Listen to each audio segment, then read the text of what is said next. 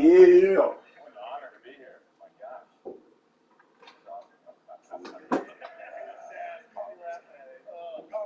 Sure, honestly, that was a part of the conversation. That was part of the conversation last time. Yeah, I didn't know this about Congressman. As soon as you walked in, big talk on it. Oh, yeah. And that is what you do. We'll dive into that, obviously. We got extras with that. Very nice of you. Thank you.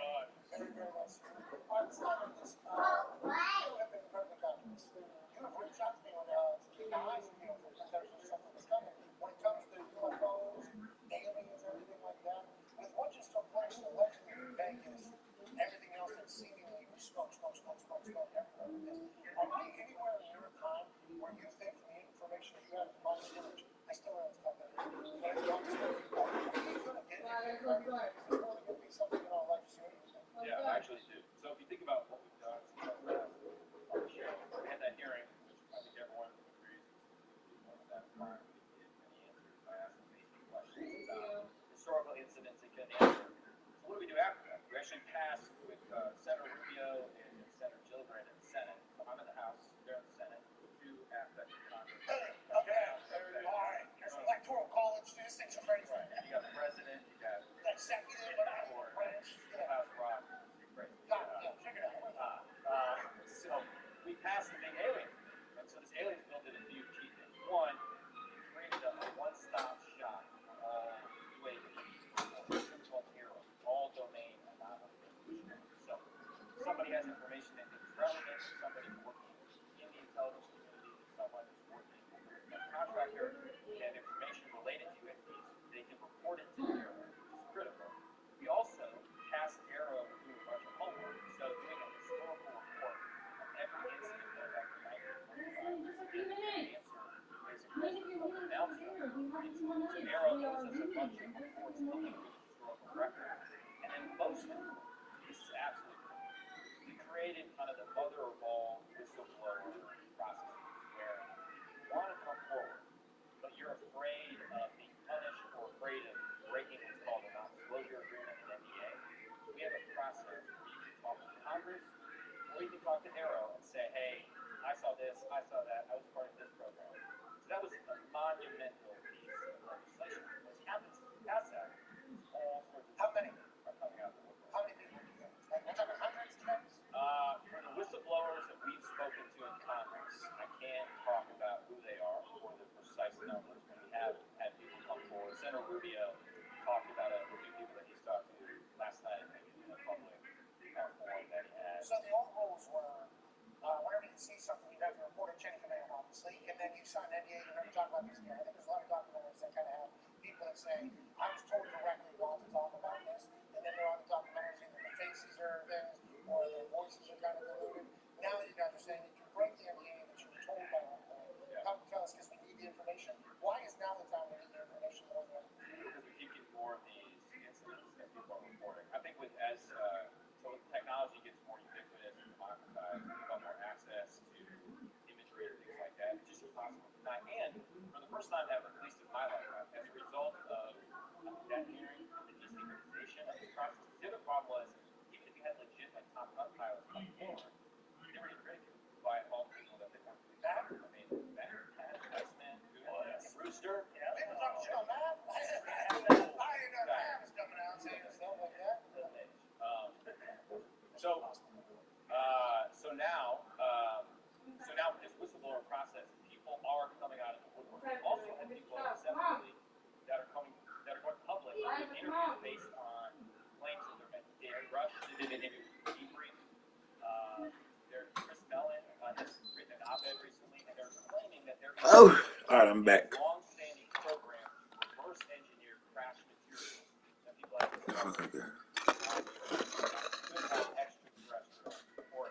All this discussion is happening out in the open on something I've seen. And I think it's a result of the hearing and the legislation.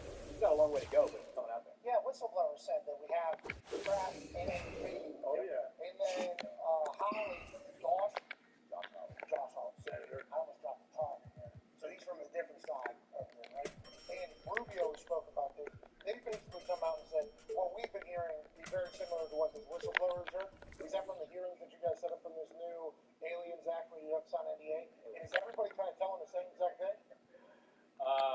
again, I have to be very careful protecting the whistleblower process, but it is through the whistleblower process that people are contacting Congress and going through a debrief process where they're saying that they're part of this or that program, and again, we can't reveal the precise nature of what's been said, but we've had a variety of pretty intense conversations. How do you guys lay that out? You think once you get enough information, you guys just say, all right, swap them out. This is the alien, this is the UFO. How does that information kind of get well? Because the boys have some ideas. Oh, yeah. You know, there's a lot of different ways we can go about it. Do we know if they play sports? And we would obviously like to get involved in that entire aspect. We'd like to compete if they would like to compete. And if they want to fight, we got some motherfuckers too. You know, if they want to do that, we can do it. But how do you feel like the rollout, the introduction to the world would go about actual aliens? So part of the homework is they have to say twice a year they have to get classified. And once a year they have to be unclassified. Usually when we get to unclassified briefings, we written or spoken forms, which are unsatisfying. We don't really do it. But I think once we've compiled all this information, and there's other stuff we have to do, we're going to pass hopefully another piece of legislation that Rubio is doing in the Senate, and I'll do it in the House. It basically says if you are part of any reverse engineering, crash, exotic materials recovery program, you are not allowed to access any government dollars. But we'll offer you amnesty to come forward and report to us. Because the claim that Dave Grush and others are making is that these programs exist and they're in violation of the law because Congress is unaware of them. So we have to smoke that out in order just to examine that claim. And I think if we have a better body of evidence, then we can come forward with it. I'm in favor of transparency on this. I think the American people, I think That's a big shock. yeah, well, it's not the worst case scenario. Think about it. I would actually, depending on what the intentions of the aliens are, if indeed it is extraterrestrial. Last time I was here, we went through all the different hypotheses, including the Terminator hypothesis. So hold on though. If it is, maybe it is potentially time travelers or whatever, which would be good. That would be up to that. Probably the orange one. Yeah, the portal. Yeah. Yeah, we all saw that.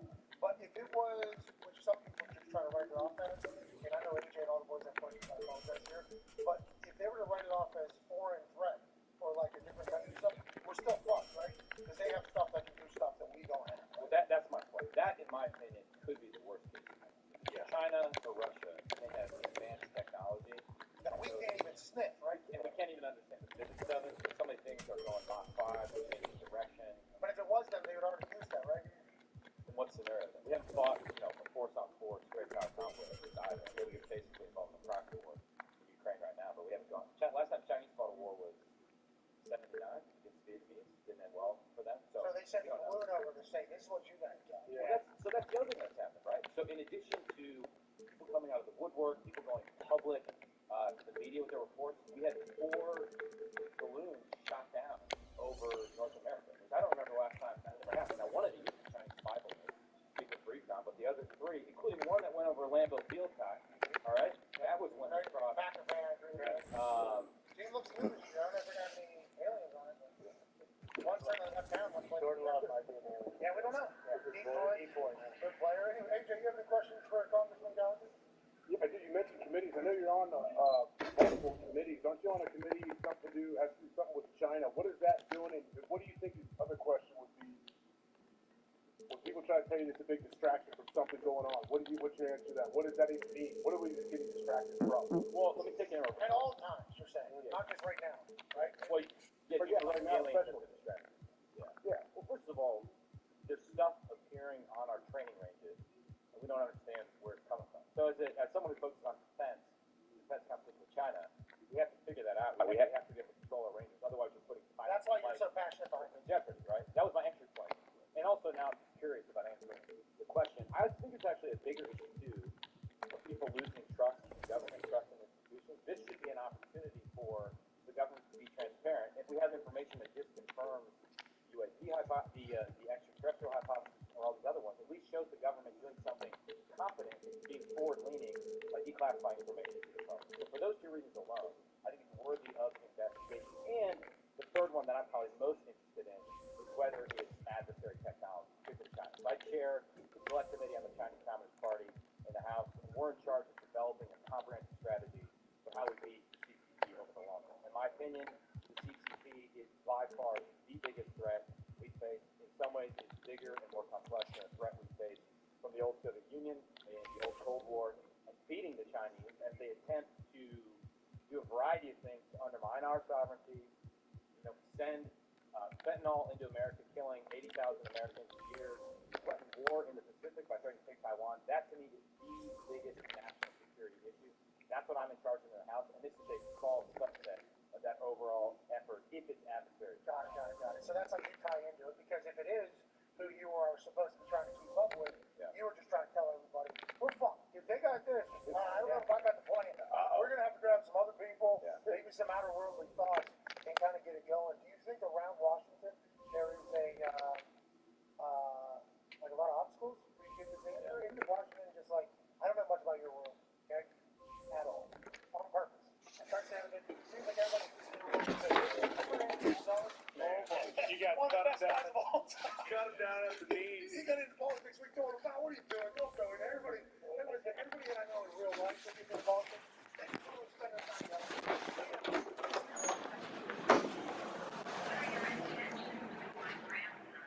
Life's little problems fixed. On Google Pixel, the only phone engineered by Google. Get the new Google Pixel 7a for free.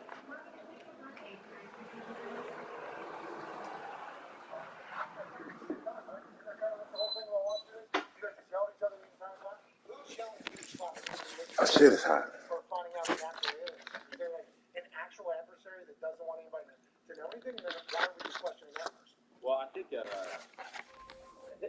first of all, on China, I think there's actually a lot of bipartisan interests. Like, we're working together. Hell yeah. Hell yeah. I think your average American, even like who doesn't follow politics, is on board with us beating China. Is that what you guys say? Like, we're Texas, China? China. China Communist Party. China. CCP. God. I'm worried about Chai Combs with this guy. Good luck out there, Chai Combs. I think the biggest source of resistance is just people. It's almost like they're embarrassed to talk about the topic, right? They think they're going to be labeled crazy, tinfoil hat, conspiracy theory. So just by having these discussions out in the open, I think it goes a long way. And most of the resistance is from the bureaucracy in the Defense Department and in the intelligence community. I have about 5 requests right now from the intelligence community, things they owe me, come back on related to UAP stuff. They're deficient on all these requests. That might not come for what, a year, 2 years, 6 months? Maybe. I mean, so that historical report is due next summer, and I understand that they haven't even started drafting it right now. So I'm worried that they'll draft that. Yeah, Why we that should be need to- pushed more than Avatar. Yeah. Which have we asked about? Could be. Yeah. Well, so the other hypothesis we talked about last time is that this could, as opposed to being us from the future, it could actually be an ancient civilization that's just been hiding here for all this time, Transform. and it's suddenly showing itself. I'll smack those old fucks in the mouth. Yeah, okay. I'll let you know. If they're from this planet, I feel good about it. Yeah. This is why we need you to get involved in politics. On an alien No. platform. No way. A single issue vote. Nah. Like that in university. Nah. I don't need to get into it. That's the thing. I'm thankful that you're out there. You think more of you people are good people than bad people? I would say this. When I ran in 2016. Oh, that's a no. Yeah, okay. When I ran in 2016, I thought the problem with Congress is that it was just all corrupt and super old people.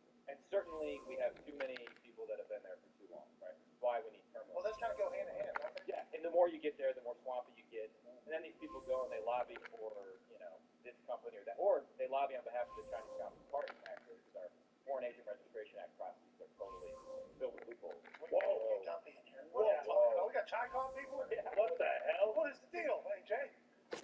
I actually think there's a lot of people that come in who want to do the right thing. We're getting a lot of new members, young members, people from the private sector, people from the military. And in some ways, I've changed my opinion.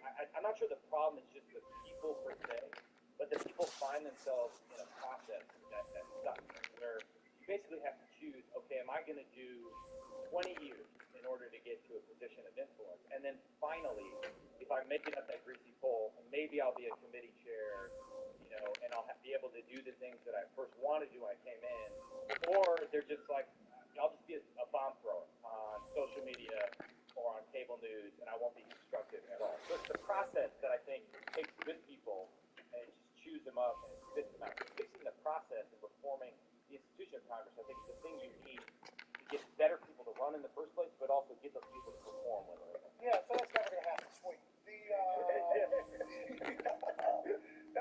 My only take on it all is like I can't separate the political pundits from the politicians. Like, hey, if you're a political pundit or activist, like, all right, I get you being vocally everything. Yeah. But if you're a politician, like, hey, your ass is in there to fucking enact this stuff. We don't need you starting all the I think there's no separation between the activists and the politicians. Like politicians know to execute what the activist is looking for, but it feels like when the politician has this is very slight knowledge of the situation. It feels like they just become activists in a chair as opposed to somebody who actually gets stuff done like in reality. You know what I mean? Yeah, I think as Congress gets weaker, And that's the one you're in. well, yeah, Congress is both the Senate and the House. Fuck. Which is the one he's He's definitely in. Yeah. I'm in it. That's what I've been saying this whole time. I'm one of 435 in the House. So as Congress gets weaker, which is actually a scenario the framers did not anticipate. They were concerned Congress would get too powerful. They said it would suck everything into a perpetual vortex, the phrase they used.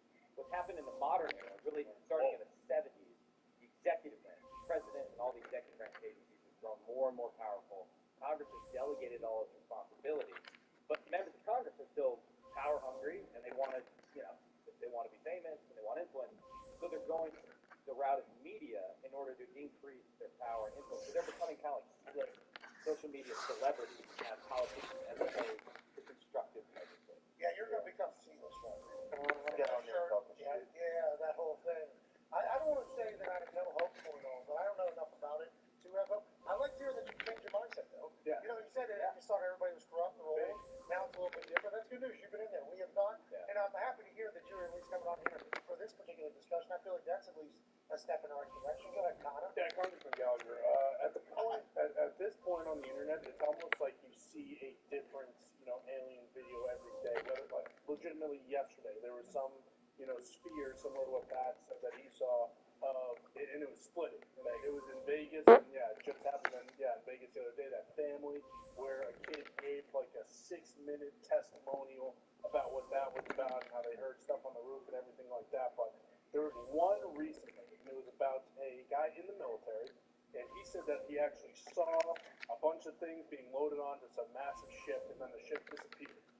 And then after that, someone came up to him in a uniform, but no labels, no name tag or anything, no specific country. So I'm not going to ask about some secret shit like that, but is there some sort of thought that if there was, aliens and the threat that they would want Earth for themselves, that the countries would kind of have to come together in some sort of like, hey, obviously the CCP can go to hell, and we don't love what a lot of communists are doing, and I won't mention anybody else, whether there are specific people who are on shirts in this room.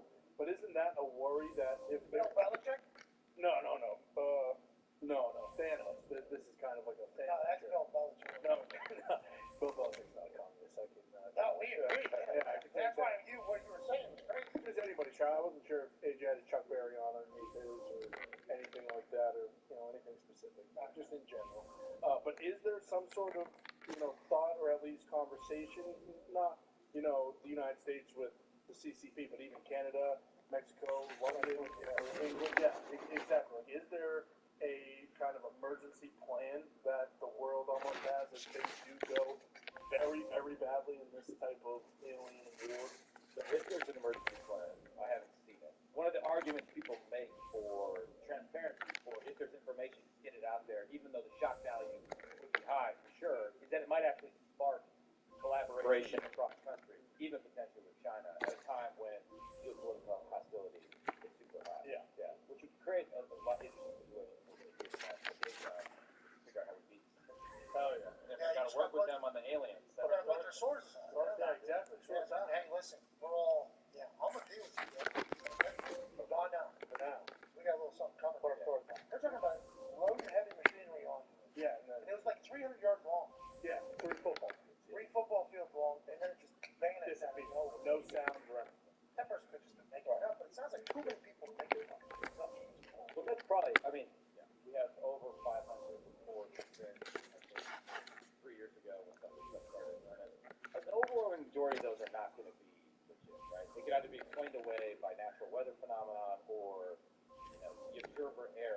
still remains a subset of reports that people can't explain away. I mean, obviously the most prominent one is the Tic Tac video.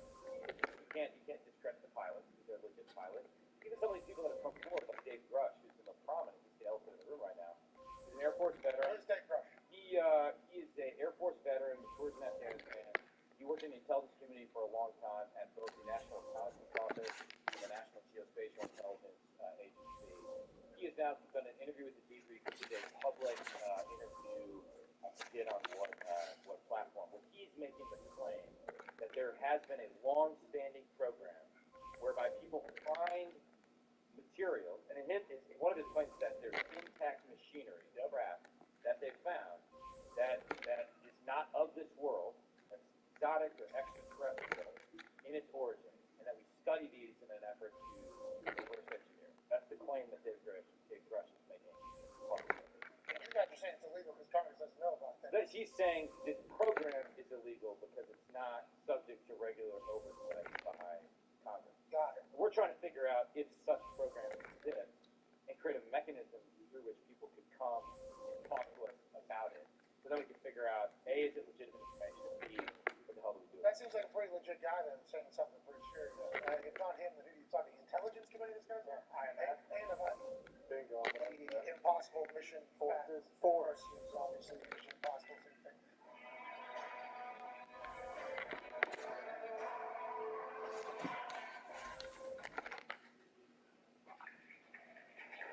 What up, Serge?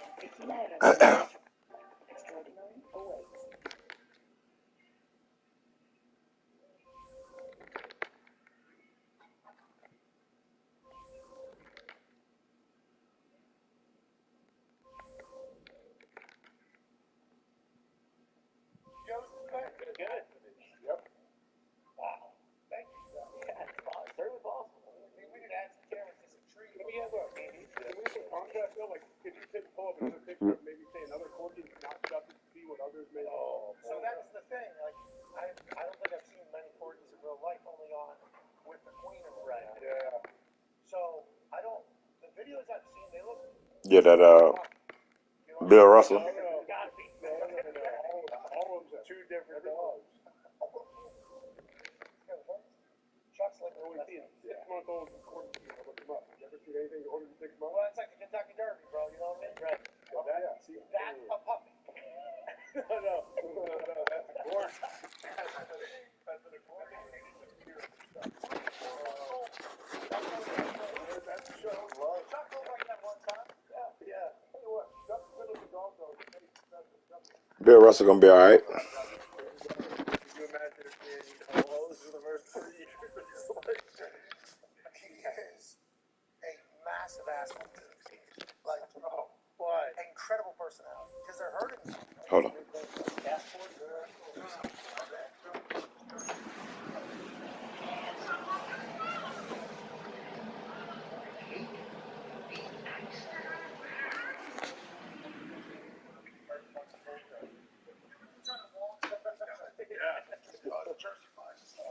Oh.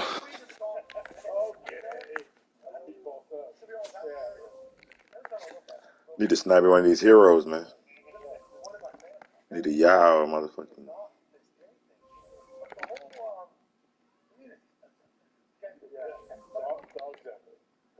That's a puppy. These are all puppies. I think they're full tail too. Who knows if it's even a corgi? You know what I mean?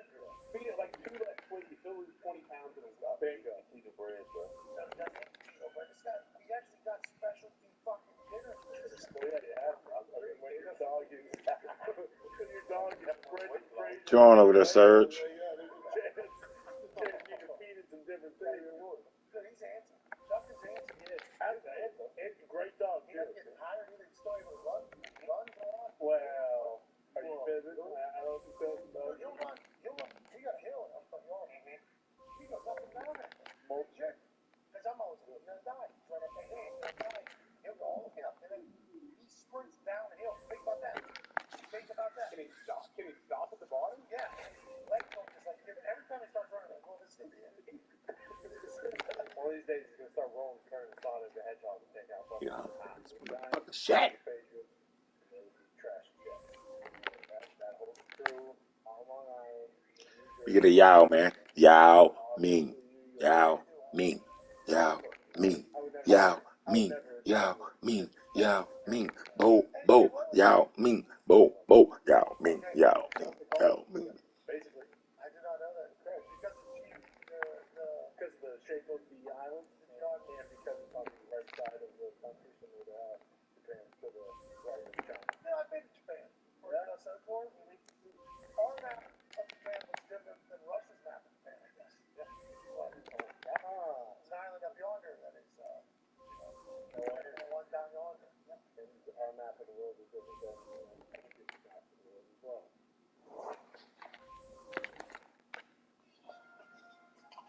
This summer, still like you're retired.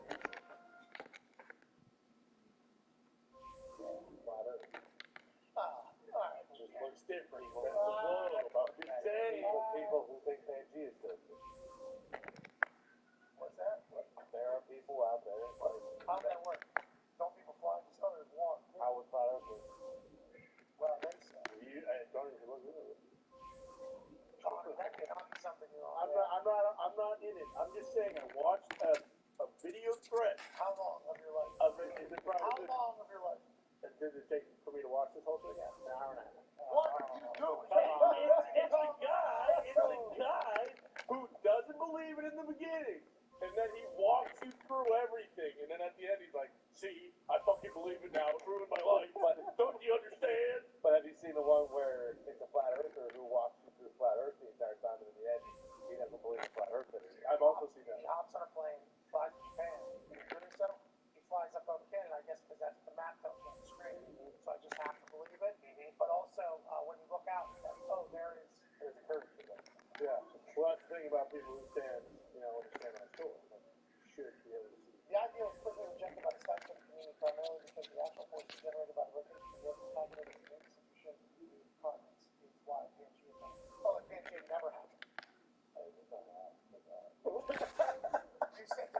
remember how They're still connected. Still They're happening. still connected. Yeah. Okay. It's a little easier to debunk. Flat Earth not easy. Interesting. I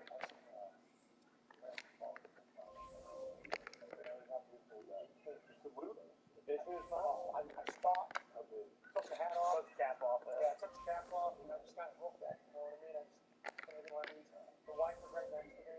Baby was in the stroller. I'm just going to swap it. Certainly finding something to fucking do. Yeah. The thing is, hunting, whether it was a fish or a tiny little creature, seemed to be a pretty good little match. Okay. Because that's a fish right there. Was diving a couple times and it pulled off like that. Okay. And came back up. Didn't want to waste it. And a couple other birds started coming with the fuck. And then this bird, the eagle, had to go with fuck to handle business in the sky first. Yep. And then had to find what was on a ground go. Watch it kind of start bingo. And then dive, pick up fish, gone. Unbelievable performance. It was like 3 minutes. Eagles are unbelievable. Yeah. Weight is a real thing that, hey, you don't have to deal with it, huh? You just have to do. No, you do. I mean, if I didn't do anything, if I didn't work out, I would definitely. Yeah, I think the ability, though, just to say I'm not eating anything good ever in my life Right. is a tough one. For me, it's a very difficult one. It's more diet than anything, right? I mean, if you're eating boiled chicken and white rice, you're going to be fine. You don't really need to work out that much. But if you don't work out and you're also eating from your leg was, you're going to be in a bad spot. There's some people, though, who I think Genetics are great. oh, Pat, the Pat was shit. The nerd busters. I would be 400 pounds if I had the back pain. At one point in my life, I did have it. I did. That's why I ate it. I guess I'm so active. And also metabolism rate when I was younger and everything like that.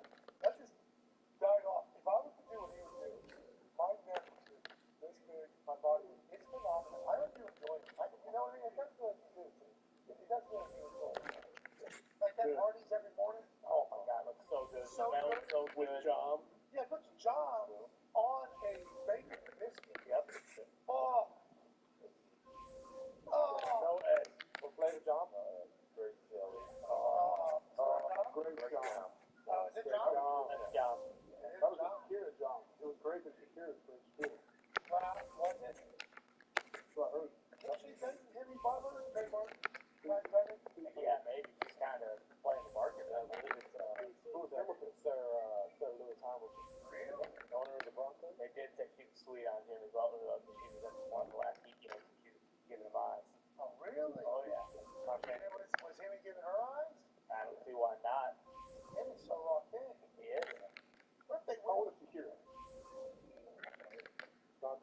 40? She's 40, right? Or 40 or higher? She's been around for like 25 years. Yeah, I thought she was 50. Yeah. 46 years old. She took over, huh? And then she just went here now. Took over America. Oh, yeah. Yeah, that's just fun. And just kind of go back international. Yep. And she was married to that soccer player for a long time. Gerard Piqué.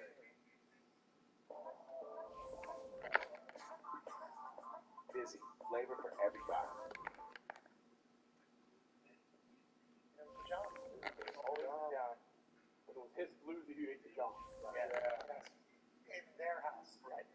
Their kitchen, their fridge, his floozy, her job. And he hates that jump. That's how she knew it. Who ate the job? But he never replaced it. He didn't know. He should have cheated on Shakira. Yeah. Okay. He was in the shower and she had to go downstairs for a snack after a raucous night. Knocking boots for hours. So of course she had to go for hours. Sewer. Yeah. Sorry. Think about how, like, he was probably scared to death when Shakira would find out. Oh yeah. He had that house named 6 times. Yep. To need everything out of here. Everything out of here. He opens that fridge, grabs a drink, doesn't even think about the fridge. Nope. I wouldn't. Shuts everything again. Need to clean this area, please. She comes back home. Babe, welcome back. So confident. Oh, grabs the biscuit. Puts it all on the way for this. Opens up that fridge. Grabs the job. Opens the job. Oh. There's no job. It was at that moment. Yeah. PK knew. Yeah, he said that. Job, fuck. She's eating with her fingers. No job. She eats so much jump. What's that, AJ? We don't know for sure. And when you were talking, I started to think, like, that can't be exactly like, let's say, what if she wasn't eating the jam directly out of the jar? What if there's the mustard stamp in the jar of jam? She was surfacing off of him. I thought the same thing. There's no way that he, knowing how much she likes the job. Yeah, not a chance. You say he was mad. He was upset at her. He was upset to just dip that sucker on in there and she loves the jam. And I think, real quick, I don't know, honestly, we're learning too much about AJ already, but the, I don't do that. I don't judge anyone who does. no, of course. It's possible, you're saying. We're just No saying, judgment from me. just, be a good partner. Yeah. You know what I mean? Save the world. Makes life a lot easier. Buy Smuckers. Don't use her jam. Buy Smuckers. That's smart. The squeezable. Squeezable's a lot easier. But the crazy thing you got is, think about BK. Is that his name? Public. Yeah. That's public. How did it get public? How did that get public? Well, because Shakira's people were probably looking at it. Yeah. Oh, sorry. You guys, you don't want us to, you want us to say this privately? Oh, okay. Cool. Yeah, we'll let one go. All my job was missing. No job. He's allergic to my job. We'll throw you both. Crash technology just on ours, being able to certainly do what they do in the movies. Yeah. You're both right. Actually, it's something weird. 10:30 a.m. Yeah, I was tagged in by someone on Twitter. Mike Gallagher? He sounded so professional. Yeah. Did he know? Okay, Bridget. The NASA's UFO research team to brief the public on Wednesday at 10:30 a.m. according to the Wall Street Journal. So that was this morning. All right, let's all keep our eyes peeled. That's right. Okay. But if I'm seeing that plane do that, and they're telling me that TikTok thing that people with 10,000 G's going, however fast it would be going, they're saying that might be international aircraft or whatever. It's like, well, if they got that, you got that? that's bad news for them. I'm assuming we do. City of 17 minutes. So. Yeah, well, It's got some shit. I missed the hell out of you guys. How's Kenzie doing? She's good, man. Sam's crushing it, right? Yeah, Mama's crushing it, Sam's crushing it. Mackenzie's getting into a little bit of a rhythm. We're starting to figure it out. It's good. It's good. Everything's going great. Mama's kicking ass though, bro. I love the post. I love the Instagram. Get Chuck on the damn side. Right. Thank you, Chuck. Amen. I've never seen a torch as big as Chuck. My Lord, is he? I've seen the greatest biggest Chuck. Hey, Pat, that last post, it looks like he signed a new deal as well with ESPN. Ladies and gentlemen, Coach Pagano.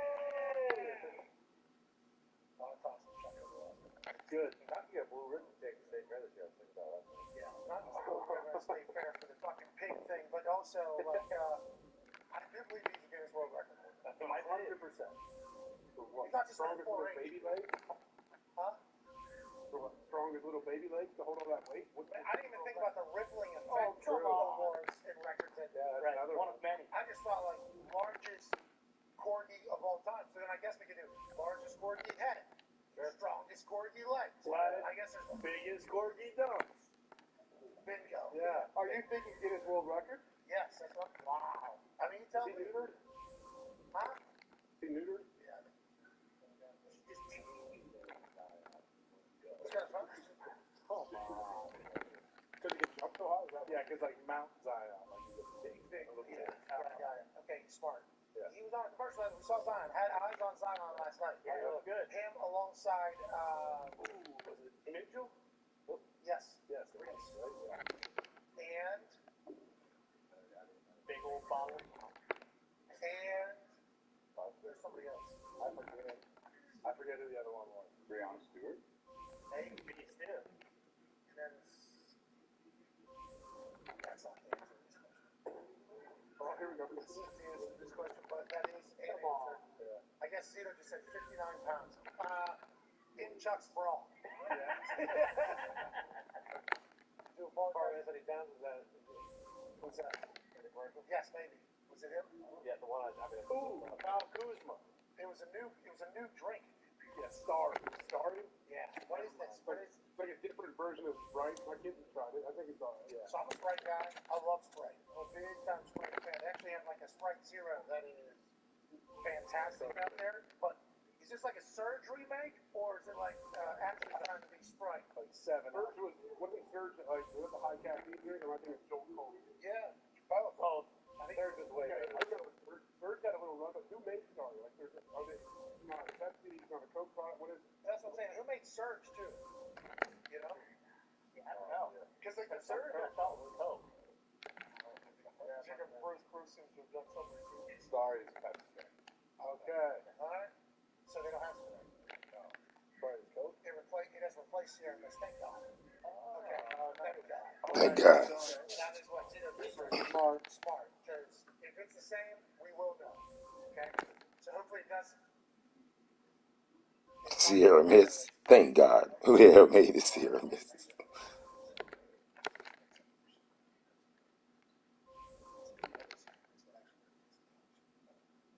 Sierra Mist trying to put Sprite on curve. Do you have Sprite? Pepsi products only. But we do have Sierra Mist. Flat Sprite. Literally.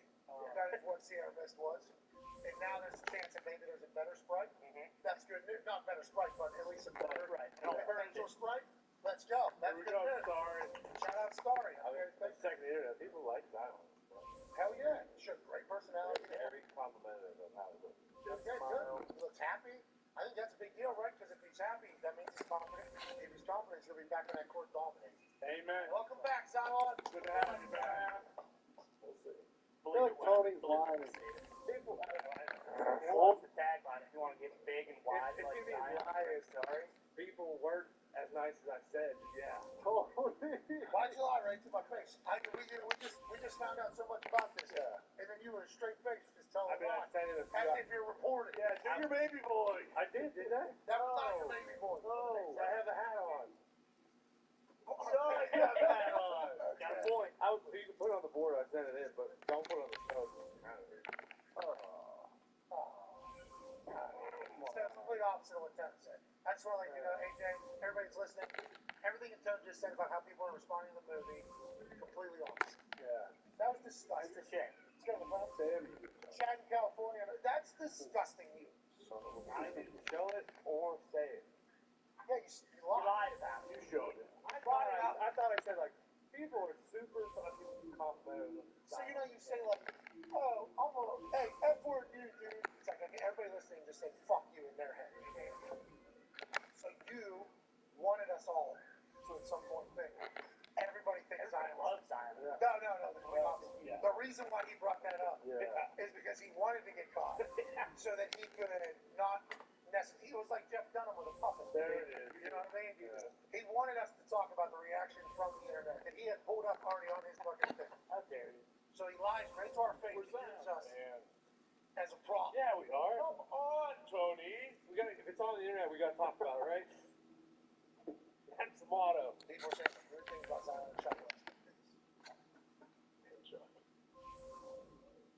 to Chuck? Chuck, about Chuck. I mean, yeah. Except Chuck has the one thing down there.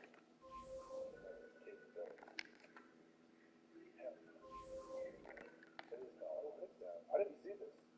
Yeah, last night, during the game. Really cool man. Yeah, I think so too. Spectrum brings us Spectrum One, where Spectrum Internet, advanced Wi-Fi, and unlimited mobile come together to keep you seamlessly connected wherever you are! Why did you Spectrum One, we need a super fast, reliable connection. And the advanced Wi-Fi. Unfortunately, starting a little too far behind Sprite. Yeah, but so Smith, Yeah. this is good news. This is literally, I'll take a Sprite. I'll get Pepsi. Alright, give me a star. Bingo. Is it better than 7-Up? I don't know. I haven't even ventured into the 7-Up world. 7-Up also not available every time. That's not worried with the star. If it's going to replace the Air Mist, it'll be available though, right? Yeah. Yeah. You know what I mean? Yeah. Bruce, you said they're replacing Sierra Mist? Yeah. Yeah, exactly. They put it in a different can. Hey, just saying, oh, look at Mark this. should be able to see it. The yellow ball. Zion and Carlton 2003 cricket story. They're putting that stuff right in the middle. Russ, donuts in this morning. But donuts won't eat them. Think about that. Yeah, but I was going to ask, I figured he wouldn't eat them, yeah. So Here you go, you guys take all this. even I had a little negative reaction to that one. I'm like, That's bullshit. that was you trying us? You were trying. I love that. Trying to be a hero for bringing in the donuts and then making everyone feel bad for eating them when he knows he's not going to eat any. Yeah, but it was National Donut Day, I guess. Yeah, okay. So, But that thing I didn't do what you snobs in the wine community do, AJ. But I did, you know, some snobs in the wine community, they'll drink this wine, mouthwash it, and then they'll spit it in a bucket, and then he pass the bucket. Yeah. And then one of the weirdos has to drink it at the end of the night. Exactly. But they do that so they don't actually get drunk, I guess. Yeah, right. So they can still taste the wine, but they don't get drunk. We have things to do, okay? So they spit into a bucket. He said we need to start doing this with pizza, cinnamon roll, Right. everything like that. love cake. Those donuts were real close to getting a nice chew and then a spit into the garbage today. It's not a bad idea. But instead I just eyeballed it, Yep. closed my eyes, big sniff, held it in, right out of there. Tastes great. Had it done.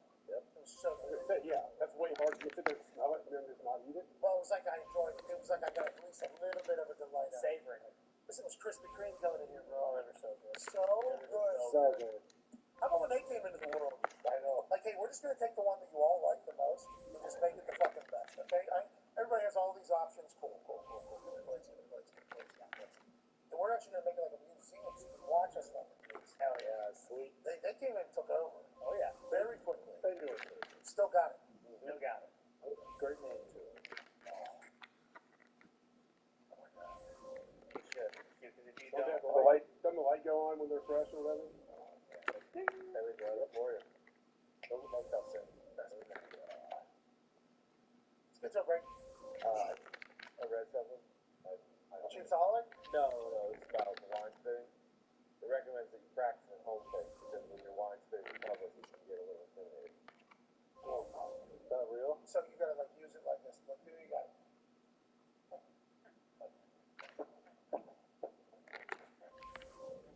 Someone snuck a little pee in that spittoon. That's possible. I think it's part of the Yeah, I don't want to miss it. Yep. I don't want to miss the next one, so I'm just going to pee in this bucket, so I don't get it back and miss out on the next one. and just dump it where you dump all this spit wine. If it is a formal tasting, you will almost certainly be required to spit into an individual or communal spittoon.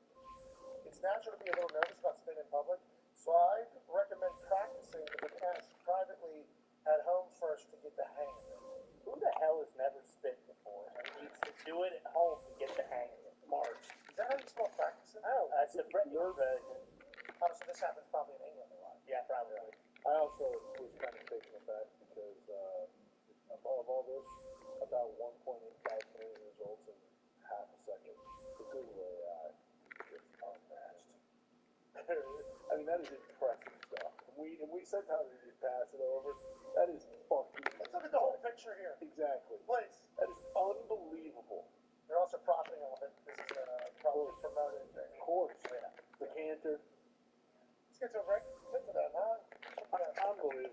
you're supposed to use your natural spitting habits because they think people will be intimidated for spitting in public. That means they've never spit before.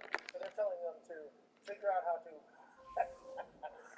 that what they're telling them to do to practice? I thought right now Tim Robinson has to do one of these. Oh, I mean, power move in this situation too. have you seen it? I have not seen that yet. Too much. You're gonna steal my dick. He is fucking out of control. Yeah. This guy's out of the driving crooner. He's out of control, dude. This is the still shot. Is it? That's a. You, I don't know if you can see it close up. There's a decal of the cigar on his window. The hat. I saw the. I mean, I watched all the old, like the hat one where they were giving like the lady the reading back. The deposition was pretty tight. The dice in his pocket. Yeah. And he pulled it back. Basically did like the Sinatra deal at the end. And he tried to roll it out his arm. That's what What the fuck? Don't touch the fucking dice. Ah. Hey, good on you, Tim. Yeah, love you, Tim. Happy you're having success, man. Yeah, me too. I assume you've been doing this a long time. We didn't know. We apologize for missing out. We are in now, pal. We are in now. There's some misses. Hey, it's gonna happen. That's sketch comedy. Oh, you think in baseball there's just home run after home run after home run after home run? That's not how it works. Every once in a while you're gonna home run, home run, home run. Might miss. Ground ball. Home run, home run, home run. Miss. How long will this guy be able to do this though? Hopefully forever. So many ideas. The amount of ideas in one idea is so much. How many more is he going to be able to just pump out? I hope an infinite amount. I honestly hope that. The Bachelorette zip line. They're like 15. I couldn't see Oh, the doggy door idea, right? Yes. That was that. What came in? Yeah.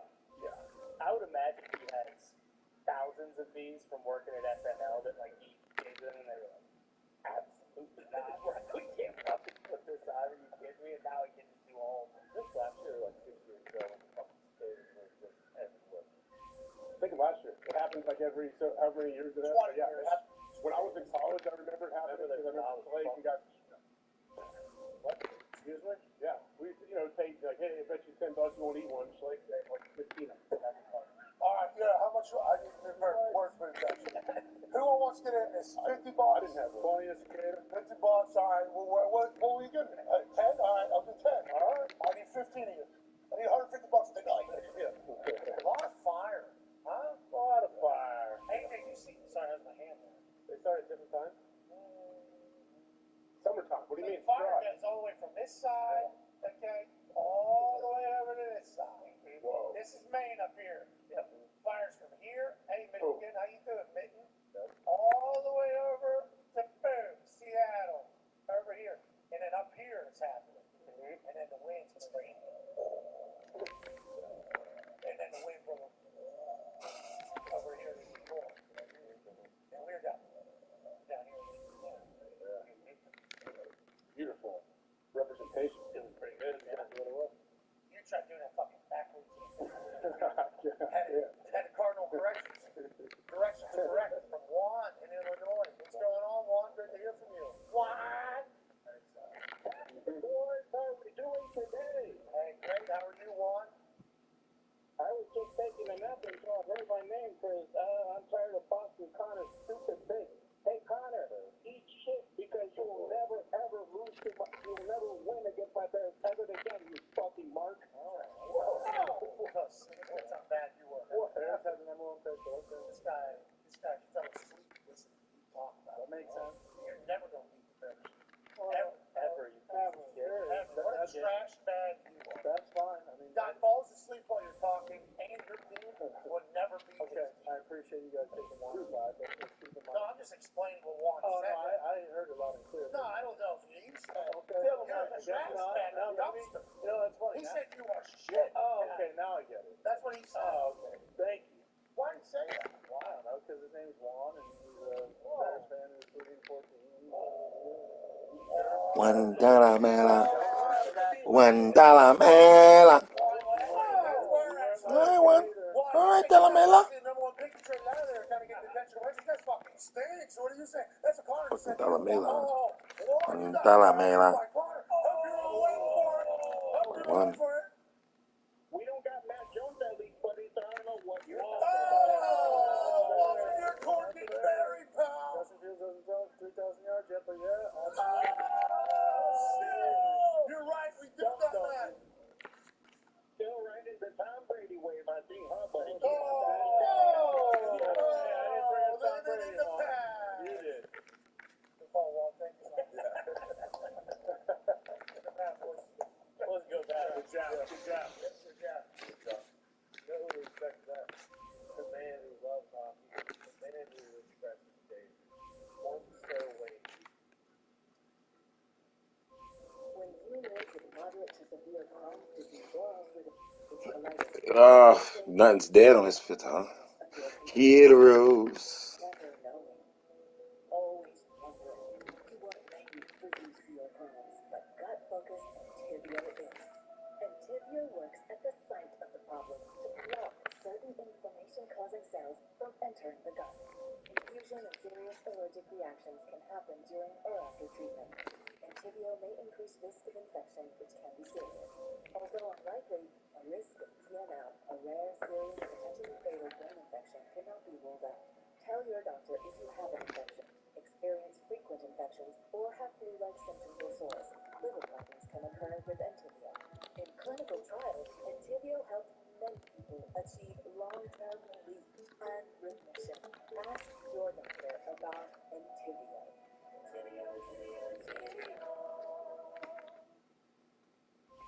Okay, so great trade. I got Mike in Ontario, Canada. Good luck out there in Canada. What do you got going on, man? Hey, how's it going, boys? Just wanted to say, Canada's doing okay right now. Ontario, I can't even open my window right now with smoke pouring through. Okay. Is that the basis of the fires? Ontario is a part of that. Where are the fires? So we know, as people that don't understand the provinces, you should probably give some cardinal directions as well.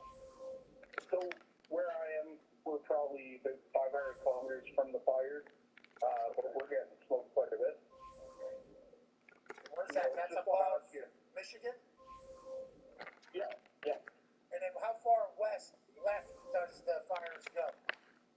Well, there's fires in BC right now, so we're sort of meeting in the middle with all the smoke. BC, Seattle? Seems like Washington? Yep. So there's fires in Washington to Michigan? Right. And How this happened, pretty much. What happened? Yeah, we're pretty much covered in smoke right now. Holy shit. How do they stop that? That seems like very big. Have you heard about tactics to stop this entire thing? I don't know. Sometimes they burn certain areas, like controlled burns, to keep getting to stop. I don't know how did this all kick off? Yeah, what started it all? Do you know? Have you guys been told? Like, no, probably some tell me to get thrown a smoke in a fucking toilet. You know, somebody doing something stupid, and that's all it takes when it's dry there. Come on, Tom. and then, only you can prevent forest fires. There you go. Smokey I know, right? The next one. Smokey the Bear over here. You guys have Smokey the Bear up there, eh? I think so, yeah. Yeah, no, we do. Oh, hey. Wow. Smoking the Paul. What do you want? Hey, stay safe, everybody up there. Look out for the fires. A good movie should move you. It should take you back in time. It should take you to the future. It should make you feel in the moment incredible. And in that scene, it has a hook, line, and sinker. And then from that moment on, I knew, like, these four friends are going to have to. That was the part. I watched it all the way through, and these two movies were so good. If they were to make the second one, they are. It should. They're going on a trip like to Europe, I think. 82. Yeah. Well, remember, this is one thing, they're going to do this, and then they're doing other stuff as well. Right. It's like a bucket list thing. Exactly. Or they do too. Good question. I would say overall, watching the gals come together and have like one common goal that they're working for, and seeing their bond, brought me to tears. That's not what you said. You cried, actually? Yeah, it's a great movie. All the emotions were a great movie. I was very excited. I was crying. I was close there. I don't know if I cried though, but I could see how you could cry at some of the scenes when they were like, okay, and they all high five. It's like, I hope I get to experience that one day. Fellowship. I love seeing fellowship like that. Didn't AJ tell us last time he was in the office that his favorite part was when Gronk was motorboating James Fonda? Yeah, he said he's pissed that he didn't get to see Sally Field move. Well, actually, Jake drilled that glory hole in the locker room walls and see what would happen. The end of the movie, she gets towards and that's Yeah, watch it for yourself. Quips between Sally Field and James Fonda will have you fucking gut busting laughing all night long. I know that's why I loved it. The quips. What are you talking about? The quips. Kind of like the cut of their jib. Yeah, you can say that.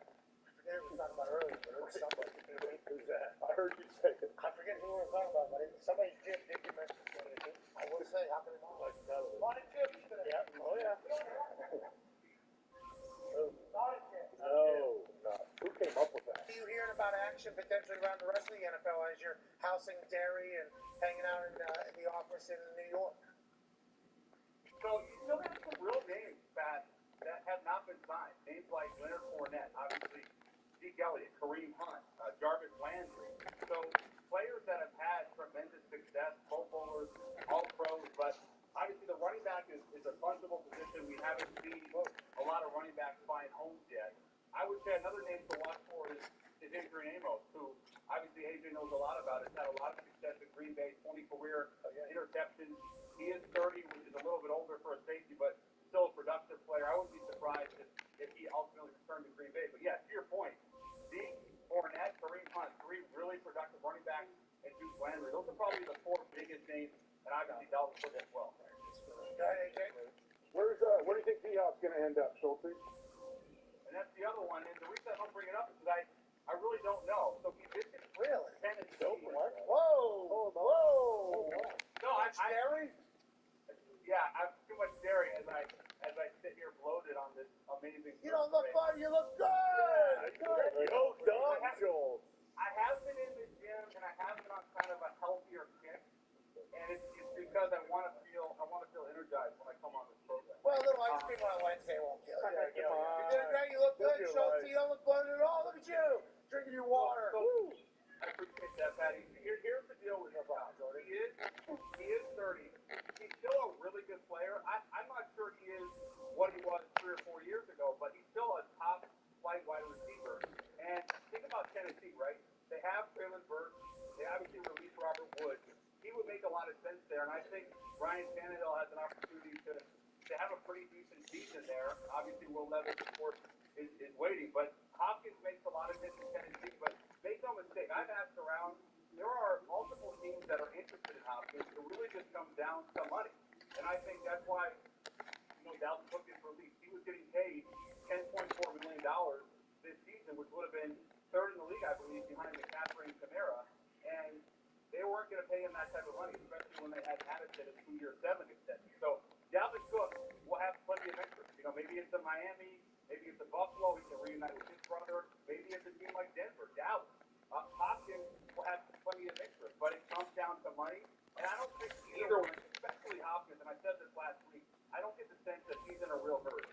When do you think these decisions will be made? Training camp? Before training camp? After training camp? Middle of summer? What do you think, Jordan, for some of these people? I think Cook goes first.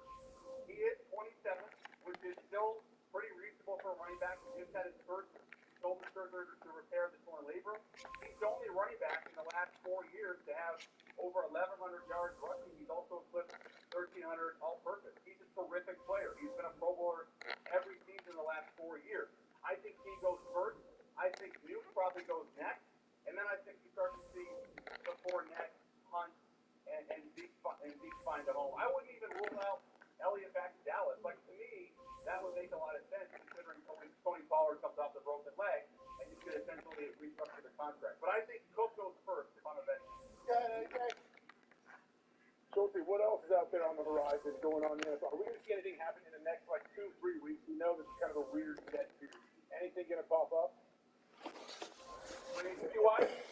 Yeah, like our team's going to make any moves. They're all taking their vacations because minicamp's going to be over. So I think Cook will get done within the next few days, weeks. Whoa! Soon. Whoa, put it on the ticker. Yep. Put it on the I think ticker. why don't we just say, Cook gets done within a week. I think he's first. The other guys, I would say probably take.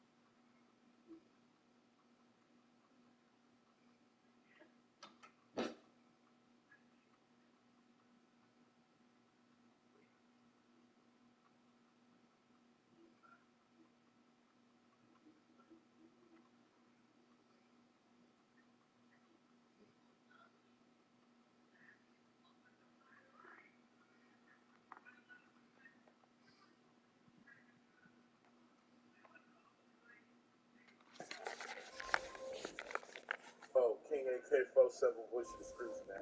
Y'all make sure y'all hit that like button. Let me use the time to everybody hit that like button for me. Appreciate it. Subscribe to the channel. Make sure everybody subscribe to the channel if you ain't subscribed. Appreciate it, and share this video, man.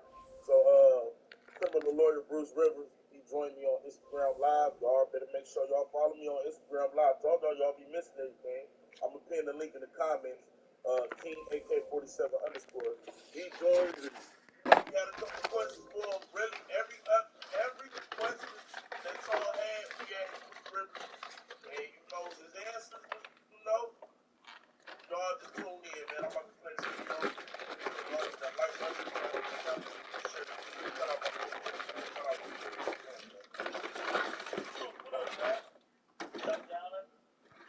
Hey, I've been seeing you in here, man. You be going back to your page, you make the videos that I said. That's stuff, man. Oh, I don't know.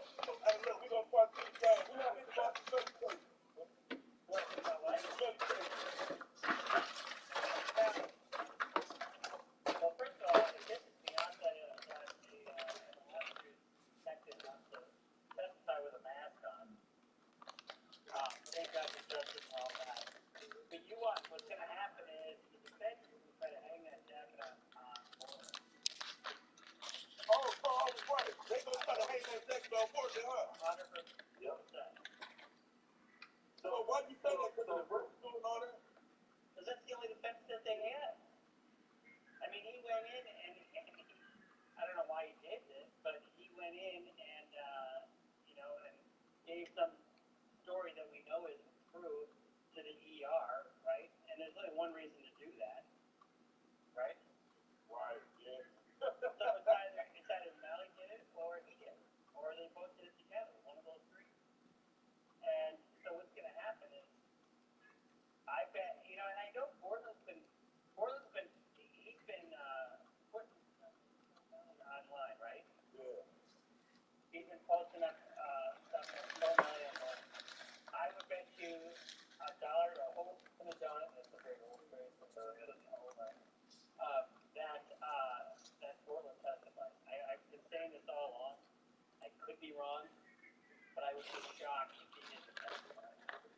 But if he testifies, what they come in and basically just lose him as a dead? Yeah, well, of course they're going to try because he's the one that came up with this bullshit story. The other thing that they've been doing is they've been totally Boring the shit out of the well, no, it seems like it's boring. They got to tie everything up, right? And so that's what they're doing right now. They're methodically putting that phone in Melly's hand as much as they possibly can. Because if they can't put that phone in his hand, guess what? We fucking lost. And it looked like it because they said at times you didn't even have to reach for the phone, and the phone was given to multiple people while you was in jail. Sort of like their women. So, it's the bullshit. But here's the thing. I think if they don't tie that up, then this is his phone. He lost. Let me ask you this, bro. So if he comes and he beats this shit, can the feds come in here with Bill Cosby? What would be the federal issue? If he came out on some dumbass shit talking about I killed him. But what would be? First of all, the feds are going to take a case that somebody else uses. I mean, they're just not going to do that. Feds like to win. Feds win like 96% of their cases, and so they're not going to take a case that somebody else thinks they're going to lose.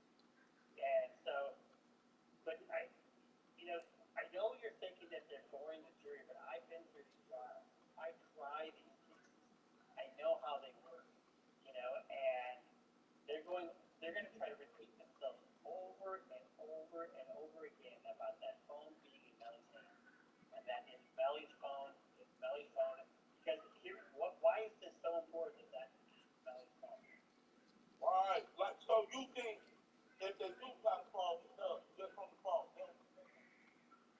Now, they need a little more than that, but right, and that's what I'm saying. They blocking on everything else though. Like if the bitch, whoever that dude is,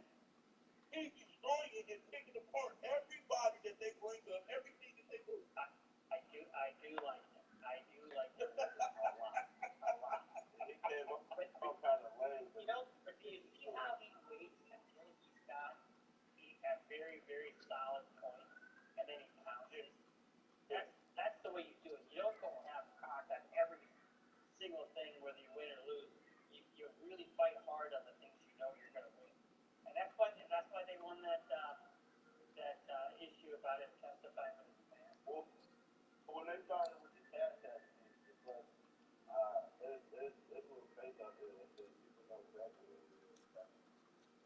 Well, he's got his face out there, I mean, publicly. So if it's good enough for cash app, but it should be good enough for the courtroom. And what did they do in the courtroom? They hit his face. So I mean, so it's who cares? Well, I know you can might be there. Manny beating it right now though. So far, like winning. You can't look at it that way, because the state's case is brick by brick by brick. That's what I was. Be patient. You know, wait until you see the defense's case. But I do think they're scoring a lot of points. That for sure. Did you see the spot where she gets shut down at every fucking turn with the injection? Yeah, every time. I'm just like, how the hell is she winning? But one thing they did do is like that cell phone. There's a lot of incriminating shit on that phone.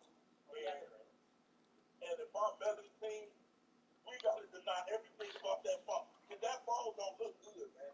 This dumbass dude on the phone is you know, Well, the phone also the phone is better than DNA fingerprint already. pretty close. It's pretty close because that GPS shit. I mean, what's he doing out in the middle of nowhere? Damn. But if it put them in there, can they still prove he took them? It is by implication. It's a circumstantial case. You know, the government is going to say in this case, you are left with no other conclusion but X. Also, they don't have to prove he shot anything. They just got to prove. No, they have to prove that he killed him. But how they can do that without Portland? They're going to by where everybody was sitting in the car, and they're going to do a video of them coming out of the studio and not getting in any other car, and it's all these little pieces. You pull it all together, but I really don't think they can do it without Portland. I think that Portland's going to have to testify. If you don't testify, can they still be? They already did. Oh, they already used this interrogation in the statement? Yes, because it is not offered for its truth. See, now hearsay, if you remember, hearsay is a statement, out-of-court statement made by someone other than the declarant, meaning somebody else that's not on the stand, offered to prove the matter asserted. Well, if we're saying it's a lie, then it's not hearsay. Oh, So they already testified. He already testified. They already got his statement in because again they were saying it's false, and that's allowed it in. Oh, okay. So if Melly beats his case and Morton charged with accessory, he automatically be his, right? Because what is he accessory to? Not necessarily. I mean, I think it's weaker. It's weaker, but just stay tuned. Be patient on this because it isn't slam dunk one way or the other. Hey, I mean, man. the other part of the game. What's that? What you said? To see what?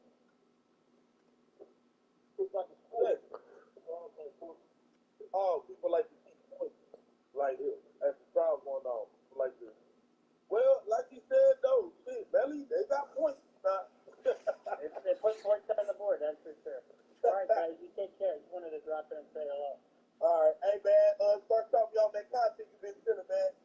Okay, talk to you later. All right.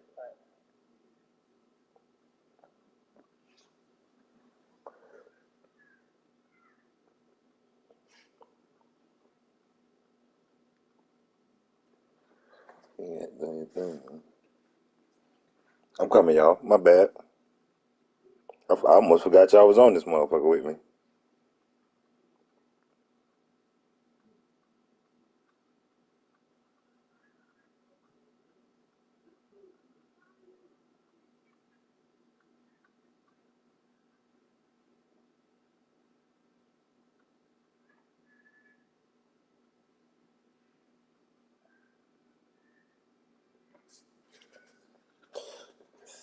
60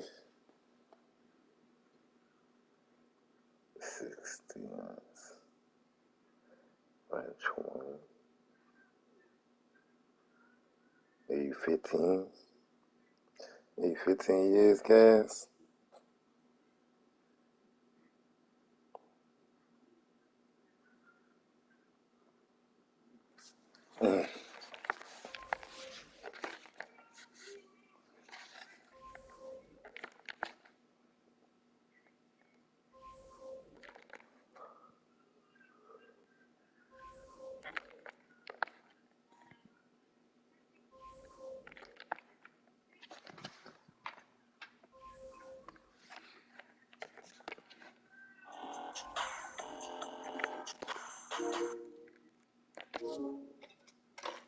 Glad to have you with us here on Seahawks Today by Chat Sports. Tyler Jones here. Thanks for joining us. Coming up on today's show, we have 3 blockbuster trade targets who could be headed to Seattle prior to training camp. We'll tell you who those are and more coming up in just a matter of moments. Before we do, Seahawks fans, name a player the Seahawks should trade for. We've heard Pete Carroll say within the last several weeks that they are not done making moves quite yet. They still feel like that they need to get this roster in order, make a couple other moves potentially before the season begins. What should a potential trade be? They're long odds the Seahawks trade. Tell us in the comment section. We'll get started with today's show. So here's how this works.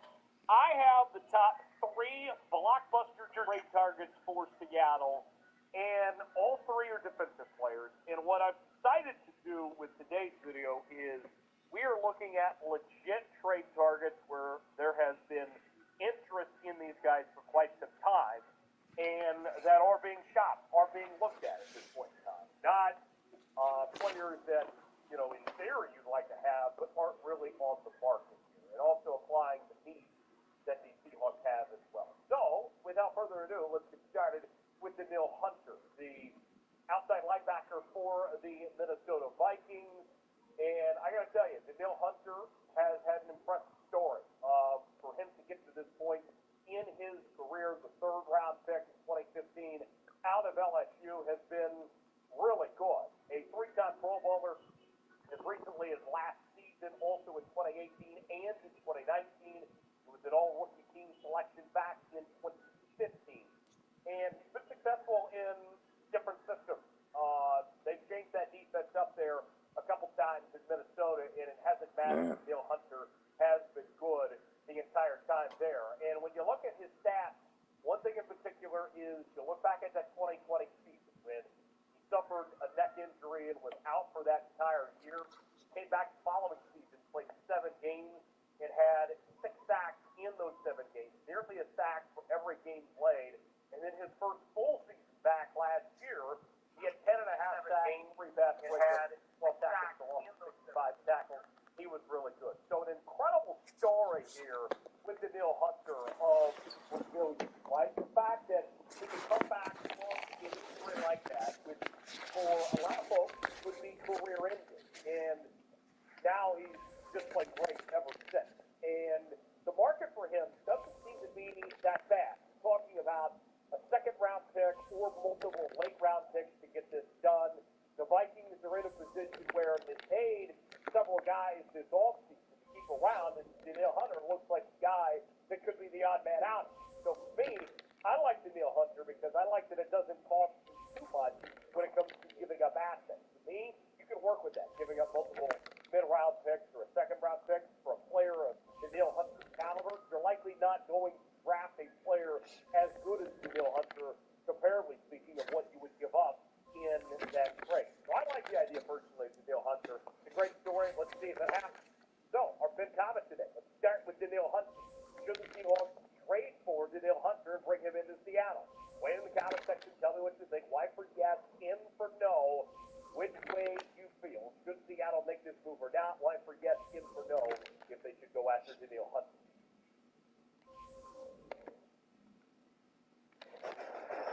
Disney Plus is the place for the stories you love and the moments you'll never forget. Now for just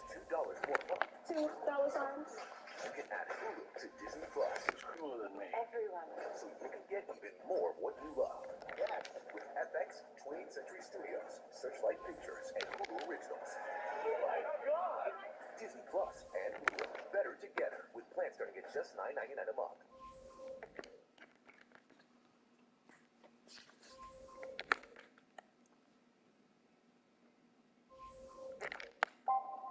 This is Juvederm. A plump that lasts. I'm glad that the effects last longer, so you don't have to go through it as frequently. For more important safety information and to find a licensed specialist, visit Juvederm.com.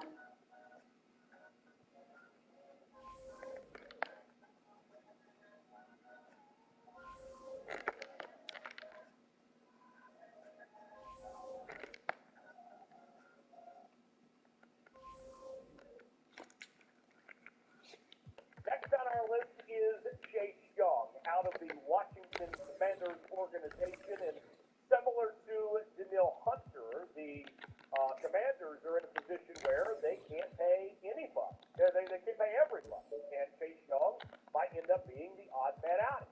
Started off his career red hot. The number 2 overall pick back in 2020 out of the Ohio State, was a Pro Bowler as a rookie. Also won the Defensive Rookie of the Year award. Things were looking really good for Chase Young. But then the injuries have just really derailed things for Chase Young over the last 2 seasons. With just 12 games played that he has been a part of through this point in time. Numbers from that Pro Bowl rookie season were outstanding. 7.5 sacks, 4 forced fumbles, 44 tackles. He was taking on double teams too, and yet he was still making his presence known. But ever since then, he has not been available and has struggled to stay on the football field with just 5 tackles in 3 games played last year, the year prior, 26 tackles, 2 sacks, and 2 forced fumbles. Look, there's no denying the talent level of Chase Young, and I think that if he is fully healthy and out there, that you are going to get the caliber player that was the number 2 overall selection a couple of years ago. I'm concerned about the injury history, if it's going to keep up with him. I know that sometimes these deals are just bad luck, right? And you wonder if it's going to turn into a thing where Chase Young is injury prone, or if he just moves on, he's okay from here. But that's a lot of time he's missed the last couple of seasons. Sometimes the best availability is availability. So that's where, for me, there's the concern. I would gladly take Danielle Hunter or Chase Young, either one. I think they both would go a long way for the Seattle Seahawks team and what they're looking for. But I lean towards Danielle Hunter because I've seen him come back from that neck injury with vengeance and prove that he's still got something left in the tank. We haven't seen the comeback yet from Chase Young from his injury struggles at this point in time. But I'd like either guy. If you had to pick one to trade, which guy you rolling with? If you're going with Danielle Hunter, type D. If you're going with Chase Young, type C. Weigh in the comment section, tell me which way, one way or the other, you would choose between these two, Danielle Hunter or Chase Young. D for Danielle Hunter, C for Chase Young. Let us know in the comment section below. The 4th of July is just around the corner, and what better way to celebrate America than by rocking with your hawk out, represent your favorite team and the great United States. For the 4th of July, we are selling Seahawks red, white, and blue shirts. The American flag with the Seahawks name, the Seahawks logo on it. This looks fantastic, folks. I gotta tell you, I love this country. We're the greatest country on earth. Don't let anyone tell you otherwise. And what better way to celebrate the 4th of July? Not only with the victory out, but also supporting your favorite team as well. These shirts are only available for a limited time at Chatsport.com/SeahawksUSA. And I gotta tell you this, I was thinking about this deal that we're offering with these shirts, folks. You know, when it comes to St. Patty's today, we have those Seahawks green gear, and we get Christmas time. We got the Seahawks Christmas. This is something I think that doesn't age. That you can wear the patriotic Seahawks gear all year long. There's never a bad day to be supporting the Seahawks and America at the same time. Get yours now. Chatsport.com/SeahawksUSA. That's Chatsport.com/SeahawksUSA. The next one on this list, I think he would be the most important of the 3 to potentially grab, but he would be the bring in. That is defensive tackle from the New York Jets, Quinnen Williams. Quinnen Williams, the former first-round pick out of Alabama back in 2019, and he's entering the fifth-year option season at $9.5 million. And that may sound like a lot right now, but you look to the future, and things are going to be really going up for Quinnen Williams. The reason why that he's in with the Jets over his contract situation is he's looking for an upwards of $23 million per year in his next deal. Now, the Jets are saying they want to keep him and hold on to him, but you know, when a deal hits pen to paper, then you have to think that he is a trade target.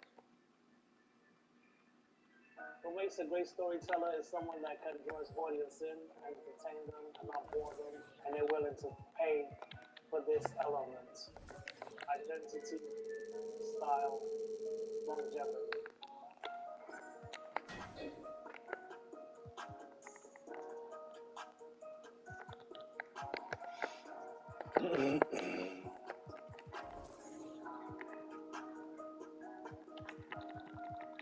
Why I think hip-hop fashion is important is because it gives the model personality, style, like a Simon Davis, Frank Sinatra type of thing. You got style, you're going to stand out. You got to play with colors, you're going to stand out. But this is the pattern, the uniform. So like if I say like a pair of Adidas, it's the style you decorate, what color you use, and what did you match it with. You know what I mean? That gives you a certain identity.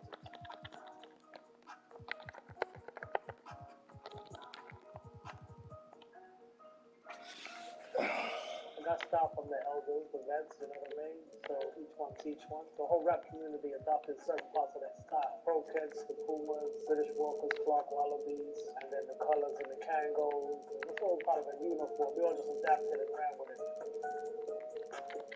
The jewelry came about like trying to just a mannequin. So it's like trying to give the mannequin even more spark, even more beauty. Just add more flavor to yourself, which I call the mannequin. It's an important part of the resume, you know? Gives something to look at, shows you your status, shows you have style with jewelry too. So you put jewelry with clothes and you have your own identity, your own personality.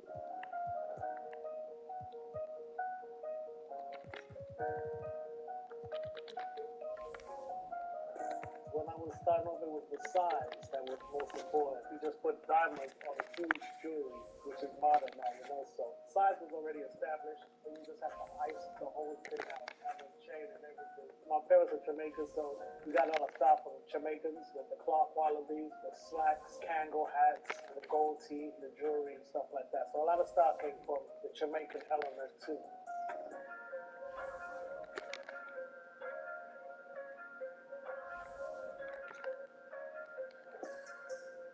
What have I given hip hop? From what I hear from the audience is stories. So they call me like greatest storyteller and all that kind of stuff. So I would say stories and humor in rap form gives it variety. When I first made my first song and it went off the charts with Dougie Fresh, I felt I was established. You know what I mean? It was different tax brackets, so we was off and running. 50 years later, you look back, you know, you're like the godfather of the game. You got to keep the game sharp and relevant.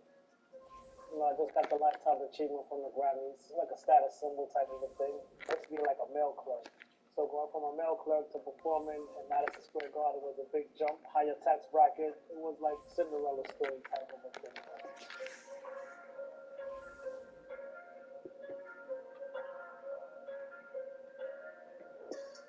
It's an honor when artists use or sample my stuff. Keeps my name relevant, different.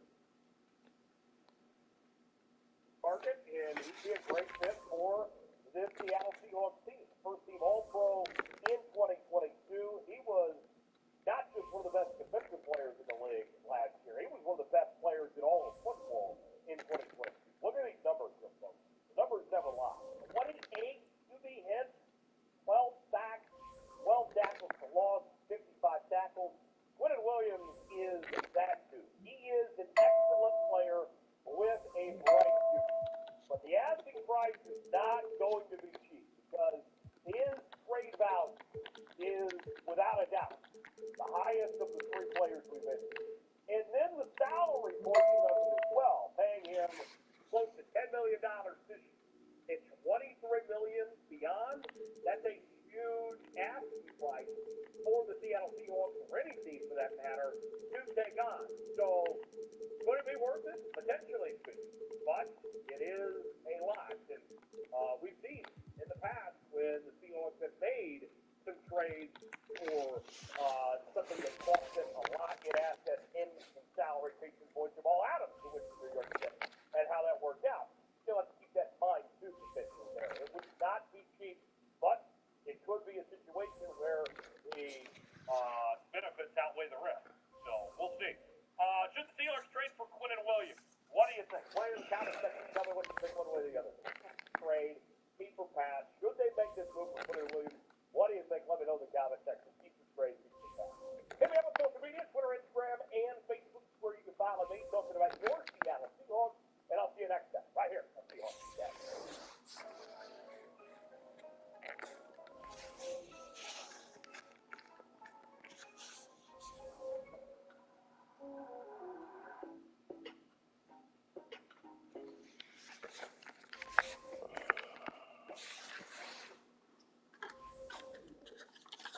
So that's hot.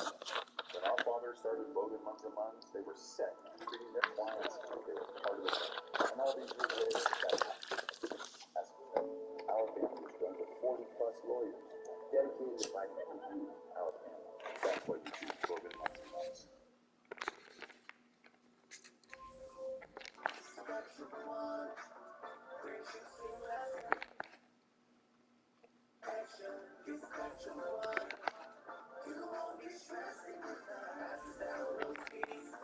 Switch right now. Come join the one.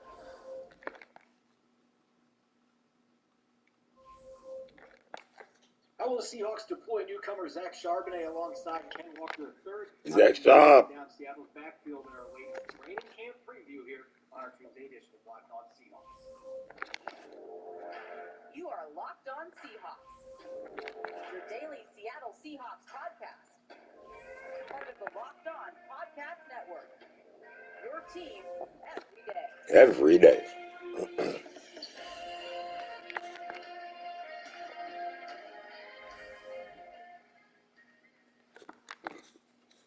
Greetings, 12. This is Corbin Smith, host of the Locked On Seahawks podcast, your daily Seahawks podcast, part of the Locked On Podcast Network, your team every day. A special thanks to all of our 12s out there that make Locked On Seahawks your first listen 5 days a week, whether you're listening in Red River, New Mexico, Oakland, California, or overseas in Barcelona, Spain.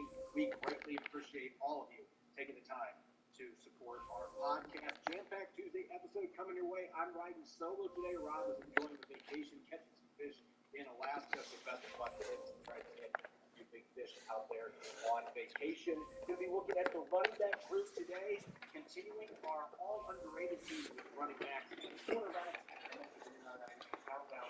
In the 50s, number 46. Jam-packed episode coming your way. So let's get to it. Now for the story here on our Tuesday edition of Locked On Seahawks.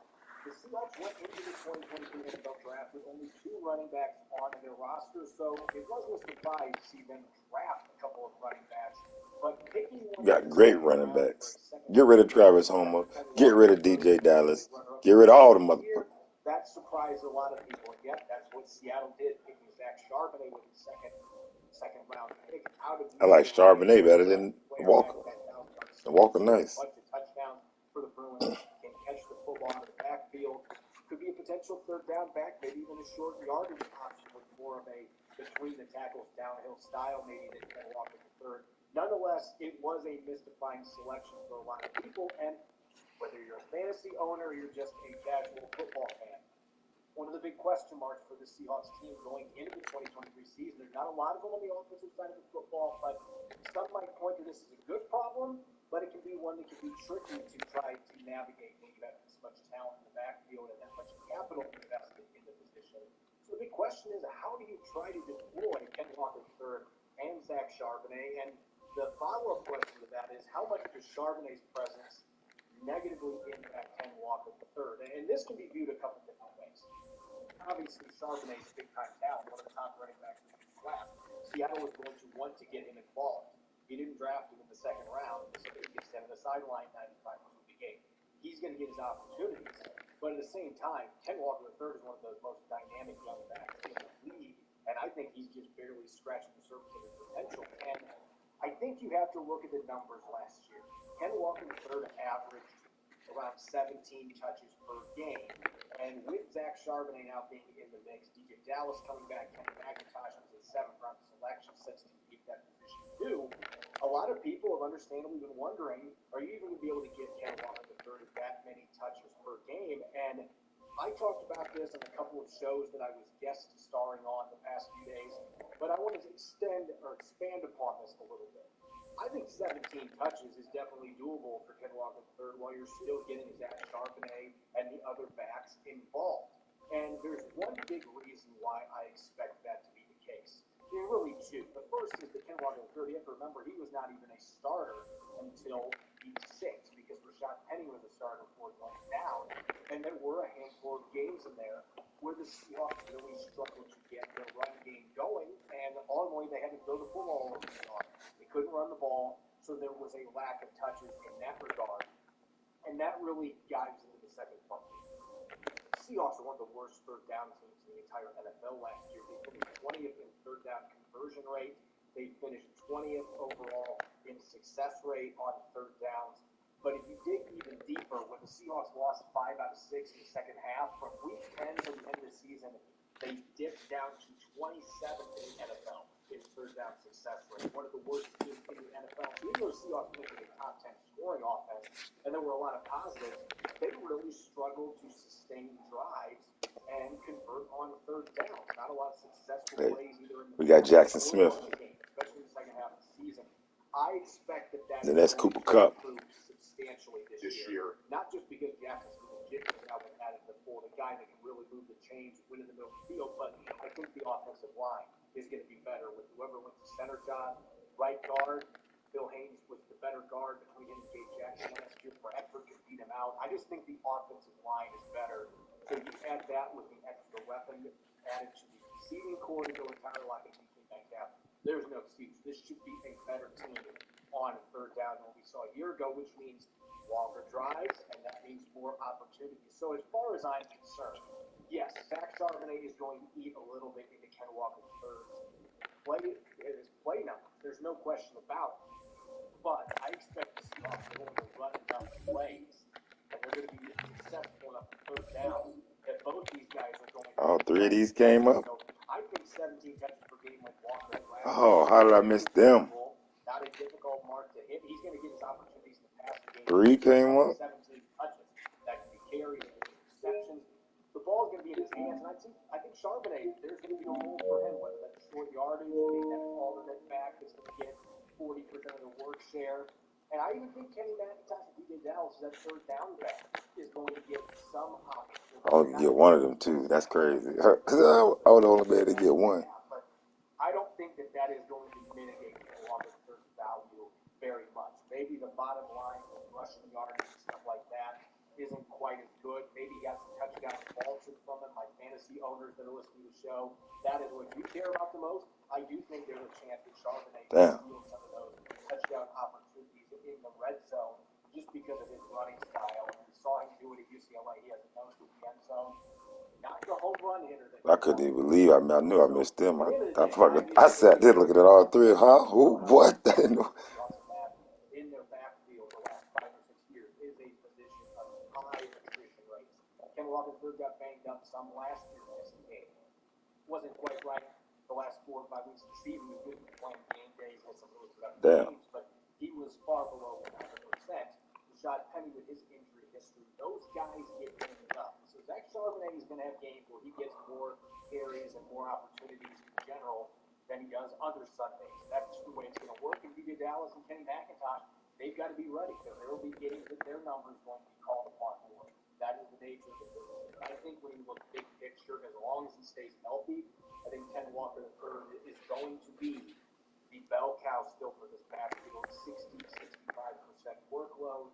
And as long as he's healthy, I think another 1,000 yard season is definitely doable. I think 17 plus touches per game is certainly doable, while still getting Charbonnet involved in that success by selecting where you did, especially if you just pounded the ball into the end zone frequently.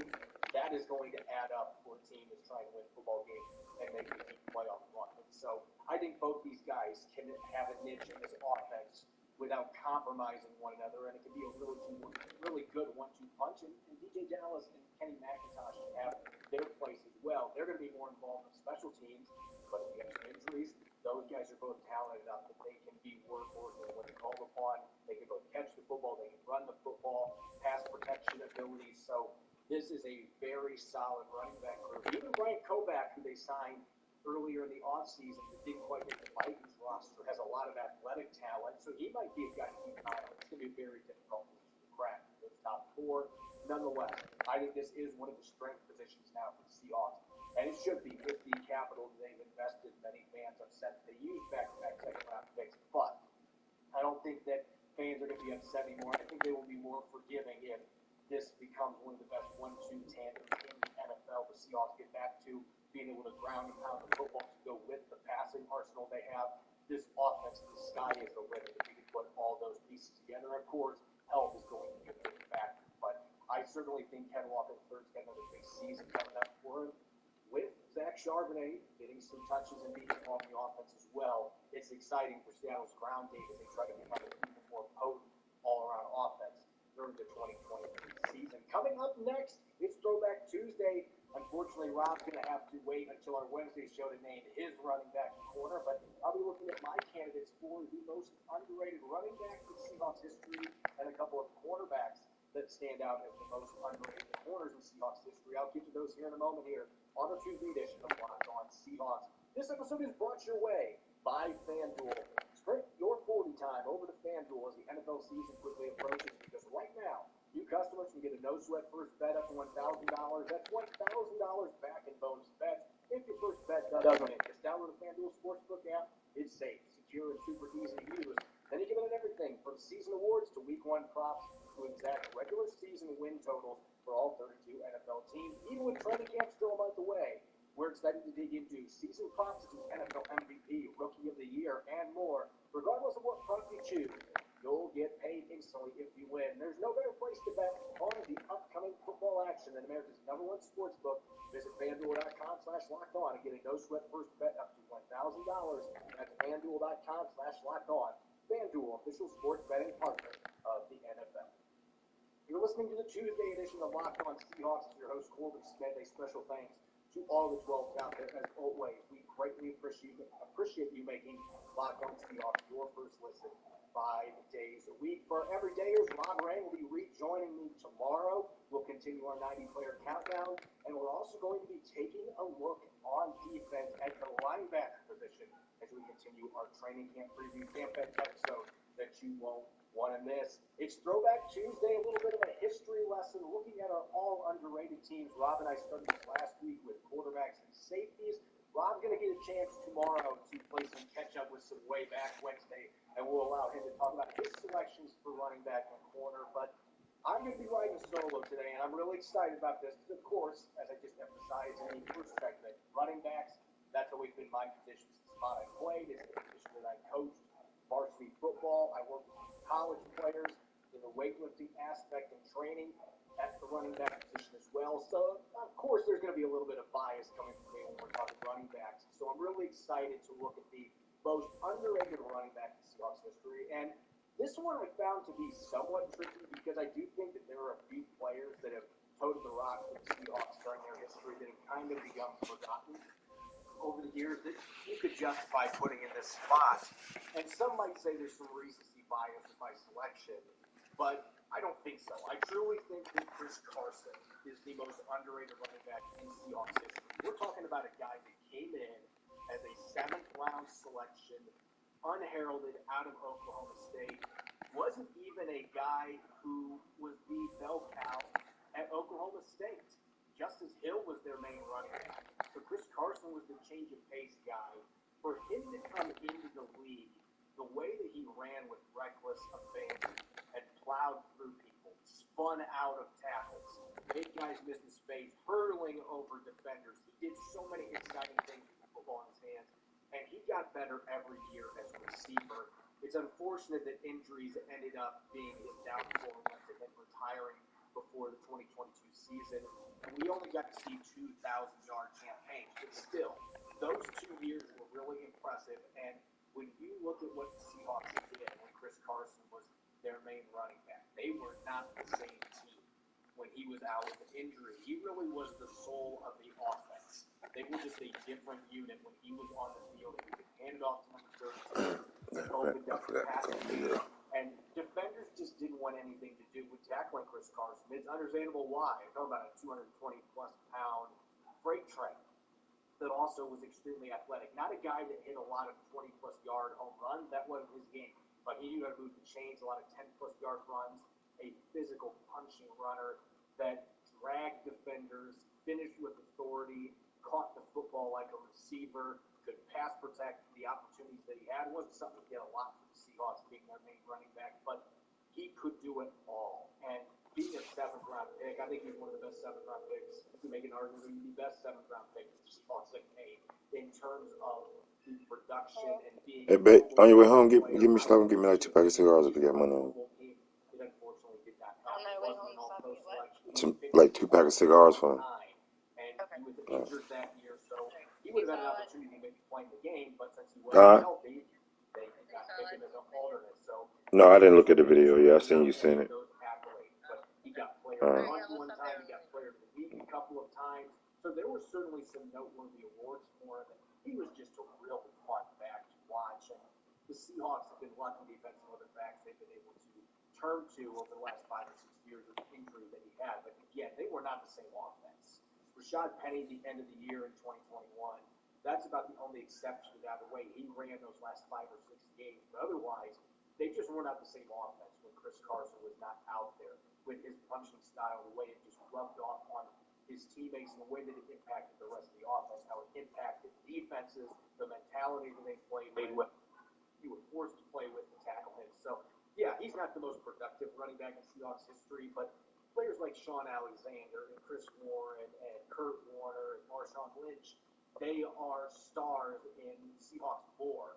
You don't hear Chris Carson's name thrown around in that same discussion, and obviously didn't have the numbers those guys did, didn't have an MVP award, didn't have all pro selections, but if he could have stayed healthy, he could have avoided his injuries at all much later in his career. I think Chris Carson could have been a guy that ended up being in the top 5 rushing yards total for the Seahawks. He had that kind of talent, and also got some catches for you and provided an all-around skill set. So he is my all-underrated team running back selection, and to me, this ended up being a slam dunk. There were a few other guys to consider, but Chris Carson absolutely deserves this honor, in my opinion. Now, flipping to the defense.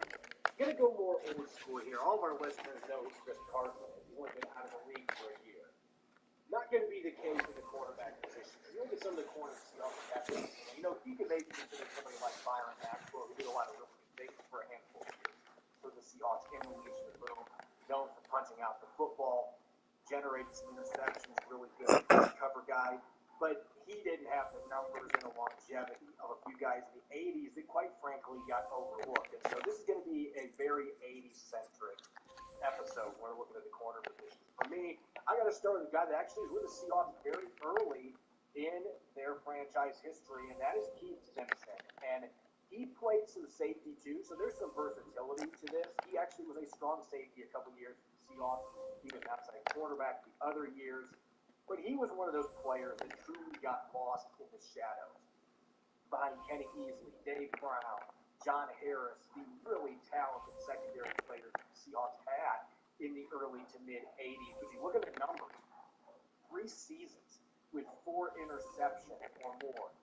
3 interceptions returned for touchdowns. The other thing that I love about this guy, he had 10 sacks in his NFL career. And part of that was because he did play some safety. He played a little bit in the box, but you could move this guy all around. He was a player who was kind of ahead of his time. Damn, I missed all 3 of them. Positional versatility. When you're talking about a guy that had 16 or more than 16 career interceptions, returned 3 of them for touchdowns, and 10 career sacks, 7 fumbles.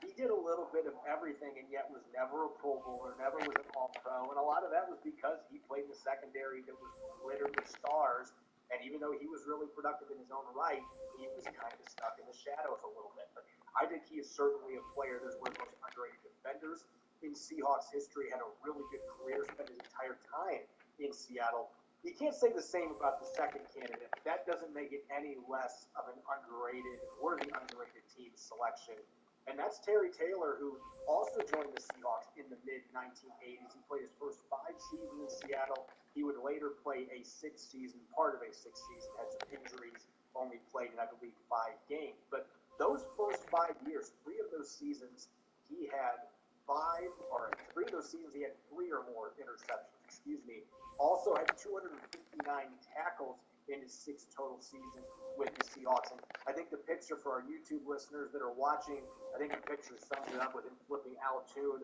over in midair. This is a guy that would come up and stick you for not being a big corner necessarily. He could hit, he could tackle, had really solid ball skills. He also returned 2 interceptions for touchdowns in his first 5 seasons with the Seahawks. He spent some time in Detroit, had a couple productive seasons there, but his best football was with the Seattle Seahawks. He put up some really good numbers in his first 5 seasons. Certainly a guy that has become forgotten over the years, but another player that wasn't a Pro Bowler or an All-Pro selection, but had that kind of ability to put up those kind of numbers for a handful of seasons with the Seahawks. So I think that would be a really good secondary with those 2 guys. Those are all underrated corners, guys that were very productive and had longevity. They had long careers. Taylor played part of it in Detroit, but both these guys played more than 9 seasons in the NFL, which is a lot longer than average. So you had longevity, you had durability, you had production, you had athleticism, you had versatility. These guys brought it all to the table. So easy selections for me for the all-underrated Seahawks team in the secondary. You're listening to the Tuesday edition of Locked On Seahawks. I'm your host, Corbin Smith. As always, greatly appreciate all the 12 taking the time to make Locked On Seahawks your first listen 5 days a week. Just scanning some of our listeners that are listening to the show. We've got listeners from Winston-Salem, North Carolina, Washington, D.C., Shelton, Washington, North Iowa. We have fans listening to the show from all over the country, even outside the country. We greatly appreciate you. Locked On Seahawks your first listen 5 days a week. Let's get to our 90-man countdown. We are now going into the 50, almost to the halfway mark in our countdown. And there's going to be a lot of offensive line talk in the episode today. We've also got a couple of incoming draft picks as well. So coming in at number 50, I already talked some running backs, and one of the reasons I didn't talk too much about Kenny McIntosh in that first segment is because he's got an entire segment dedicated to him here in our 90-man countdown. And you look at the numbers that he put up in his only season where he was the guy. He was the starter for Georgia. He had to bide his time behind players like James Cook and White the last couple of years at Georgia. Last season, 824 rushing yards, 5.5 yards per carry, 10 touchdowns on the ground. He was second in the country among running backs with 509 receiving yards, finished 7th with 42 receptions ahead of 2 touchdowns through the air. So this guy was one of the best all-around running backs in the country last year, playing for the defending national champions, helped them get their 2nd straight national title. He can run the ball, he can catch the ball, he's got special teams ability. So why did he fall in the 7th round? It really boils down to the pro day and his combine workout. He just didn't test near as well. 4.62 second 40-yard dash for a running back, that's pretty slow. And that is not the time I expected from him. I thought he'd run in the low 4.5s, maybe even the high 4.4s, based on what I've seen on film. He moves quicker than a 4.62 guy, but he just didn't test as well as people thought, and so that caused him to stumble all the way into the 7th round. The Seahawks select him. Zach Charbonnet and Ken Walker III are going to be number 1 and 2. There's no question about that. And D.A. Dallas ran the ball well last year when he had his opportunities. He's not going to be letting this rookie come in and just take his job without a fight. That being said, I think McIntosh has a really good shot to be Seattle's 3rd down back because he's such a natural receiver, really soft hands. He can run routes from outside as well as in the slot. So he can move around the formation. He's not a guy that's going to miss any opportunity to throw the football to him, create some of the ball in his hands. He's also a really solid between the tackles runner that runs with a little more power than you would expect. He doesn't look like he weighs 210 pounds, but he's a 210-pound back, and he runs with some power for being one of the smaller backs on Seattle's roster. So I think he brings a lot of traits to the table to give him a chance to play. I also have been impressed with his pass protection. He had a few games last year where he wasn't quite as good in that regard, but overall, consistency-wise, he's generally a pretty good pass protector. So I think that's what's going to determine that 3rd down back job. We'll have more opportunities to discuss that competition as we get closer to camp, but I think How am I missing all them? aspect, if McIntosh can have an edge there with his receiving ability, what he did running the ball last year at Georgia, he's got a chance secondary battle to take a look at in training camp. Let's go to the offensive line now. Maybe we're looking at a couple of third-year players on this countdown. This is a player that last year opened training camp as the starter at right tackle, and then, of course, Abraham Lucas ended up taking the job midway through training camp. Jake Curhan, I loved what he did in his 5 games that he started. That's crazy. I'm seeing all of them. What is what? 1, 2, 3, 4. Out of Cal, who probably wouldn't have gone undrafted if not for a heart condition that was flagged during a pre-draft medical evaluation. It was something that he already knew about, wasn't something he was concerned about affecting him on the field. The Seahawks took that chance on him, and he was a big reason why Rashad Penny led the NFL in rushing yards his last 5 games of the 2021 season, because Curhan really was a rock in the run game. Pass protection, not so much. In his limited action last year, gave up 2 pressures and a sack, had a 0 pass blocking grade from Pro Football Focus. Again, did not play very many snaps last year, so it's a very small sample size, but he did not play well in pass pro when he checked for the game. Played most of the snaps at right guard. That is probably where he's going to be rotating the most now, because Stone Forsythe is truly swing tackle. It's a little bit more on him later.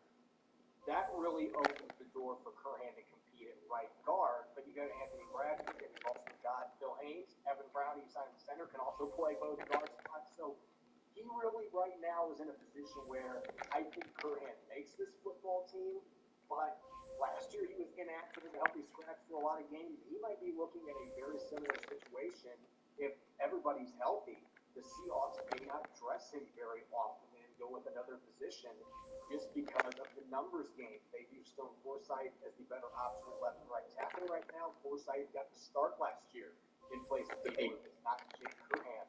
So while he's a player the Seahawks value, and he certainly could play for them in a pinch, he's given them some good snaps, he is truly a reserve at this point. There's not really anywhere for him to go as far as starting is concerned. Maybe he competes at right guard, a valuable asset as a reserve. They can play multiple spots. But that's really what his niche is now in the NFL going into his 3rd season.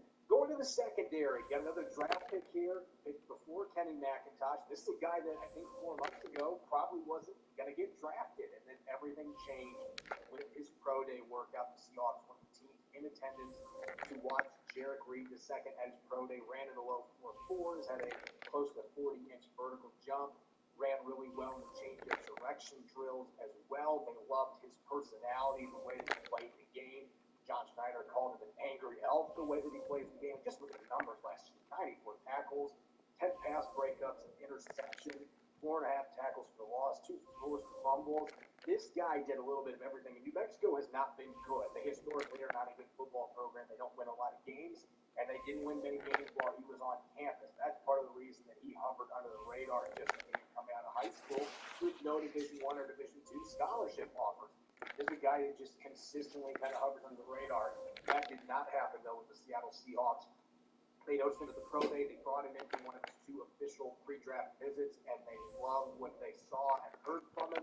Ended up taking him in the 6th round, and now he's going to have an opportunity to learn from Quandre Diggs-Law Adams. There's not really a road to him playing on defense right now, but he can carve out a key role on special teams. He can get some snaps from 2nd and 13 defense at both safety spots as well as slot corner. His ability to play all 3 of those positions, that's going to help him a lot. Not necessarily guaranteed he's going to make the team. He's going to have to go out and earn that spot with Joey Blunt and Jonathan Sutherland, an undrafted rookie the Seahawks seem to like a lot at the safety position. There's a lot of competition there. You've also got Julian Love coming in as a free agent. Maybe those 3 battling for one roster spot, but Reed's athleticism and his versatility is certainly going to help him, and the Seahawks are very high on this kid.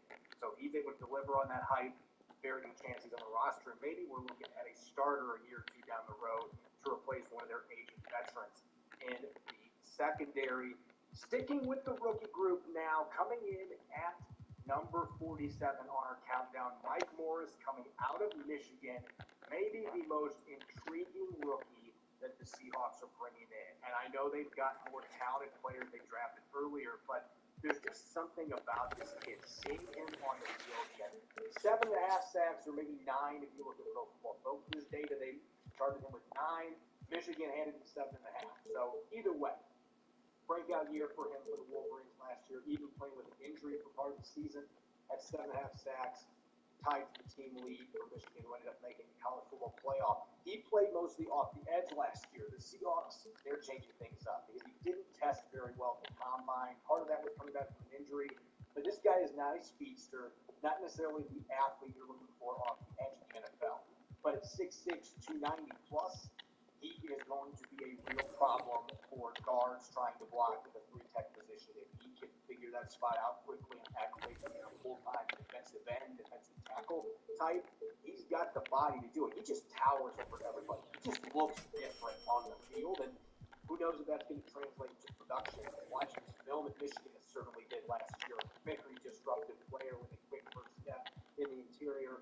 If he's able to figure out the leverage issues, 6'6" can be a disadvantage for a defensive lineman, but if he can get around that with his athleticism, his physicality, his motor, this is a kid that could play a lot of snaps for the Seahawks as a rookie, even as a 5th-round pick. I don't know if he starts, but maybe by the end of the season, he might work his way into the starting rotation if he really gets a hang of this position quickly. It is going to have some growing pains going with it, but certainly this is a kid that has the talent, he's got the mindset to be an interior defensive lineman. The Seahawks are hoping that he's able to really turn things around quickly at this spot and be a key contributor, at least on passing down. I expect that he's going to have a fairly significant role for the Seahawks defense from day one. With all the new pieces on the D-line, there are snaps to be had. I think this kid is going to be looking to be advantageous in that regard. Capitalize on it and take advantage of those chances. Let's get those reps and show the team what we can do as a rookie in the NFL. And closing off this section of the countdown, I already talked about Jay Curhan. I mentioned this guy's name earlier. He's a few pegs ahead of Jay Curhan because Stone Forsythe has truly established himself as Seattle's swing tackle. Last year, he started one game, week 17 at right tackle. He was the choice, not Jay Curhan, to replace an injured Nick Lucas. He gave up 7 quarterback pressures in this game. We're not going to sit here and pretend that he was perfect. That was a really tough Jets defensive front. He gave up some quick pressures, but no sacks in that game.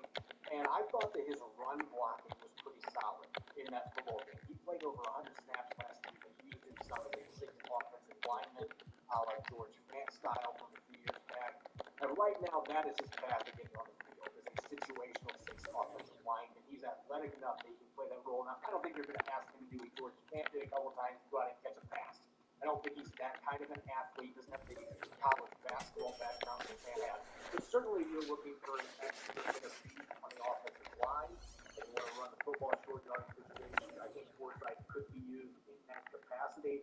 And any snap that he gets right now is going to be putting film out there for prospective teams. Because with Charles Cross and Abraham Lucas entrenched the starters here, they both got 3 years remaining on their rookie deal. Without injuries, those guys are going to be starters. There's not a path for Forsythe to play in Seattle beyond those handful of snaps as a 6th offensive lineman, but he's only 25.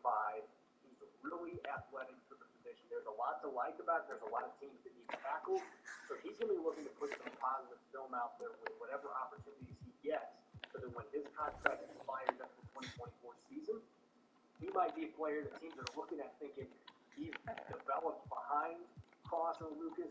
He is ready for his opportunity to start it. Maybe with another team, if he could get a chance to be a starter in the NFL. So it's still very important for him to go out and do what he can do with the limited reps that he has. And if the Seahawks need him, he has been able to step up and play at a fairly high level. They should have confidence that he can step in for a couple games if one of their tackles gets banged up and misses time. And that's all you can ask for. You want to have backups that are confident enough that they can start. You want starter caliber players in reserve roles. And I believe Forsythe has already established himself as that kind of a player that can be a spot starter and can contribute to the Seahawks offensive line when they need him to. As always, you can follow me on Twitter, Corbin Smith NFL. Subscribe and follow Watch on Seahawks on YouTube and wherever you listen to your podcast. Make Clyde, what it do? you don't miss a single episode.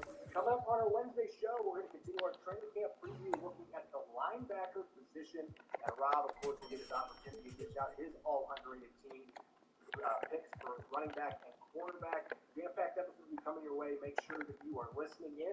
Thanks for tuning into this episode, and go Hawks. Just chilling.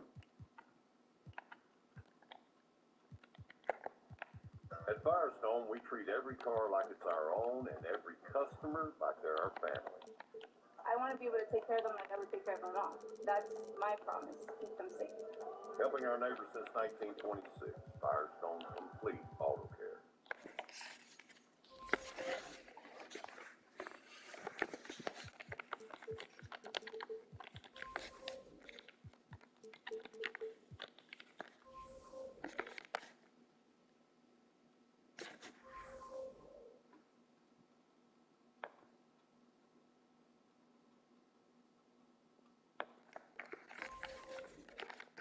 I keep missing all these damn invincibles.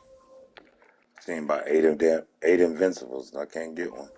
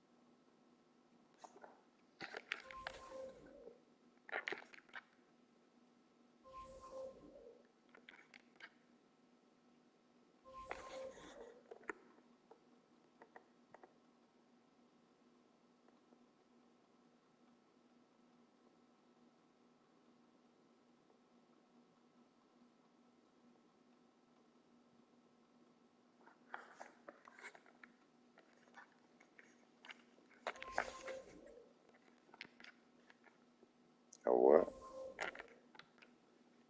All right, welcome to the workshop, and we're going to have a great workshop today. I don't know what that is. I do have my co-host, Thomas Mikey Jensen, on board,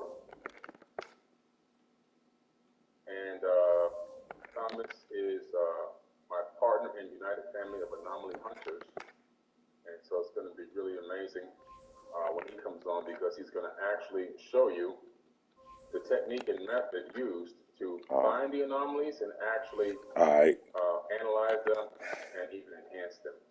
So you're going to actually be taught today how we go look for the anomalies, how we access them, what technology is capturing these images, what kind of technology is uploading and downloading this data to the servers, how we get into that, and also how we actually scan for them, find them, and even enhance them. So I would like to introduce myself. My name is Thomas Mikey Jensen.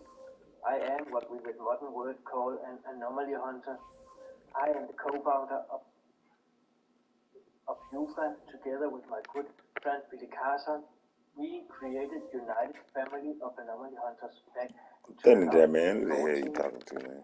I'm also the founder of SpaceLink TV, which many of you would know as Mars Moon Space TV. And for daily living, I am the executive producer on Forbidden Knowledge TV, where we work with big projects like Egyptian Mystery School and Black Knight Satellite. I have been doing anomaly hunting since 2011. Where to begin?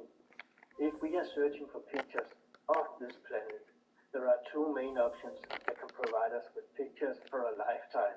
There's somebody using that damn voice. He done hired them. On Mars, we have the robot, Spirit, Opportunity, and Curiosity. Curiosity is still active, while Spirit and Opportunity is no longer transmitting any signals back to planet Earth.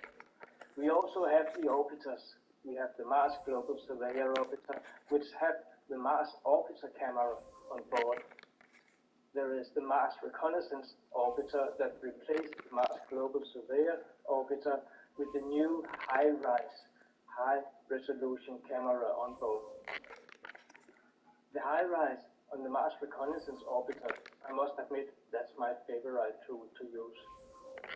Then there is the Moon. Around the Moon, we have the Lunar Orbiter camera and the Lunar Reconnaissance Orbiter camera. there are a lot of opportunities and a lot of ways to get different pictures, and these are just a few of them. But we will mainly focus today on planet Mars, and we will focus on the pictures from the Curiosity rover. When we are doing anomaly hunting and looking for pictures, in this case from Curiosity rover, you will see words you probably don't recognize or know what it means. And to do anomaly hunting, find the pictures and understand the pictures, you need to know what the word sol means, MSL and MER. A sol is the apparent interval between two successive returns. Damn, I missed a LaMelo and a Pippen. Meridian, as seen by an observer on Mars. It is one of the several units of timekeeping on Mars. A sol is slightly longer than an Earth day. It is approximately 24 hours, 39 minutes, and 35 seconds long.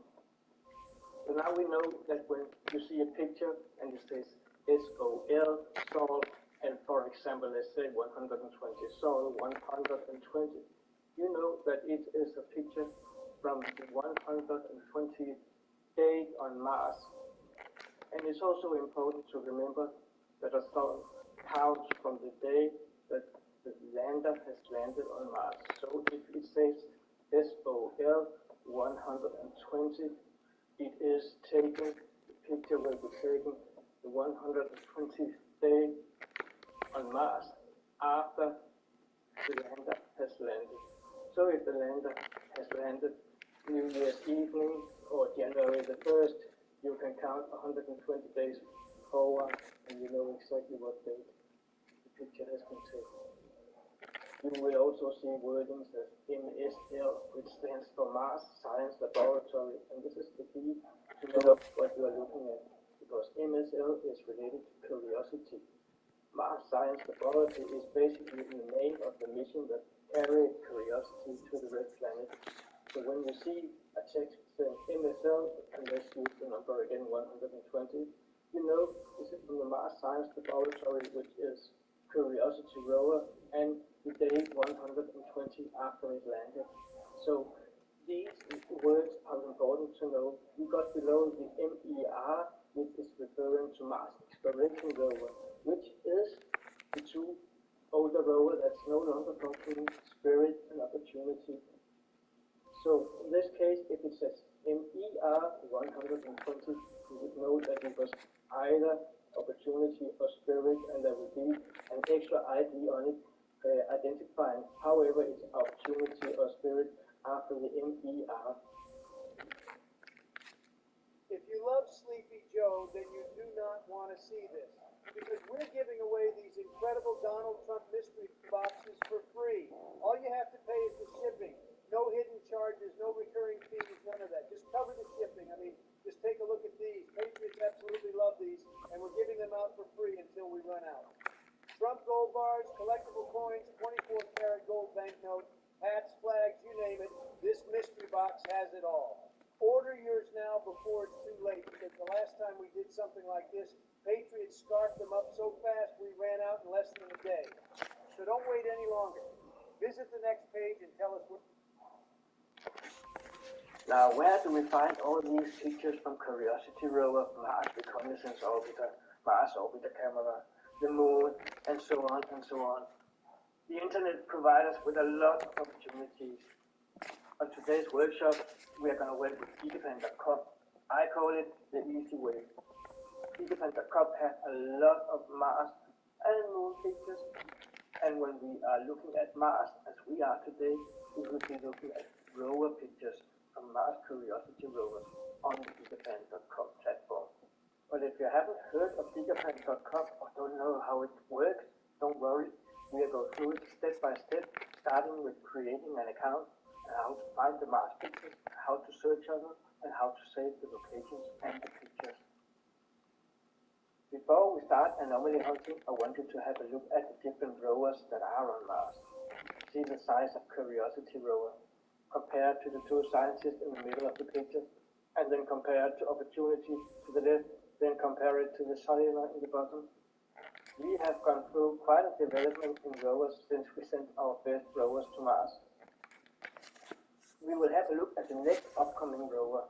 That would be the Perseverance rover that should be landing on Mars in February 2021.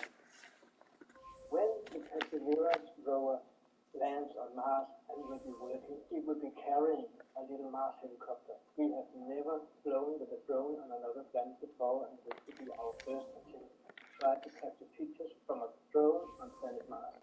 We in the anomaly hunting community are looking so much forward to this drone and to the Perseverance rover and the new high-resolution pictures it should be able to provide us with for anomaly hunting. Just to have a little look at Perseverance versus Curiosity, they have the exact same size, but they have a lot of new equipment on the Perseverance rover that wasn't on the Curiosity rover. We will get back to that later. This is just a size estimation so you can see the rovers compared to a Tesla Model X in this picture. And let's get back to the anomaly hunting. Gigapan.com, the new platform that we are using. And why do we have to sign in and create an account? You have to create an account to be able to create snapshots of your findings to save the location. Gigapan.com has hundreds or thousands of Mars and Moon panorama and side pictures, so you can catalog your findings and where they are located. I've created our account. You can go in and search on different names. You can search on different Gigapans. But if you haven't been on Gigapan.com, you probably wouldn't have any idea of what to search for. Gigapan.com works with profiles. In this case, we are using Keith Laney and Neville Thompson, two profiles that both have their own catalogs or collections on Gigapan.com on their own profile. Today we are using Keith Laney's pictures, so we will go find Keith Laney's profile. Gigapan.com can be a bit tricky in the search bar, and sometimes it takes a few attempts to get it to work. But it is a good platform, and I will show you step by step how we go through it. Type in Keith Laney as shown in the picture above. If the search bar don't work, you can always type in the URL manually, as you see here, gigapan.com/profile/Keith Laney. And you should be able to go straight into Keith Laney's profile on gigapan.com. All the links to Gigapan and to Keith and to Neville Thompson will be available on Spacelink TV. But before we start on the anomaly hunting, I just want to show you a little artist concept of a size comparison. This is from Soul 1436. The image we will be looking at on Curiosity on Gigapan will be from Soul 1448, which will be taken 12 days after this picture was taken. But it is the same area we are looking at, just to give you a size estimation. Look at that tiny little astronaut in the bottom of the picture. Now we know what size we are looking at. Now let's go for a 10-minute ride to Curiosity rover on Moray Butte on Soul 1448A together. I am now sharing my screen with you, and I want to show you how I start Gigapan up.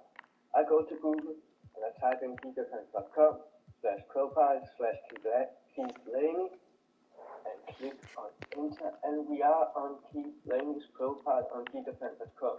If you scroll down, you can see some images already here. We need to find a specific image to work with today, and as I said before, that was the MSL 1448A. So we have to find that in Keith Galleries. If you're new to Gigapan, it might be a bit confusing and you might not know where to go, but we're going to take it step by step. We are going down and clicking on that folder named Curiosity Writing Experience. We are opening it up. In this case, I've been on Keith's profile before here, so I know exactly where he is, and we need to go.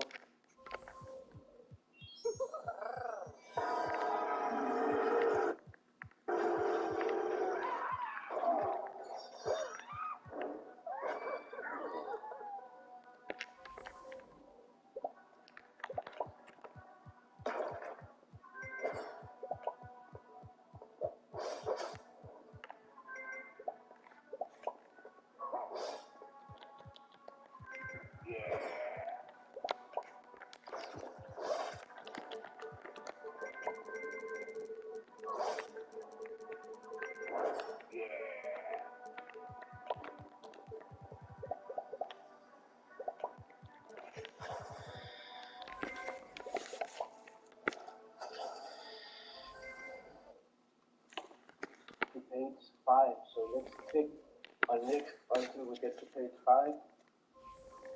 We are now on page 5. And the first 1448 shows up here, but this is listed as 1448B, and we're looking for 1448A, so we're scrolling down. And then we go to curiosity. So 1448A by Keith Davis. You click on the picture, and it simply opens up. We are now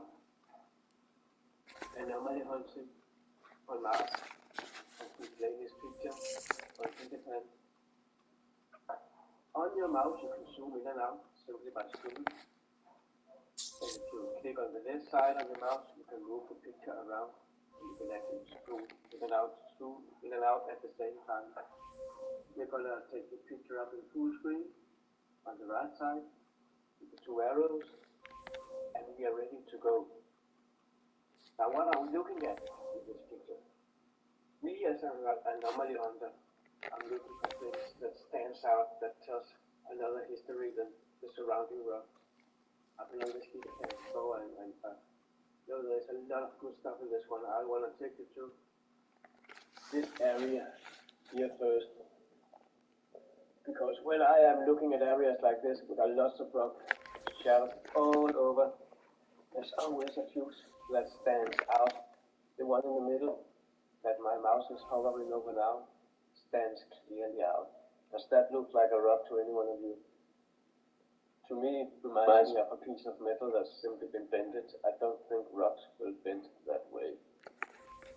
So, have a look at this one, and then have a look at the whole area again with new eyes.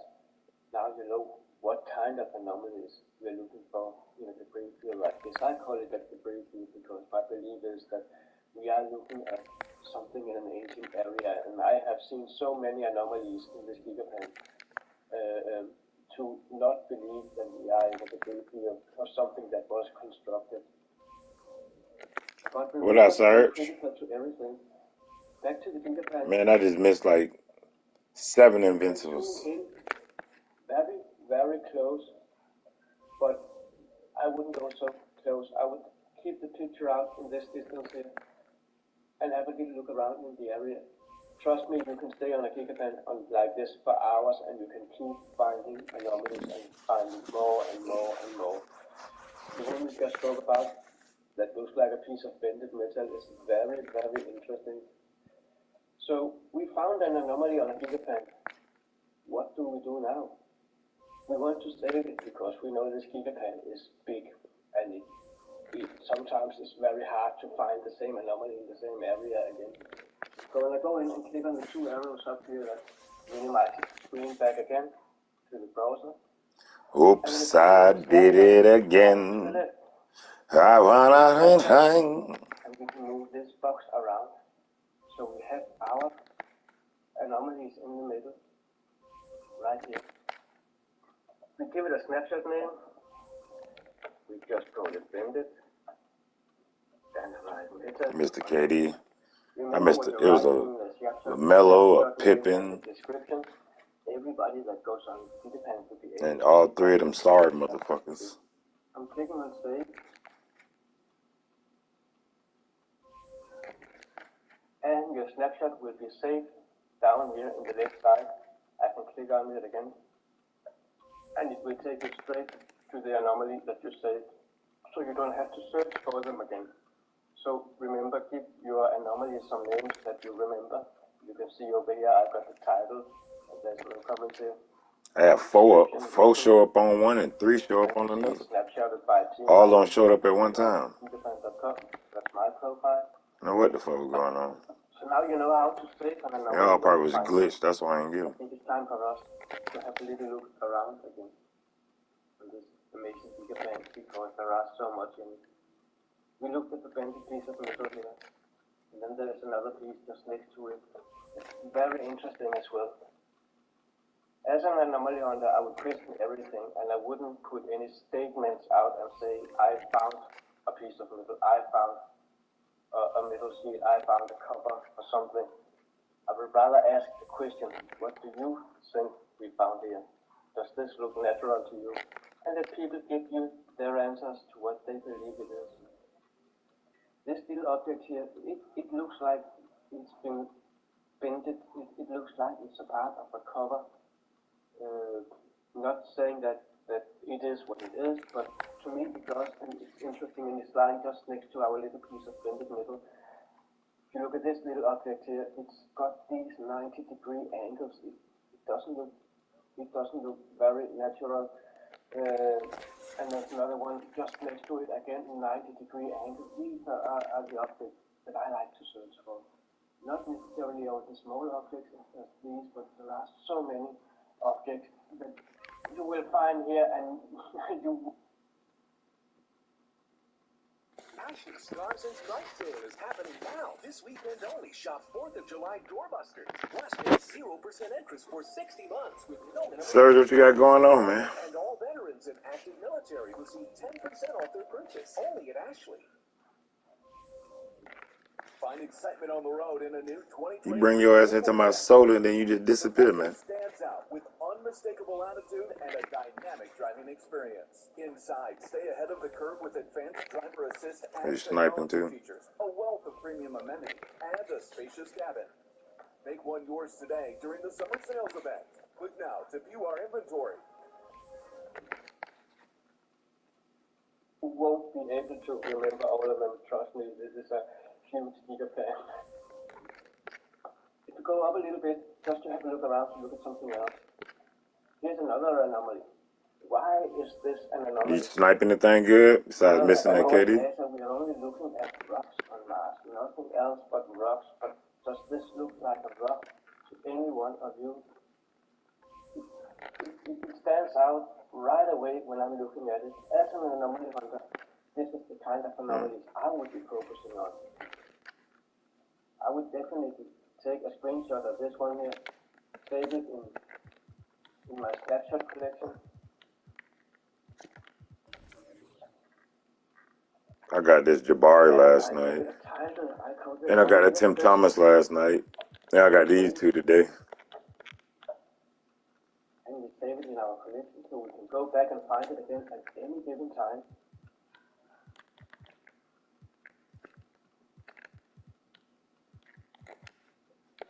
And remember the size estimation we went through before, when you saw the little astronaut in the bottom. So we have kind of an idea what size we are looking at. So some of those anomalies we are looking at here are very small, and some of them are very big. The object up here we just looked at would be a big object like half a meter wide, probably. So it's not small stuff. If you look at these rocks over here, to me they are interesting because of the way it's shaped, it's bended, and it's cracked, and it doesn't look natural. But I can't give any statement as an anomaly hunter of what we are looking at. I can only show people what I'm looking at and ask for their opinions. We can try scroll out again on the gigafan and have a look at it in full size. You have no chances of seeing the anomalies when you look at the picture in full size. This picture is put together by more than 60 pictures to create this one and a mosaic picture of many smaller high-resolution pictures. It's actually quite amazing how close you can go to Warrior's anomalies. There's an interesting object here, and there's something on the side here that I don't know, what could we be looking at? I'm asking you guys out there that are watching this workshop to write down what you think we could be looking at. All of you are going to look for yourself on this gigafan, and I would like to have you all created 5 pictures from this gigafan of anomalies you have found, and give us a short description of what we could be looking at. Oh, man. What you think we could be looking at. Go ahead, guys. It's easy. Gigafan.com.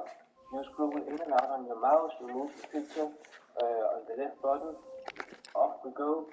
It doesn't take a big science degree to do gigafan anomaly hunting. Everybody can do it.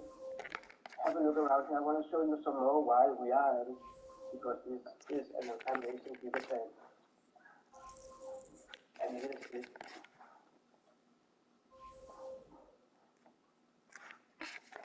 This area here I like, because to me it looks like part of the wall is actually broken down, and I'm into geometry, I'm into buildings. I don't think we are going to find pictures of Martians walking around or hiding behind rocks, but I think we will find pictures of what could be the leftovers of our ancient civilizations, Anunnaki, Ishishi, and I think that is what we could be looking at here on Mars, and what people are finding in a lot of the Mars pictures leftovers.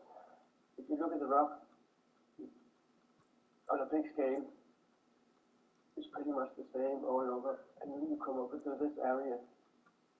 There's suddenly in the middle there is this difference, like it's carved out.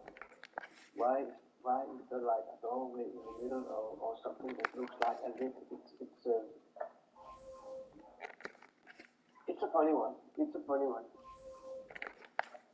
But I would like all of you to go in, have a look around, spend an hour or two, create 5 pictures, and have them ready for part 2 of our next workshop with Billy Carson. Over part 2 with Billy Carson. Before we are ending my screen share here, I want to go back to gigapan.com to show you some basic tools on it, because we saved some snapshots. Now I'm going to click on my gigapan, top left, and I am on my profile, the account I created when I joined gigapan the first time. I'm clicking on snapshots,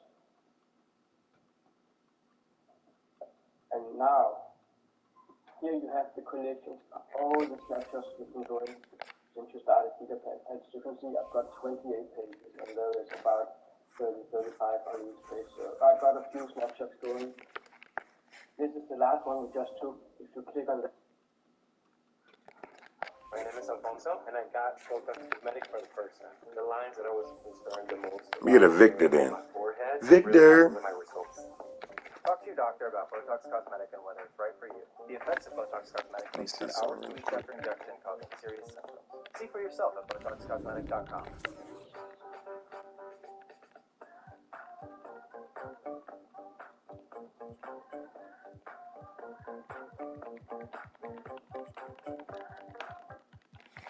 So I need to do that Darren Williams and You're right back. Rudy.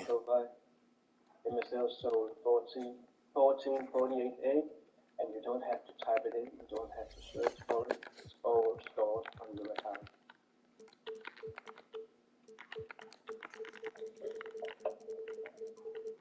Now we need to do the screenshot. We need to save the picture on our computer. We need to process it to make it sensible for what we want to show to the public or on social media. I've seen 7 of them. Back on the gigapan. I'm going to go down to our snapshot, and I'm going to see if I can find the latest one we did. It is here, weird thing. This is the one we got to that one. And I'm closing all this down that don't need to be open, because we're going to take a picture now to work with our anomaly hunting. I don't want it zoomed in too close. This is way too close. People that look at this picture will think that's just a blurry picture. It doesn't really show anything. I want to have it out like this, a little bit like this. And I have a tool in my photo software that adds a magnifier, and I would like to use that one, so you see it in normal size and a little bit magnified. I'm not touching the images or adding colors, removing colors or shadows or anything. I'm going to put this anomaly a little bit to the left of the middle, because on this side I want it magnified in the Photoshop. So what I'm doing is I'm taking a screenshot. Every computer has a screenshot folder. If you hold down your Windows button and click at print screen, your photo will automatically be saved in your screenshot folder on your computer. Many people don't know that, but that's how it works. I just took 2 screenshots of this one. So I am gonna go to my Photoshop software, which is ready right here. I have already screenshot. The photo will probably be in pictures and libraries on your local hard drive. So I am in screenshots here. And this is the picture we took. I will recommend you guys to get Photoscape X. It's free to download, it's easy to use, and you get free updates for it as soon as they are available. It's a fantastic tool. I have been using Photoscape since 2015. I'm very happy about it. Back to the picture. There are some things I want to take out of the picture. I want to take these tools out here and just have the raw picture like this. So I'm cropping it a little bit. We have the anomaly to the left. I want a magnifier on, as I said. Photoscape provides you with a magnifier here, and I'm using the same one every time. I like this one. It's simple tools. You put it over here. You can make it bigger or smaller. I would like to have it in about this size here, and I will have the anomaly a little bit bigger by clicking on the scale. And this is why it is important. As I said earlier, don't zoom in too much on the original picture. Leave it out a little bit, because if I have zoomed in too much, you can imagine that the magnified picture would be double blurry, and people would be looking at it and thinking, what am I looking at? This one provide us with a better zoom when we keep the anomaly a little bit in the distance, not too close. Back to the picture, I've enlarged it. This is just how I would do it, and I like it to look a little bit nice, so I'm adding a frame around it like this. Click on apply. All these tools are in Photoscape. I work with Photoscape. It is for free. Go get it, download it, and I'll happily make a tutorial on how to use it for another anomaly hunting video. But I'm just showing you how I'm doing it here. We now have the anomaly put up side by side. So what I like to do is I like to add our little logo. I have them ready and saved up here in my images, and I'm looking for this logo. Just to add a little name on it. Spacelink TV, Don Indigo Star, and Thomas Michael Jensen. So we have now put our logo on the picture, and we can add a little text, because when you are putting pictures out, people want to know what it is. So don't mind the texting here, we'll change it all. This is curiosity, that's the right, this is curiosity, rover, and I'm just going to take this one down like this, put it up, bottom. The fuck this motherfucker doing? Editing videos and shit? He's over here cropped in. I thought he about to show me some shit on Mars. He over here cropped in videos and play some fucking smiley faces and shit. I need to know this shit too, but damn. Best of both worlds, Jay-Z, brother. The main thing is there is an ID. Abdul Carter. And that ID we're going to add here as a text again. And that ID is a photo ID. That is as we went on through in the beginning of the video, Mars Science Laboratory. And we are at 1448.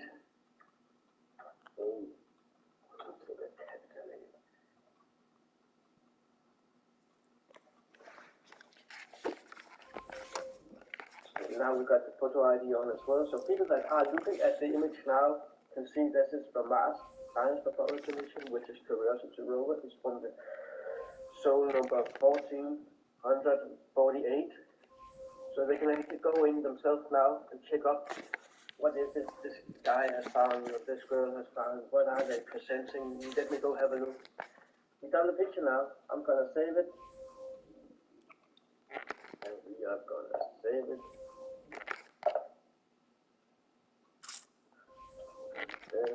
1448. Save.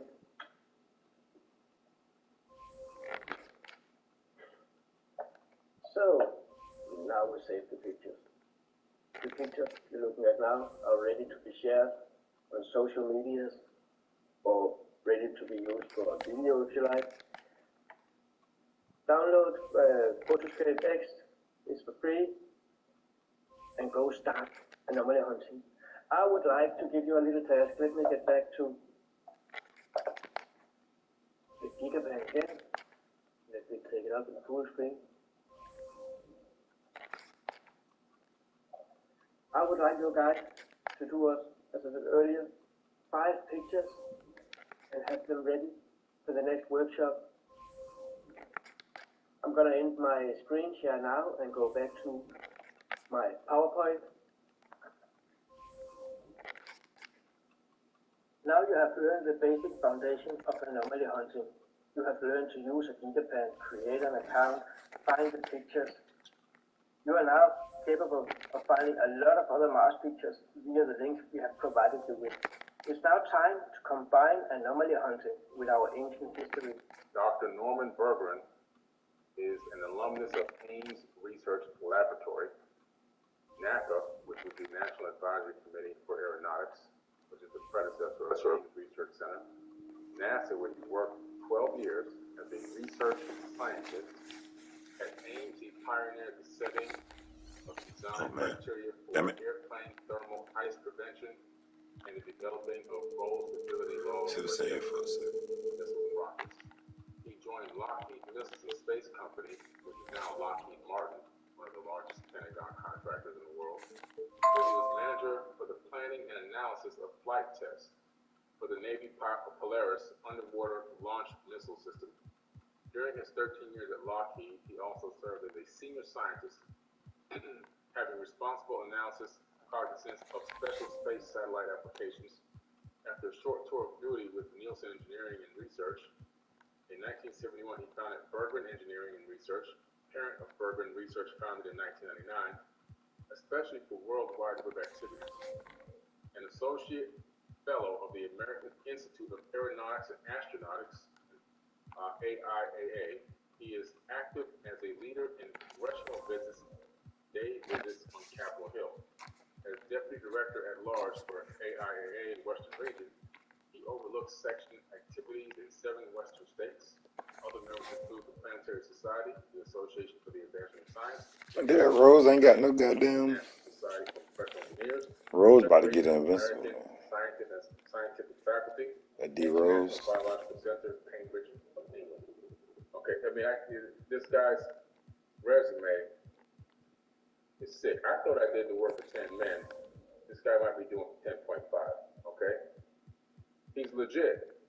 He has a book called The Ringmakers of Saturn, which is not in publication anymore. I have a copy of it.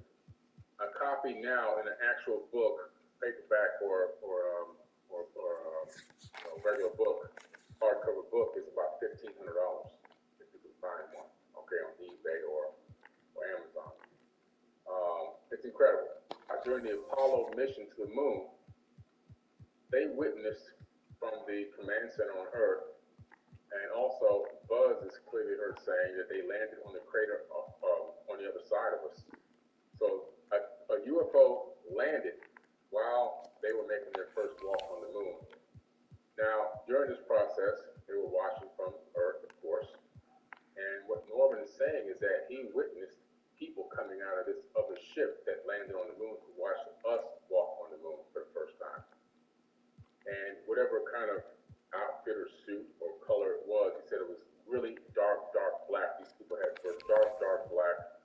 They came out of the UFO, and they were approximately, by his estimate, maybe about 7 feet tall. Okay,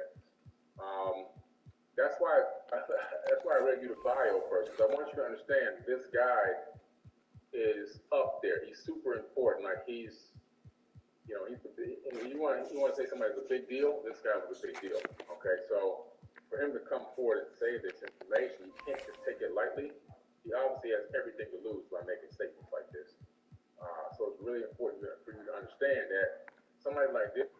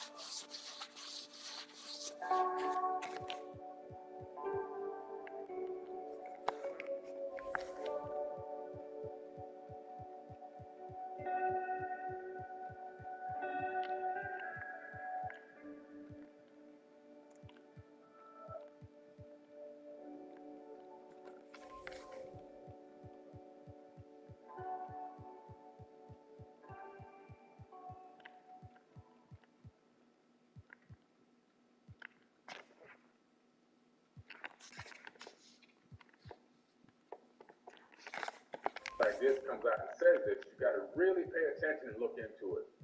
And after I looked into it and heard the audio from Buzz saying that they're landing on the crater away from us, on the other side from us, that's when I realized, and then also some footage where Buzz is talking about the fact that a UFO was following them to the moon on Apollo 11. It followed them, and they were talking to the command in code.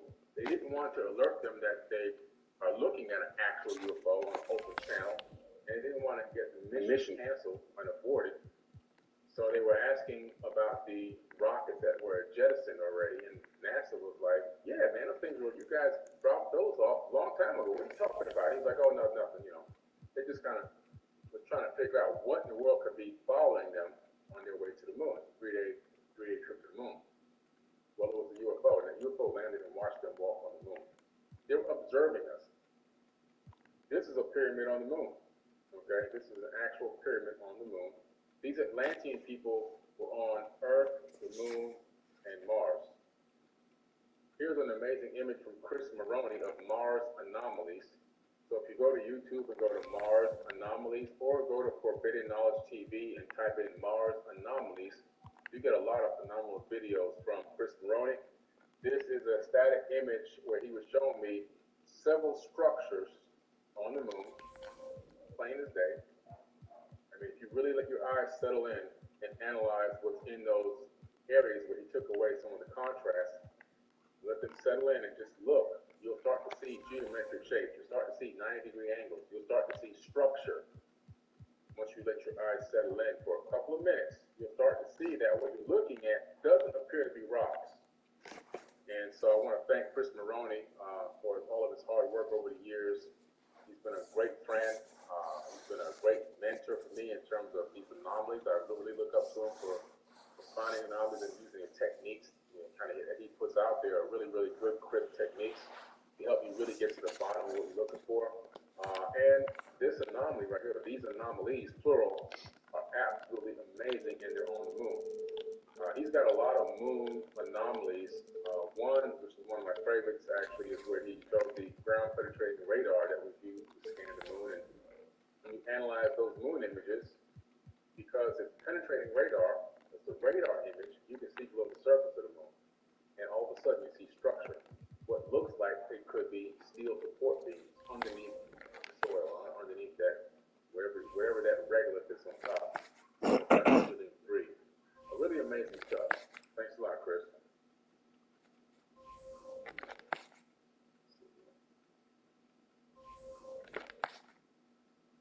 This is I have a few images here from Martine Rainey, and she's one of our anomaly hunters as well. She runs the Martian Genesis group on Facebook, so if you want to join her group, it's Martian Genesis. This is an amazing anomaly. I took this anomaly on Black Magic 363 YouTube channel. And the reason why I show this is because obviously it's very clear to see that this image, it really looks like a carved face. So it's a real amazing anomaly. And what I found is when you look at these what look like faces, now we can't really say they are faces, but all we can say is they look like faces. There's some carbons that apparently look like faces to us. They look like different races of people, not just one race. This particular face appears to be an African type of a feature face. Okay? This particular face is one that I pulled up a long time ago. This thing sticking out of the sand, when you blow it up, like Thomas just showed you in the previous video, you see a clear face. And it looks like an aboriginal type of a face, or a head sticking out of this mud or out of this dirt. What is that doing there? We have no idea. I just noticed it and realized it seemed like it didn't belong, so I expanded it to get a good look at what it was with the magnifier. And it looks like a perfectly formed face with a neck sticking up out of the ground with woolly hair, like the hair on my head. And, I mean, for all I know, this could be my cousin. I mean, this is how close it looks to what we call a human. Pretty strange. There's another amazing carved face on the side of this cliff or side of this hill. Really crisp and easy to see. It almost looks like a native type of face, indigenous Native American type or indigenous native face that you would see on Earth. Maybe in Peru, elongated skull. It's just really interesting. Could it be just rocks? It could be. But wow, does it really resemble something that we recognize? I think it does. What are these things?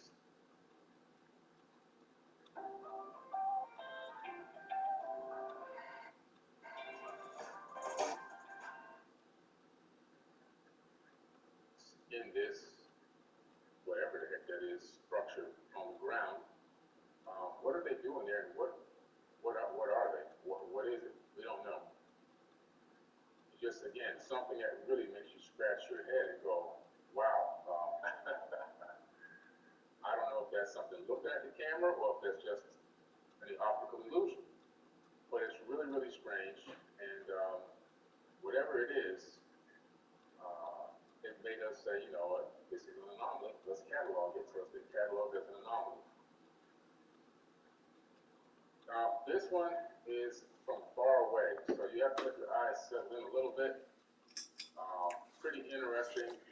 It's barely been edited and touched. This is one that just really had me scratching my head because all I really had to do was just turn the contrast on a little bit and circle it. If you really let your eyes settle in, you begin to see a lot that's here, including some geometric shapes in the background to the right. I read a sniper yelled in the Victor. You see angles and lines that make you start saying, is this really a pile of rocks, or what is that object in the center of this red circle? It's really, listen, this one really piqued my curiosity. So much so that I probably looked at it for hours over the course of, a couple of years. Here's another thing that I was talking about. The fact that you could find these megalithic structures on Earth with the rocks and the architecture put together in a way that looks like they're molded. And then again, you can find the same technique with artificial wall structures on Mars. The same exact shape, the same exact technique. Why is that? That's because it's the same exact architect, the master architect who taught others who went and copied and duplicated, not only on Earth, but also obviously on Mars. There are ankhs on Mars. There actually are a lot of ankhs. I've probably got about 12 of them. Today I'm going to show you a few. Here's one right here, laying out open for everyone to see. This was an old anomaly hunter that used to be a part of our group. He discovered this raw spirit, and it's very, very clear, very plain to see exactly what it is. Now, if Egypt is the cradle of civilization, or the land of Kemet is the cradle of civilization, then what's an Ankh doing on Mars? I think that it's a lot more complex than what we really have understood, and we really need to learn a whole lot more. And I really do believe that this civilization was interplanetary and essentially, obviously, intergalactic. Now, there are Sumerian cylinder scrolls that reference the Ankh long before the land of Cam even existed. So the Ankh goes even longer, or is older than the land of Cam. It's older than the land of Cam. And there's nothing we can do to dispute that because we have the evidence, we have the tablets. Okay? Here is another object in a cavern or in a dark shaded area that's an anomaly. I'm not sure exactly what it is. He's talking about them damn tablets. To the lower right side where the red arrow is pointing, let your eyes Damn settle emerald in tablets. there. You're going to see there's an Ankh laying on the ground right there, kind of on its side. Just let it settle in. Let your eyes settle in. Take a look at that. Okay, it looks like an Ankh. Is it an Ankh? I don't know. I said it looks like an Ankh. Curious object is there. You don't know exactly what it is, but again, it's something that resembles an Ankh in my eyes. Okay. Another anomaly that was highlighted with a trace tool and just the contrast deleted from the background. I saw it there. I wanted to see if it was a shadow or was it an anomaly. I really can't still tell. I just know that it has structure to it. It has shape to it. It just didn't look like a regular rock. I don't know if it's burnt into the rock or if that's something that's a shadow or something above, flying above the rock. I can't really tell. But what I can do is I can log it and say, look guys, this is something that doesn't really belong here, or it looks like it doesn't belong. So it became an anomaly, whatever this is. Not really sure. Here's another one. Looks like a gun and a bullet. Bullet on the left, gun on the right. Maybe Mars really is the god of war. Yeah, what is this doing here? What is this doing laying out in the Martian desert? And that's exactly where it's located, just sitting out there, out in the open, just, deteriorating on its own. But it's there. Pretty interesting stuff. Pretty interesting. Here's a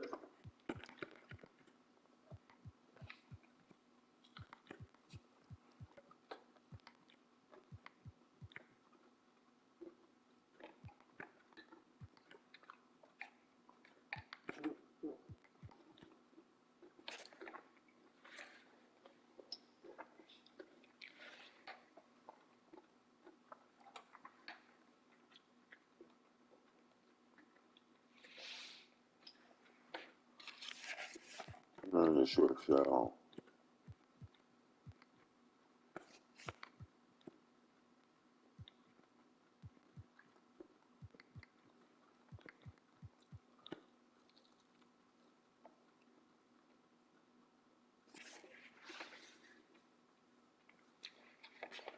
Where's the actual sun from?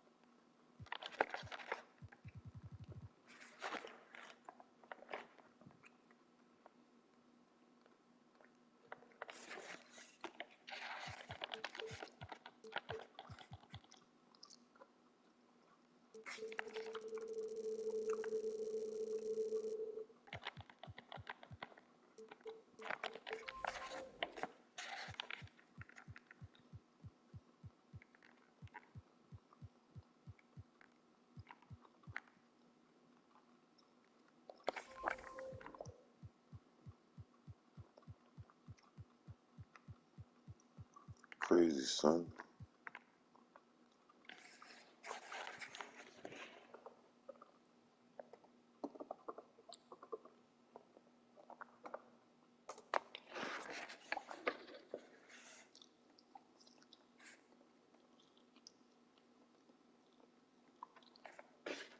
You seriously, son? Get the fuck out of here.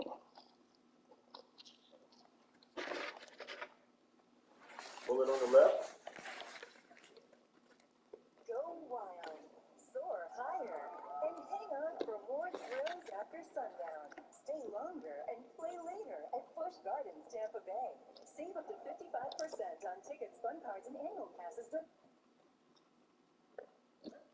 our 4th of July sale.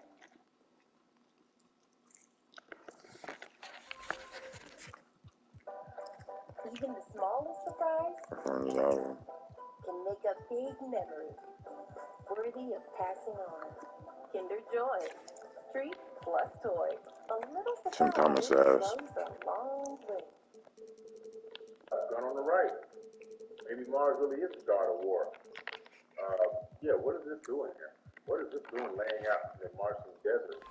And that's exactly where it's located, just sitting out there, out in the open, just, deteriorating on its own. But it's there. Pretty interesting stuff. Pretty interesting. Dude, you a real deal scam artist, dude. That I found in MSL 1112, and this it appears to be some type of structure. From my perspective, from my eyes, it almost looks like a building structure. I'm not sure if that's what it is, but from my perspective, from what I know, my knowledge base, it kind of resembles a building structure to me.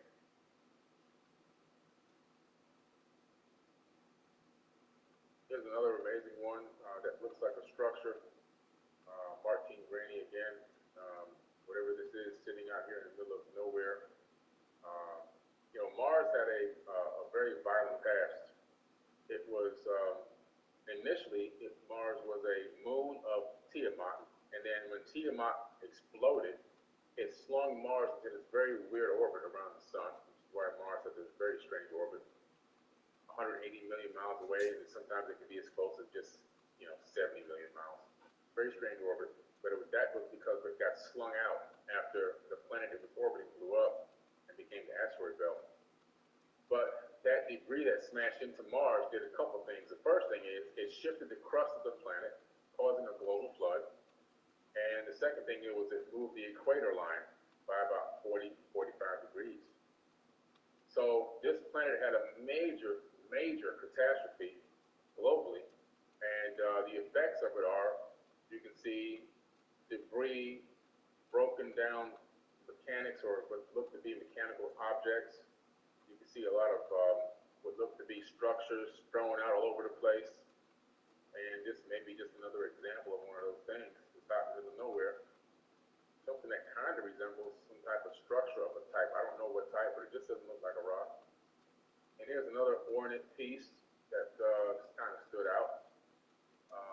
Yeah, what is that doing out there? Definitely just doesn't look like a rock. It's a pretty interesting piece, an ornate design on it. Maybe like a fitted pipe or something. I don't know. Who knows what it is? I mean, it's bizarre. It's bizarre, but it's cataloged. This is an object that I found, or objects that I found at the Presidential Panorama Mars Pathfinder mission. And the first time I opened it up, I saw these right away, and I was like blown out. This is like, I just said, man, this is crazy. I can't believe what I'm looking at. What looks to be a weathered pyramid in the background. And then in the forefront, you can see three objects sitting there out in the desert. And so all I did was just blow them up, just like Thomas showed you in the previous video, just expand them so you can see what's there. And what I came up with from my perspective, from my mind, says the thing on the left is technology, the object in the middle resembles a sphinx, and the object on the right resembles technology. So that's how I labeled them. It doesn't mean that that's what it is. It means that's what I labeled it because that's what I can relate to. But these objects are there. This image is hosted on washington.edu, Washington University's website. And I'm going to take you to this image when we take you to Mars here in a few minutes. Another anomaly that's pretty crazy here from MyTeam Granny.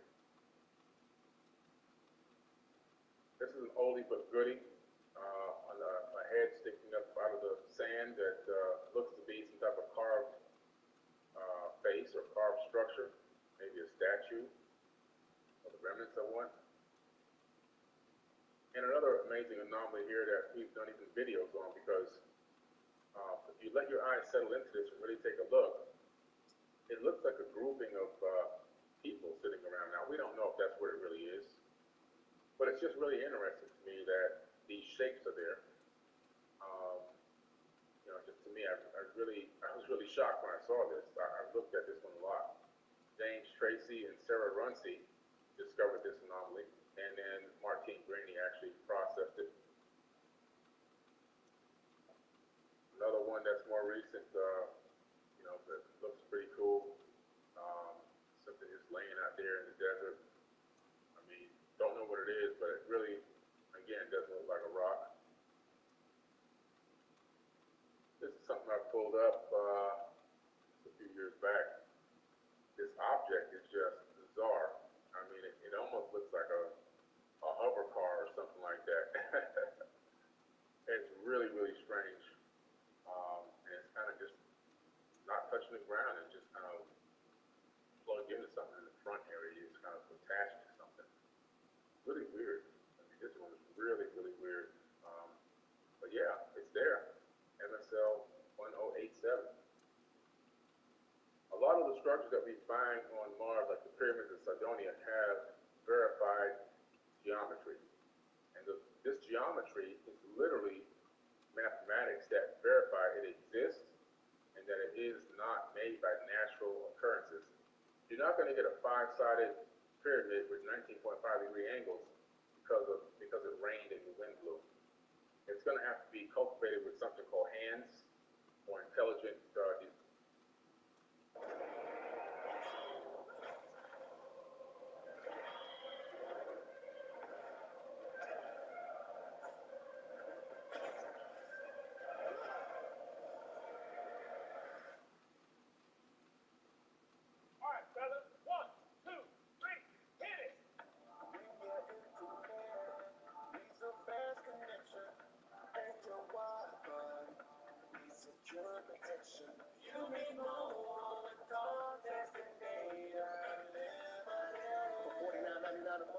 One is the perfect trio of connectivity. Spectrum One brings you seamless connection.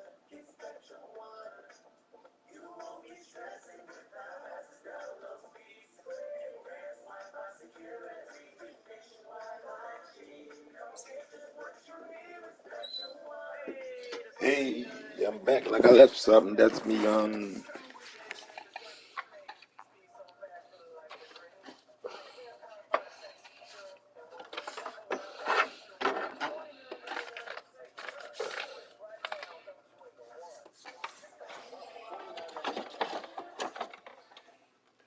Oh, you know, see if I got one in my car. So in my opinion, when you see a five-sided pentagonal type pyramid with 19.5-degree angles and geometry like this, I'm thinking that this is something that most likely is created and not natural. This is on Sol 36, Mars Curiosity rover, out in the middle of nowhere. We have this structure that's sitting out there. Very bizarre, very strange. What is it doing there? Doesn't make any sense to me, but it's there. But it also proved that there were two civilizations running concurrently, one on Earth and one on Mars at the same time, exactly as the Enuma Elish stated there were, and the Atra intercepted. One of our anomaly hunters analyzing real very quickly the Sphinx on Mars. And this is from Will Ferrara, whatsupinthesky.com. There we go. My trackpad, but it's still acting weird. So, right there, I'm going to get it nice and big for you. This is what they call the Sphinx on Mars. Now, let me go ahead and let me pull up my tools. Let's see if I can. It's there, guys. Not only myself, but many other people have analyzed this anomaly, and it has structure to it. It doesn't appear to be a rock. I want to take you on a little trip to Mars, and then I'll come back and go over Venus and Mercury. So, give me a second here to get this up.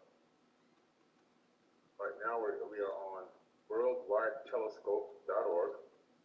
Worldwidetelescope.org. This is an amazing software program.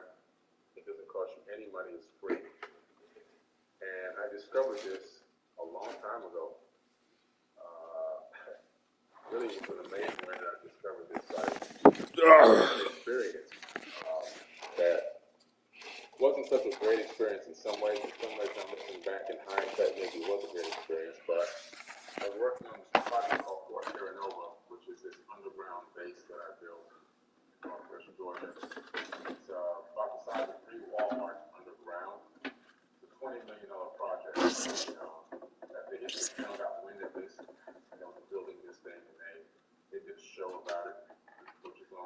Countdown to Apocalypse. The episode is Nostradamus. So you can look it up and find it. It's still online still. But I built this huge underground shelter to save the lives of 360 people in case of a Ain't there no goddamn shelter. And during that process, I'm just bringing it up because it's around the same time it's happening. I'm thinking something to do with what I was doing with that shelter work and research and everything. I'm tired of your ass, Billy. But I had a little visitation. I wasn't abducted or taken away. You lying out, Billy. You ain't build no goddamn shelter. 20 million. Silently, and it was very painful.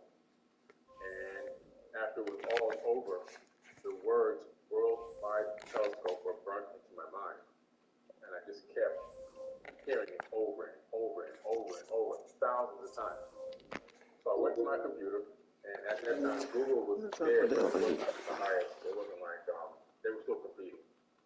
I got on Excite.com, which is a previous search engine that existed. I don't know if it exists still today, but maybe it does.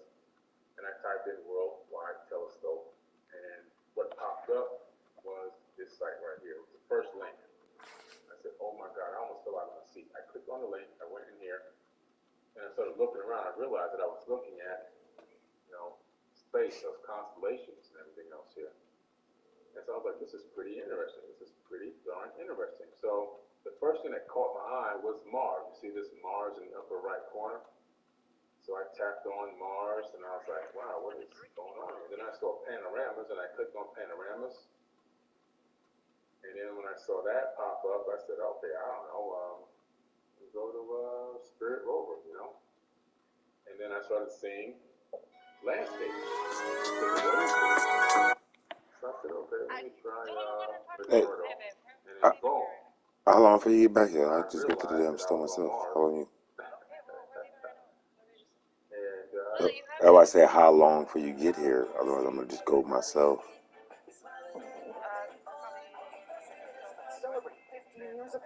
I'll just go. $5 shorties and $6 classics. Gotta have a Wawa. It's Rover. And I said, "Whoa, this is crazy. This is crazy." And I'm looking at ice that melts and turns into liquid water, and it's muddy, and all these things. And I'm looking at things already that I thought didn't belong. So as I zoom into certain things, I start seeing things, and I'm like, "What in the world is this sitting out here in the middle of nowhere?" This, to me, is an anomaly. It just doesn't make any sense. Some people may think it's a giant rock, but I tend to think it may be something a little different. But then right behind it, I saw something really amazing.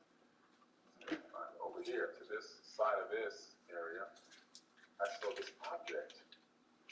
And I'm thinking, what in the world could that be sticking up out of the dirt? And what could this be attached to it? There's something attached with a white cylinder facing straight up into the air, and these two red flanges on the left and right side, and it's attached to whatever this is. I can't really make out exactly what it is. These are unenhanced, unedited images. These are the raw images directly from the Spirit Rover camera, okay? Untouched. And so what in the world could that be? That really had me going. And when I saw that, I literally almost fell out of my chair, and I said, "Oh my God." And I spent hours on that. After that, I spent hours in here looking around at things like this. Like, what is this? You see how it's bent up on the left side? It's kind of bent up. It's not really flat on the ground. It's got a shadow under it on the left side and the back. It's got a shadow under it in the front. It seems to me like some type of debris. And then the more I looked, the more strange things I started to see. So I came up here and I looked at this. Now, what in the world is that? I've never seen a rock that looked like this. This is really bizarre. This black object here that's just sitting out there on top of this hill. And then when I looked, again, there's more strange things here that look very bizarre. Something right here in front of it. And even more strangeness right here. What in the world is this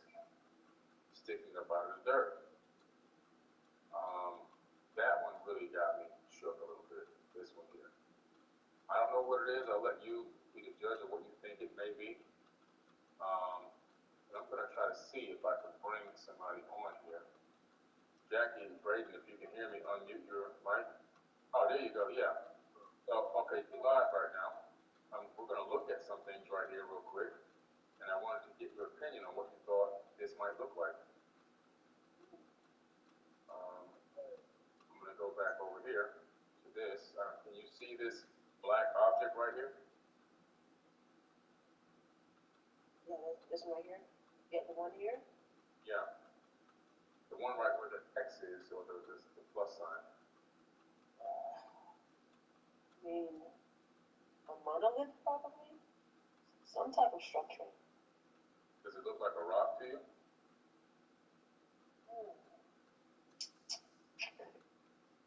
Looks more like a rock because to me it looks like it's no, because it's on each side it's kind of equal. Look like it's something that's not random, not to me. Right. Only because it looks like a shape. It looks like it's a design or something because of how it's meant. You know, the left, the right. It's a design. It doesn't look like a random rock to me. A random rock would have odd shapes to me. Yeah. I don't know. I can't tell. But it looks like a structure for sure. Yeah, it's equal on both sides. Yeah, that's what I'm looking at. The fact that it's equal on both sides. I see the bottom. Are those like representing a foot? The left, right? Are those knees? Is that a foot? Is that a head? I don't know. Some type of something. It's hard to tell. Yeah, it's hard to tell, but at least when we come to the same consensus, you don't think it's really a rock. You know, when you were showing the faces earlier, it represents what we see, even with the president's faces carved into the mountains. I mean, that's something that's obviously common from planet to planet. Yeah. So when I'm seeing these structures, I'm also looking at faces. That makes a lot of sense. Yeah, that makes a lot of sense. This kind of looks like a face looking to the left. Yeah, like a I think that's the eye, the nose, the mouth. Yeah. A lot of hair on its head, whatever it is, if that's hair or just could be carved wood, or could be just be an illusion. I don't know, but it really doesn't look like another rock.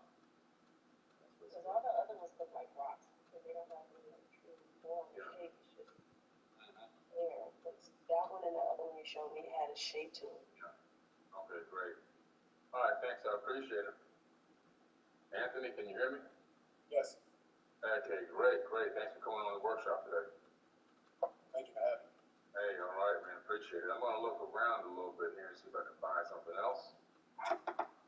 Since Jackie commented on the other object, let's see if I can find. This is McMurdo Valley. What's incredible is there's a McMurdo on Earth in Alaska. There's a McMurdo. You know what it's like when plaque psoriasis makes you hide your skin on your sleeves, to have a turtleneck choking you at 92 degrees.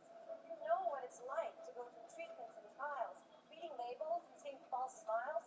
You know what it's like to endlessly seek a remedy. Give me the prescription that's once daily, steroid-free. You know you can talk to your doctor, right? Oh.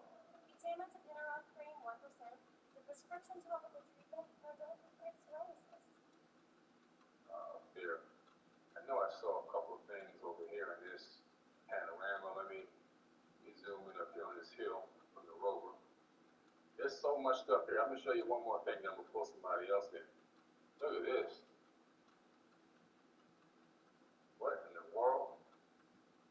That almost looks like a door blown off or something. Like airplane or something. Yeah, some kind of weird piece of something broken. Yeah, like something broke off. Yeah. Yeah. And are those holes? Those look like holes. Yeah, the top. One on the left and one on the right on each side. You think this must be a rock because the rock shouldn't have to run like that. You got one hole there and you got one little tiny hole mark right here. Both of them are equal distance from the end and also from each other. So it makes me think like this is something that used to attach to something else, you know? Fascinating. Yeah, man. Yeah.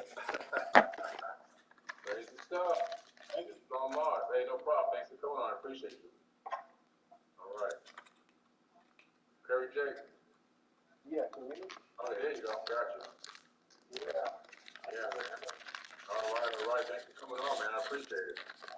Yeah, man. Just going over some of these anomalies here. We're looking around here on Mars from the rover's point of view, and from Spirit, just looking around, you know. And here's an object here we were just kind of talking about a minute ago. You know, obviously it's kind of strange.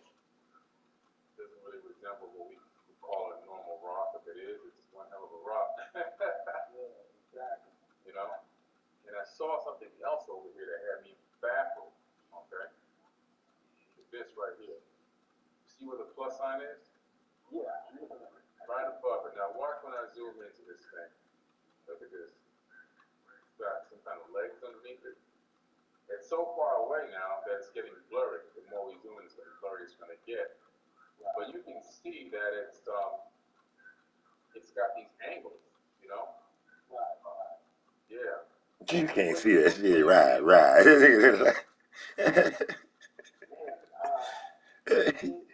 You being out true me out, man.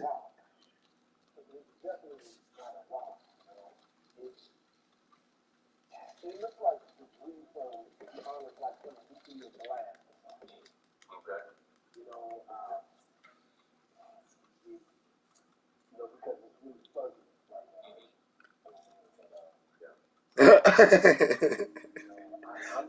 You know,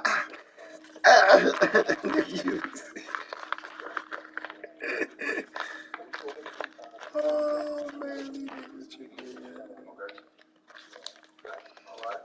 Billy's getting off, man.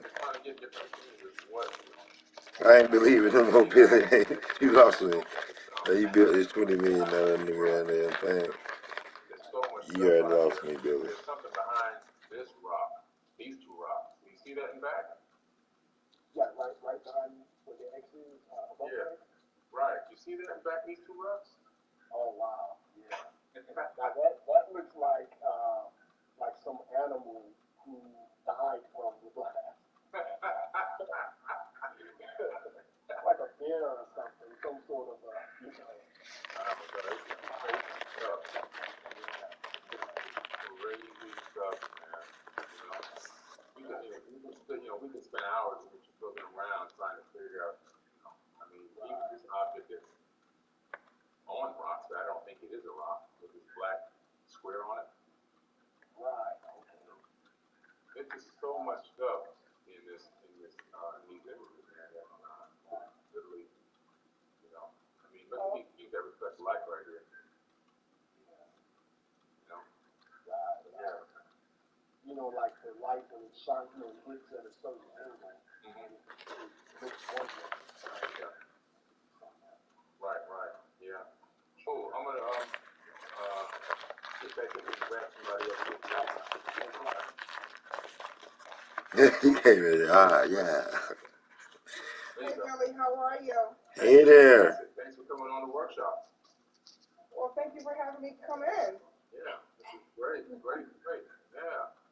I was just looking for anomalies, just looking around the planet's surface right now, you know, just trying to see what's out here on Mars.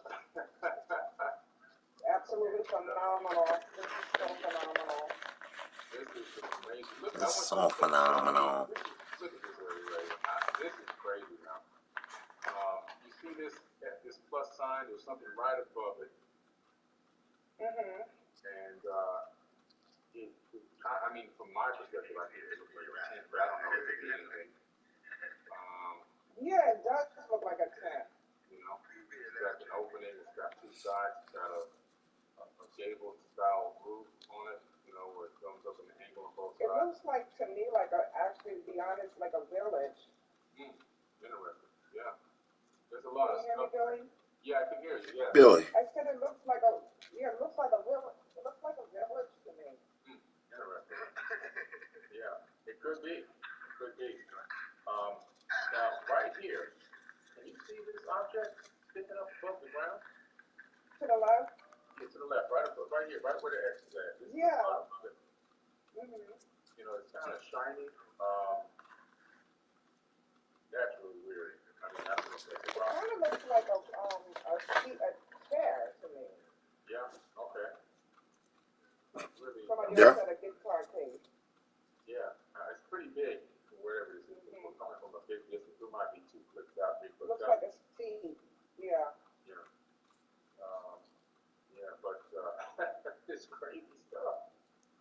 Very easy. I mean, every time I come in here, I'm always looking, you know, what can I find next that I missed the last time. Yeah. So. I can see how you could spend a lot of time. I would be on this forever. Yeah. You know, it's like, man, what am I looking at? You know, like look at this thing right here. Right. You see how it goes up and hooks over to the right? It's probably laying on the side, but it's got a straight line and then it hooks to the right. Again, I never seen a rock with a piece like that attached to it. It's definitely not nature. Yeah. Or whatever. It's not natural. Yeah. And we can enhance it, like using Thomas's technique to make them look even more clean. But this is raw. This is a raw image feed. We're looking at it the way it's given to us. We're not taking it, saving it, and enhancing it. And you can still see it on it. Right. You know, right. It's amazing about it. So, yeah. I just want to say to you, Billy, I am so proud of you. And I'm so blessed to be a part of your group, to be a student of yours. You are a phenomenal man. And I just feel so great. I feel so blessed to be a part of this journey with you. So thank you so much. Oh, man, thank you. So I really appreciate it. Thank you. Wow. Okay. I'm going to grab somebody else real quick. Okay, namaste. Okay, namaste. Hello, can you hear me? Yes, there you go. Hey! There you go. How you doing? All right, how are you? Good, this is interesting. Hey, thank you. I'm glad you're interested in it. I'm glad you didn't run and hide. No, my mic wasn't plugged in, my bad. Okay, all right, cool. I said, what? She's trying to get on here. Look at this right here. Oh, snap. That looked like something, like almost like a pottery or something. Yeah, that's crazy. This looks like it's, it looks like it's on one side up here to the left. It seems like it's got some kind of openings on it with a line going down the middle of wherever that is. It's just, almost like it was like shaped or something. Yeah. Yeah, exactly. Yeah, pretty interesting, you know.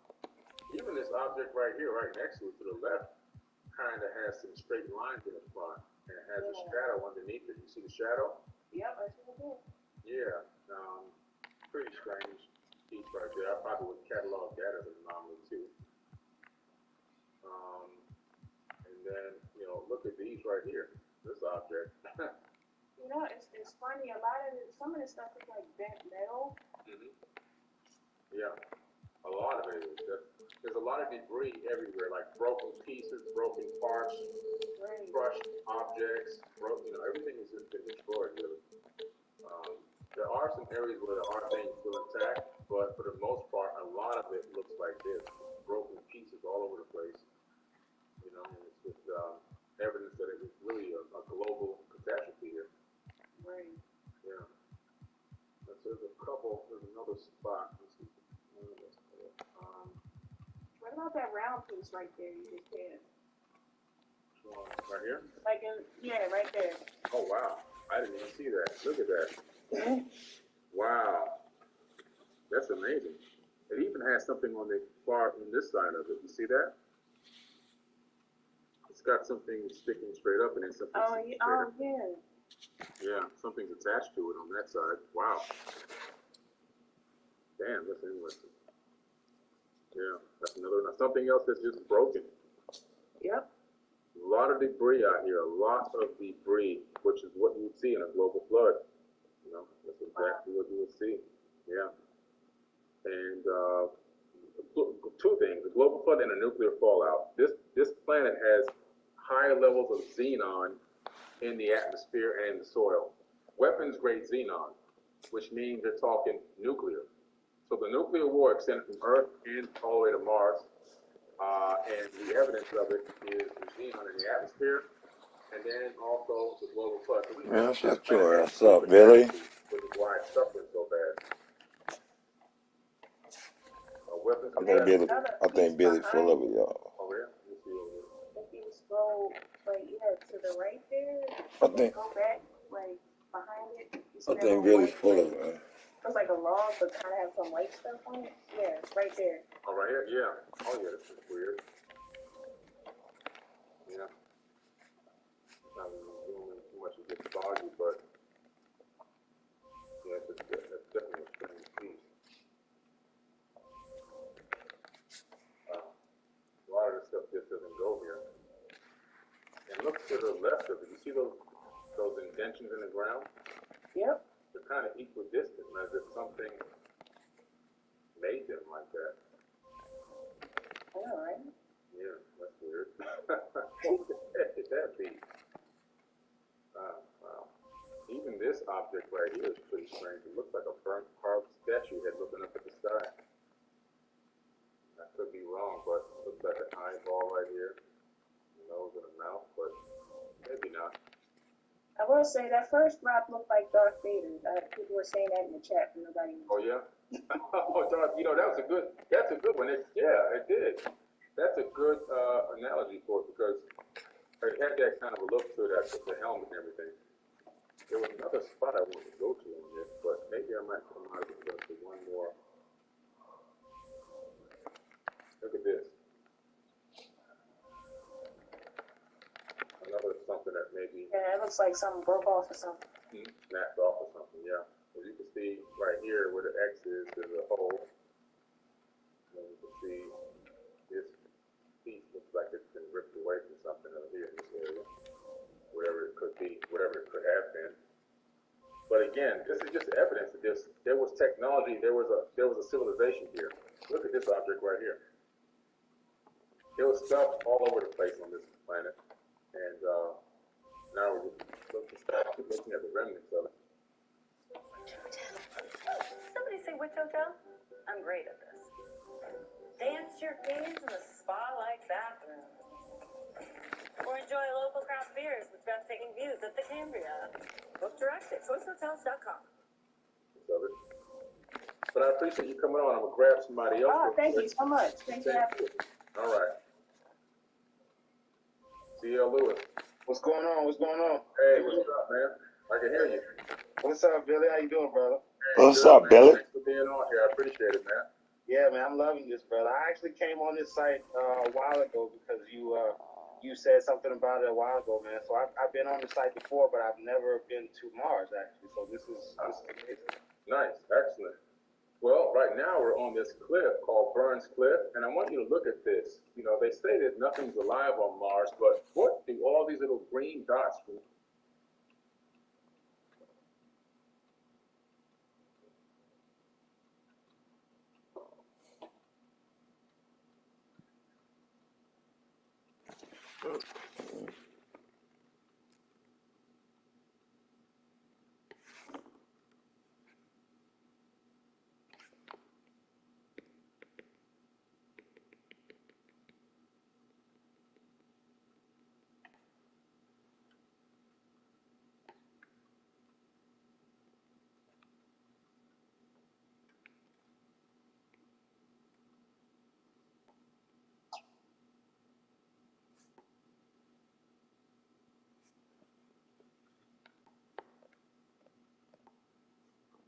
Real quick intermission to let you guys know about today's video sponsor, Native. Native's new plastic-free packaging contains absolutely zero plastic and also 92%.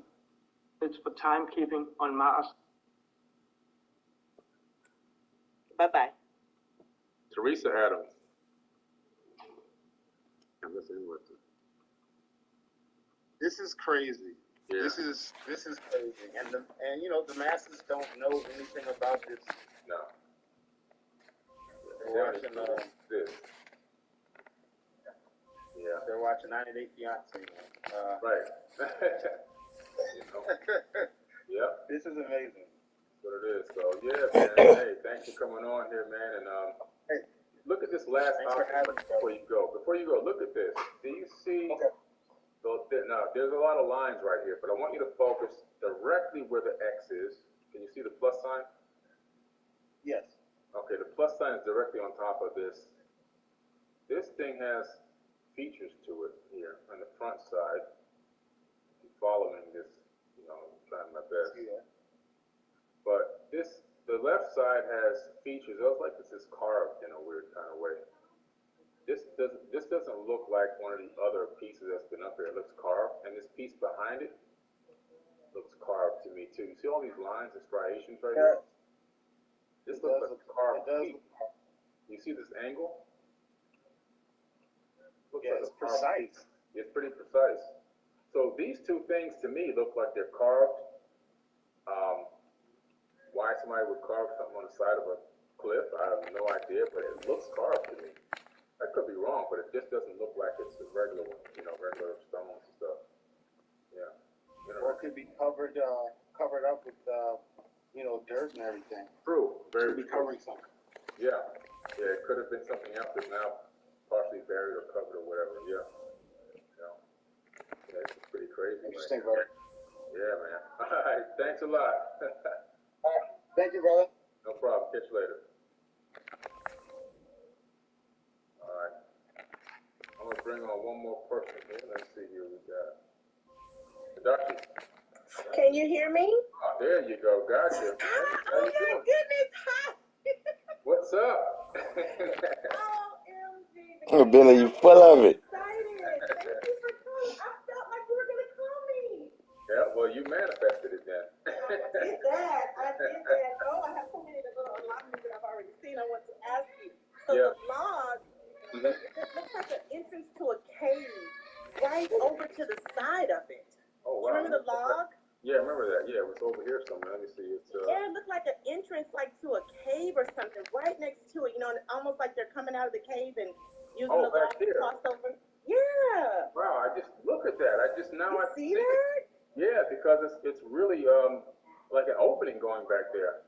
Yes, wow. I was like, oh, somebody living in there. Somebody so walking across this log to get to this area. Oh my goodness. Isn't that something? I believe that. I could see that now because it looks like this log is so bizarre how it's just placed out of nowhere. Yep, they're trying to get across so they won't fall into whatever this wet stuff is. I mean, it's so much water. Yeah. It's muddy, but it's water. Yeah, it is everywhere. Yep. This is amazing. And then the other slide you were on, I just kept seeing animals. Oh, I don't know if they're giant animals or what. I'm like, why does this thing look like it has legs and arms and like animalistic features? Mm-hmm. It's freaking amazing. Oh, it's not amazing. Excited about this. Yeah. I am excited. Billy's full of it. It's okay. Y'all are full of it. I've been full of it watching y'all. Taking me to Mars. I haven't been to Mars this way. I've been to Mars in other ways. I done let y'all fool me with this foolery. Things like that, but I've never. The more I sit back and I listen to Billy conning up something, man. Billy conning ass Billy, man. I'm having a great time. Thank you. I'll be at the next workshop too. Excellent. Thank you. All right. Catch you later. Bye-bye. Teresa Adams. Come on, find her. Yeah, you trying to find her. Yes, I got you. There you go. Hey, what's up, Teresa? Hi, I'm doing fine. I'm so glad you called me. This, when you pulled back, it almost looked like a dam to me. Like, wow. Something that was built to, like, water in a certain spot. Yeah. You know what? That makes a lot of sense because it's all piled up. See how it's like it's all piled up? Yeah, exactly. That makes, because to me it looks weird. Like, who can leverage these pieces like this at the top of this cliff or whatever? Right. And it was just so random how everything seemed to be below it seemed to be smooth, and then all of a sudden up here it looks like everything is just rough and tiled. It could be a dam. You're right. That could be the water leaking through. Wow. Yeah. This is amazing. This is great. I'm glad you see bringing y'all on. Just expands my consciousness, man. This is great. I never saw this opening by the log, and it makes logical sense why the log is perched like that now.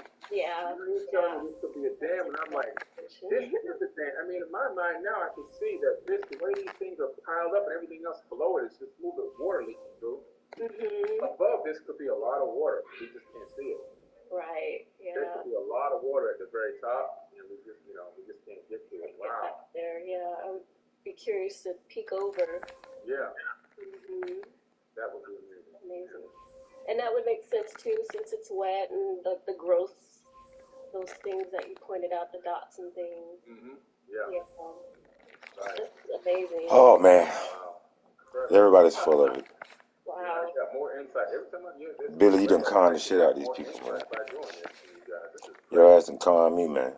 I never would have thought I'd Trying to see con a bitch, man.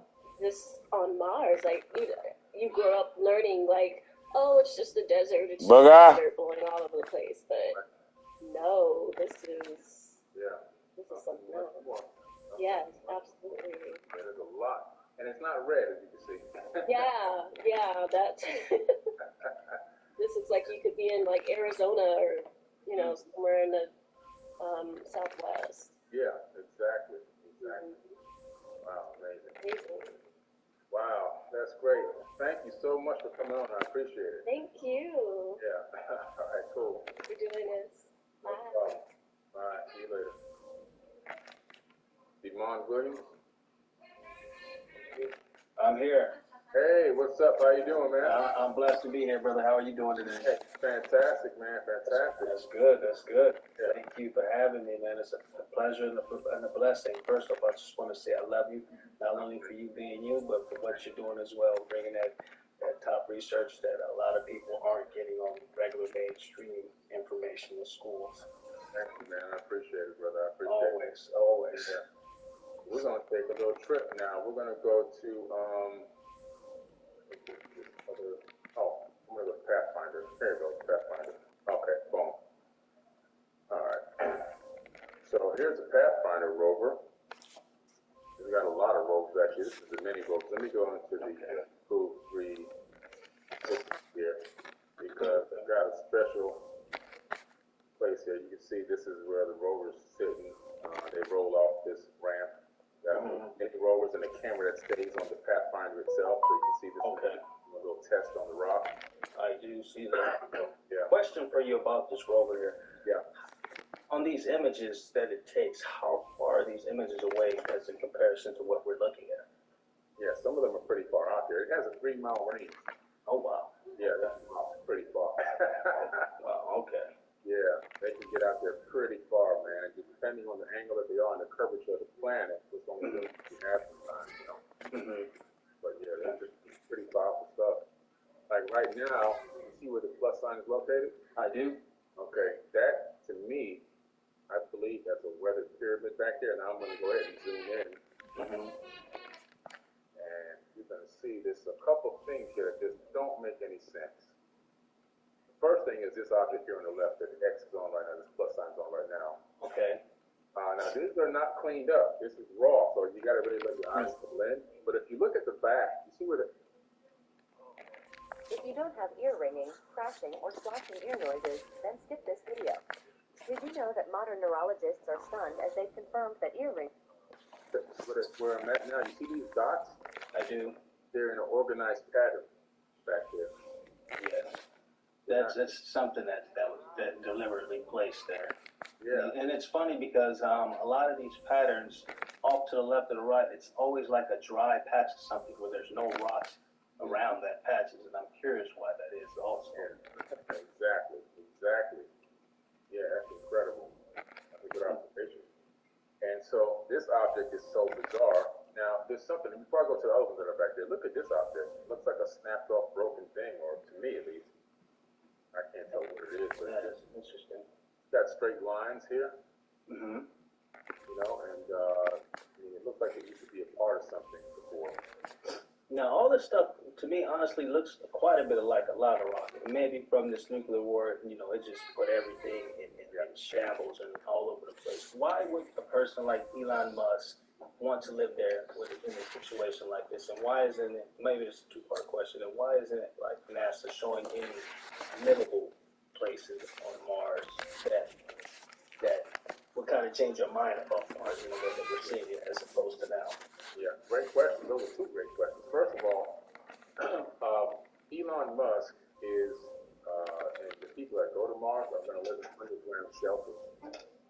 They have openings, in my opinion, from what I've seen in certain areas that look like there are people coming up from under the ground. Now, that's part two that I'll invite y'all back to for free.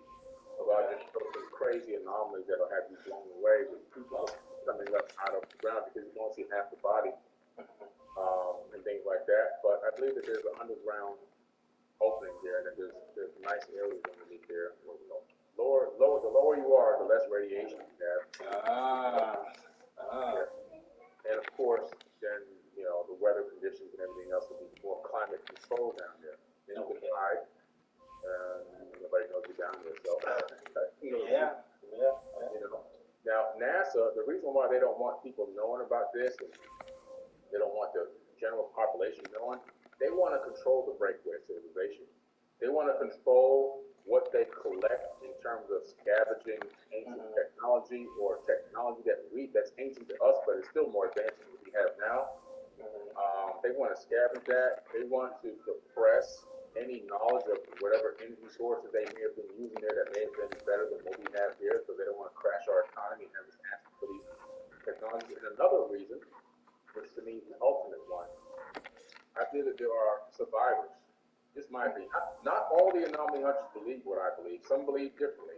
Okay. I believe that there's a small remnant of survivors on Mars that have survived generations. This is very small, but I believe that we are now the new Christopher Columbuses, if you get my drift.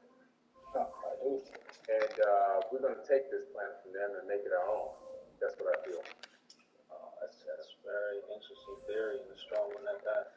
Yeah, that's what I feel, man. So, but yeah, look over here real quick. Look at these things back here. There's this one here, this dark shaded thing.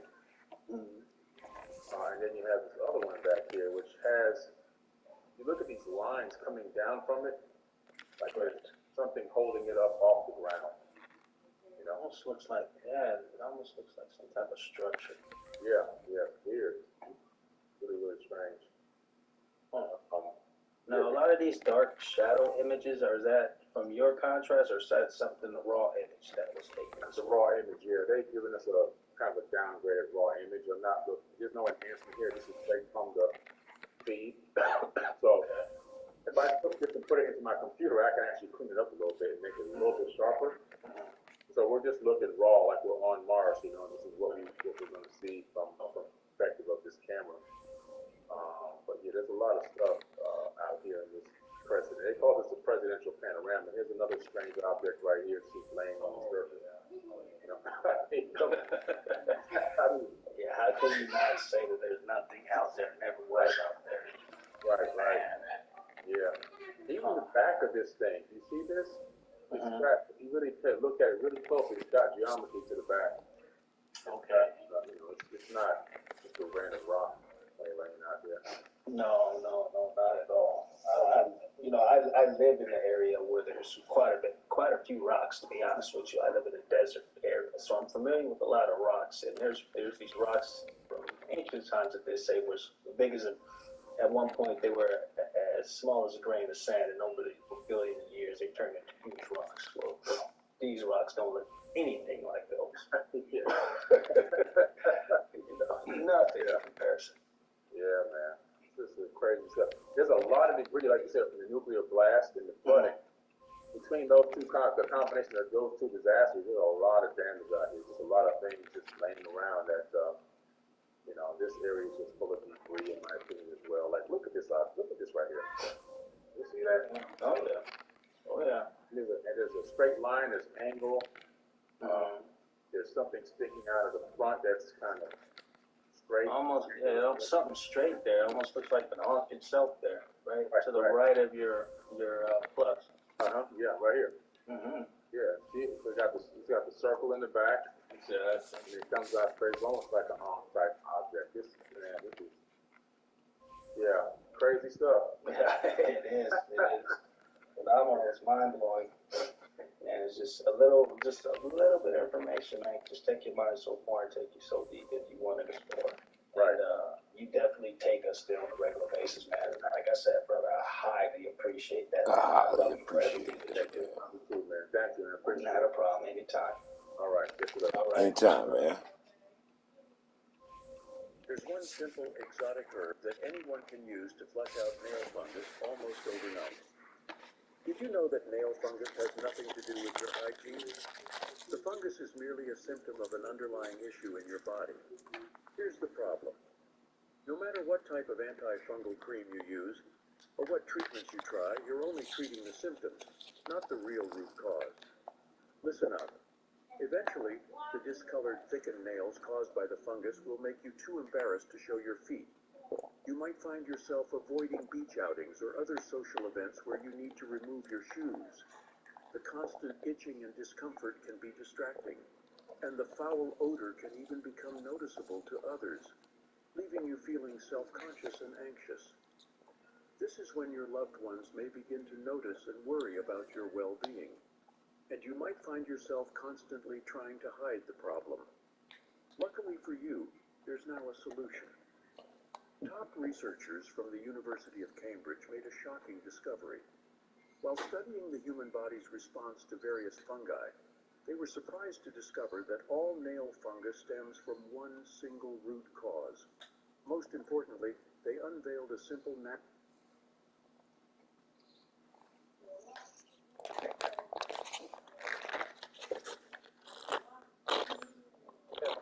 where it cuts through the cerebral plane, it almost looks like a scar, and it was caused by repeated earthquakes in the past.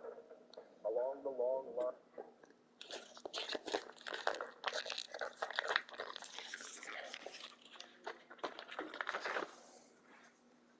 Recorded in Valentich's final transmission.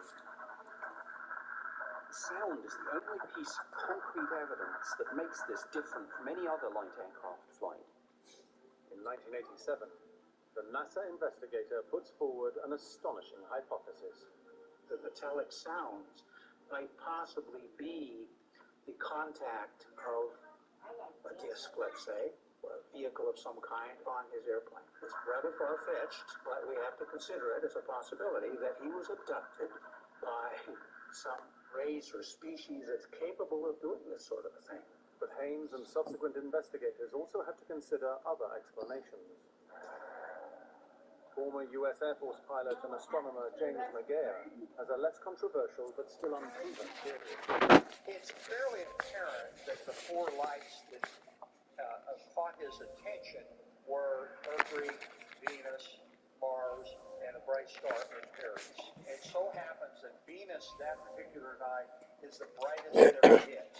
And he started looking at that and probably inadvertently started the airplane into a slow turn.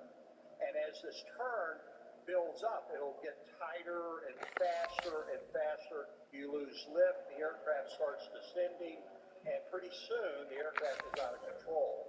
But he's keyed to Mike, what is the sound? Is the aircraft actually breaking up from G-forces from the graveyard spin?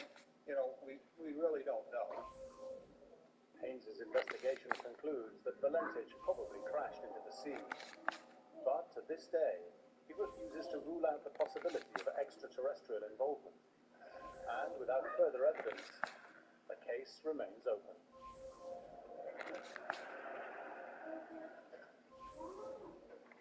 In 2012, Ocean TC's planet hunting team spots something that baffles even them. NASA's Kepler telescope finds two planets orbiting a star in the distant Cygnus constellation. But the data from the telescope suggests they're doing something unnatural. Both planets have been pulled out of the equatorial plane. The star is spinning like this, and the planets are going around like that. It's all very clear.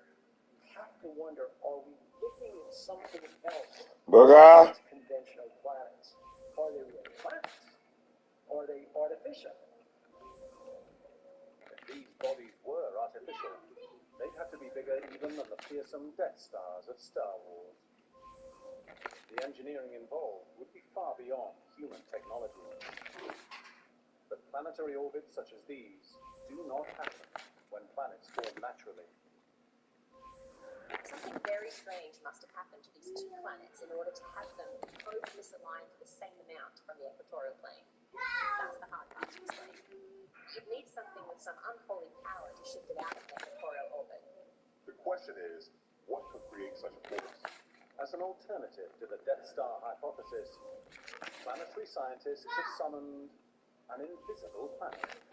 We speculated that there was this additional body further out that was much larger. but we don't know that it is there yet. We don't know what it is and how far away it is, just that we have a hint that this takes the body further out. I ain't get shit. They been dead tonight. This invisible planet, labeled Or the Kepler investment 26b, popping. would have to be huge, 3 to 4 times the mass of Jupiter, capable of exerting such an immense gravitational pull that it could compete with the gravity of its own star. Whatever the two rogue objects are, they are doomed. In 130 million years, the star will expand, consuming them both. The dark world we call 56D will be the only survivor of the apocalypse. NASA has a special relationship with the city of Houston. Over decades, the people have grown used to strange sights in their sky. But some are still hard to explain. August the 11th, 2014. A Houston resident stepped outside to film a building storm. Between flashes of lightning, he captured footage of a remarkable object. A circle of lights which seemed to hover in the air. You can see this object clearly from the ground, and it looks big. When the footage appeared online, commentators speculated on what might have caused the anomaly. One of the most popular explanations was that it's simply light reflecting down from the clouds. One particularly interesting kind of cloud is called a noctilucent cloud, and that's formed in the upper atmosphere, and that can often produce very unusual glowing effects. It's illuminated by the sun, which is below the horizon. Clouds do reflect light back to Earth, but in this much detail? Other commentators suggest the unidentified object could be an example of the mysterious phenomenon known as ball lightning. These rare and mysterious orbs of light often appear during and after thunderstorms. People have been reporting ball lightning for centuries, and there are thousands of reports, yet we still don't fully understand the phenomenon. But the circular shape of the Houston anomaly makes this theory unlikely. Trying to explain this case of ball lightning is ridiculous, frankly, because to have 16 balls of light in a circular formation seems completely implausible. When multiple witnesses reported similar sightings in a range of different conditions, it soon became clear that the lights were not caused by the weather. On May 23rd, a Houston resident accidentally captures these same lights flying over downtown Houston. 3 months later, the formation of lights appeared again. Another Houston resident captures these same lights while filming an unusual cloud formation. We've got multiple witness reports, and nobody is offering any credible explanations. To UFO watchers, the location of the sightings seemed like a remarkable coincidence. Whatever this is, it's less than 30 miles away from the Johnson Space Center. There was even wild speculation that this could be evidence of aliens spying on NASA. In TV, in film, flying saucers are synonymous with aliens. Some suspected the sightings could have been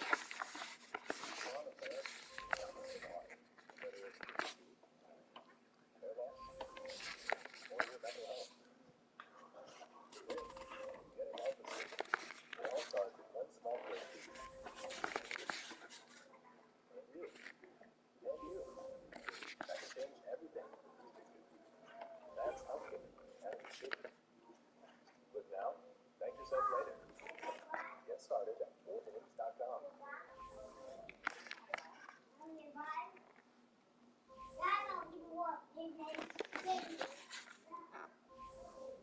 Green team always wins. Stay on the green team to earn more points. Right answers you think match your friend. In Big Bo's birthday party, don't write birthday cake. It'll rain on the orange team. And no one likes being orange. Because green team wins. LBSD drops. The Johnson Space Center is only 32 kilometers from downtown Houston, but it's an unlikely venue for testing an advanced craft like the LDSD.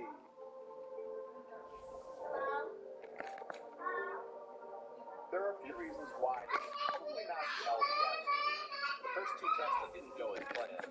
The large parachute that was to slow its final descent failed to deploy. LBSD falls a long way. This is the big reason why they're not operating it over Houston or any other city. After months of speculation, an answer to the mystery came from Houston locals. As a Houstonian, I have a potential explanation that's much more down to earth. Driving along our freeways here, we have very distinct streetlights. They're circular in nature, they have multiple lights. In fact, even during the day, they sort of look like UFOs. This is actually a lens flare created by this light. This light is actually made of a ring of lights. This ring of lights creates the lens flare that you see. And so unfortunately we don't have a UFO to look at.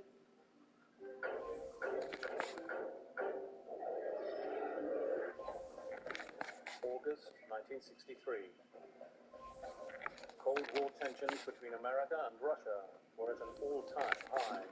The United States alone had almost 32,000 nuclear weapons. The Soviet Union had at least another 20,000 in their own inventory. The number of weapons on both sides was completely out of control.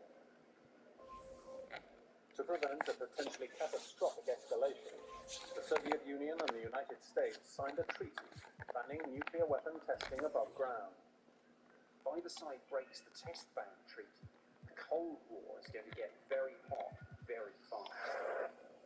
The US military deployed the Vela satellite surveillance network to make sure the Soviets honored the treaty. The Vela satellites are in orbit around the Earth to detect potential nuclear detonations. On July the 2nd, 1967, scientists at the Los Alamos National Laboratory monitoring the satellite data saw something disturbing. A massive surge of radiation in the atmosphere. It looks like someone's detonating nukes. The US, they know they haven't detonated a nuclear weapon, but they don't know who else might have. The source of the gamma rays remained a mystery for more than 5 years. A breakthrough came when a later generation of the Vela satellite, equipped with longer-range sensors, detected another burst.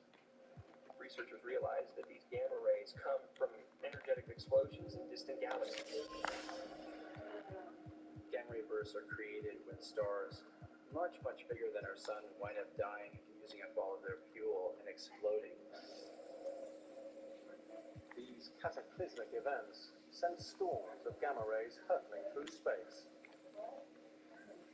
To scientists looking at the data from the early Vela satellites, it looked as if the radiation originated from the moon, because that was as far as their sensors could see.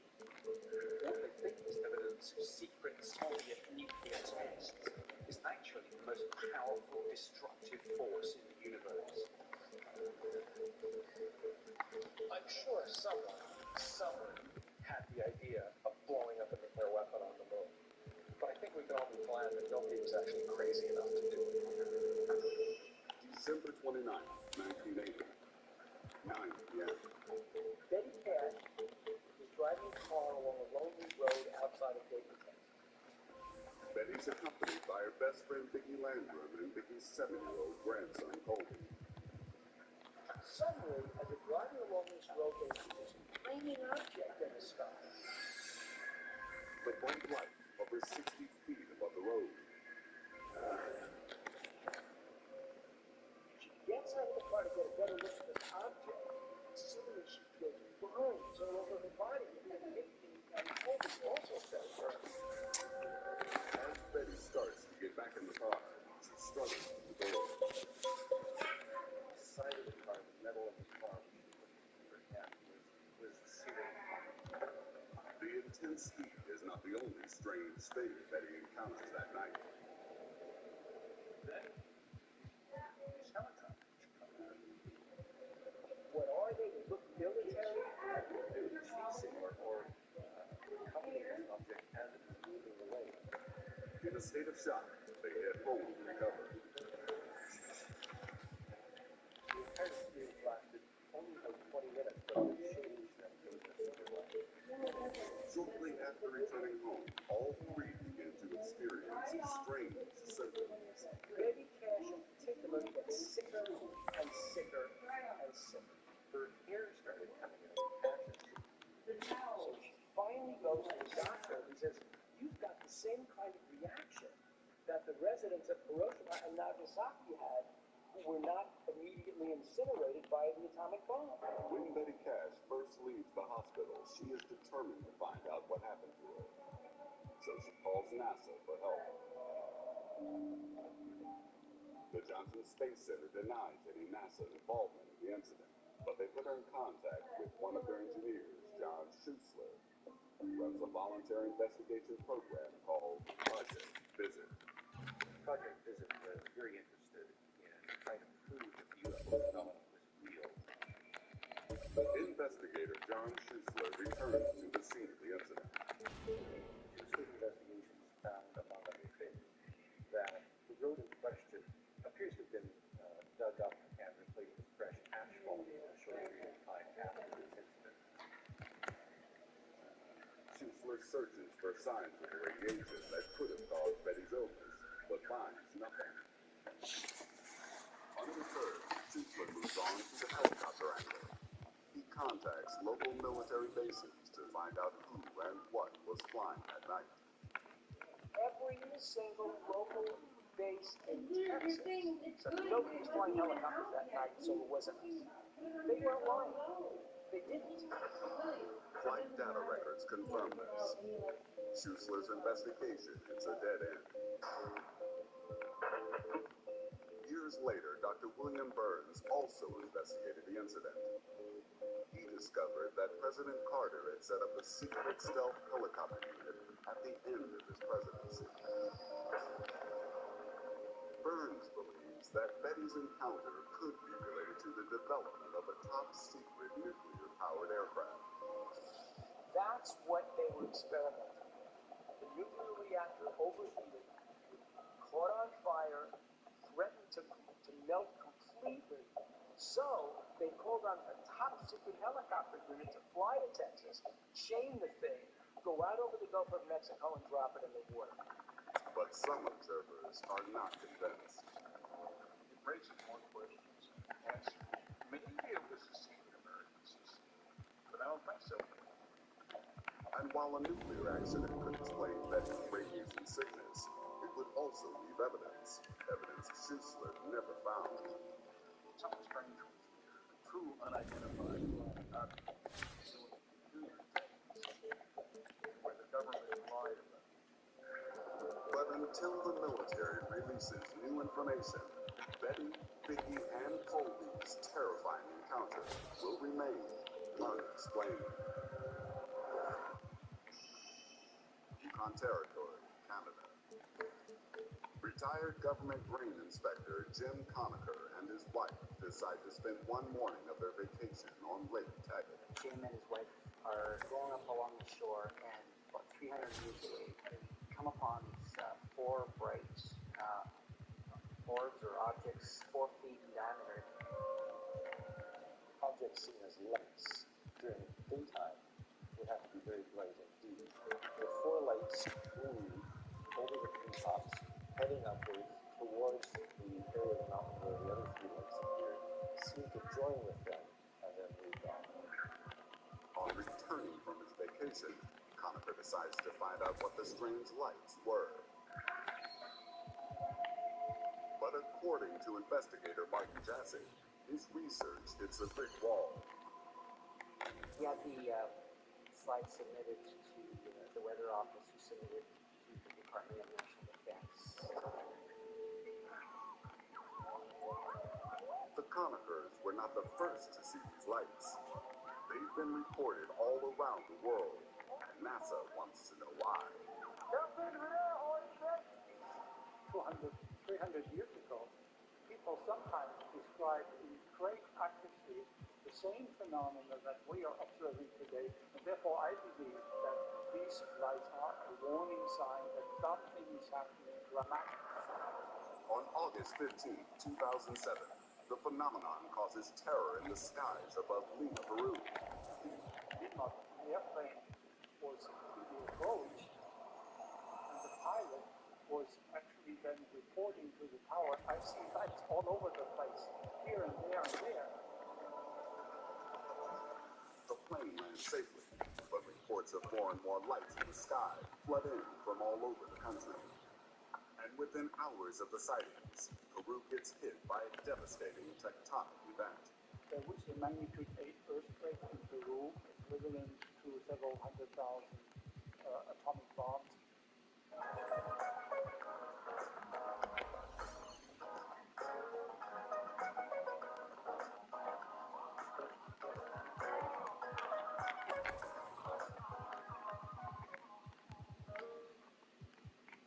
Great San Francisco earthquake of 1906. I believe that these lights are a warning sign that something is happening at the Earth's surface, which is a result of something even more dramatic happening deep in the Earth's crust. Yo, what up, Clyde? Could this explain the strange lights that Jim Conover saw on July 1st, 1973? Jim didn't know what the lights were and never found a satisfactory explanation. On the same day that Jim spotted the lights, a magnitude 6.7 earthquake struck the coast of Alaska. The epicenter was less than 200 miles from Jim's position.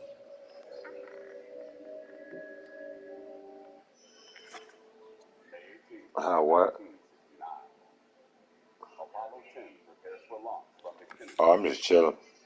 40 seconds and only contact with making a final check of his computer. Apollo 10 basically ran a structural before Apollo 11 senior landing. They did everything Apollo could do before the moon came on the lunar surface. This was the most comprehensive mission to date. And as far as anywhere on Earth goes, this mission is going with fun. The building breaks away. That thing breaks away from Earth. But every 4 decades later, lost recordings are revealing an unsettling incident on the far side of the moon. Billy Ball. That records whatever's going on that side of the moon through a data code. And as soon as launch control releases what it has,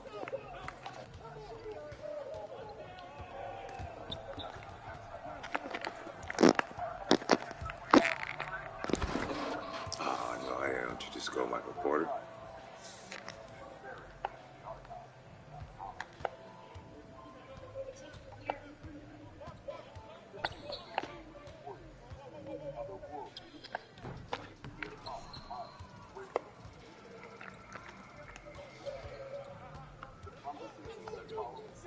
Oh, whoa.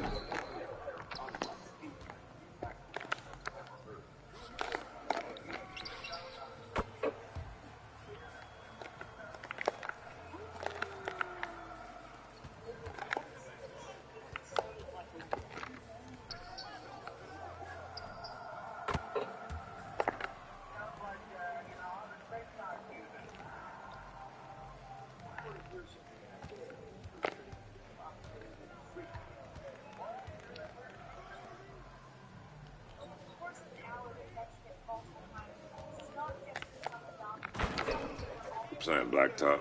Hell yeah.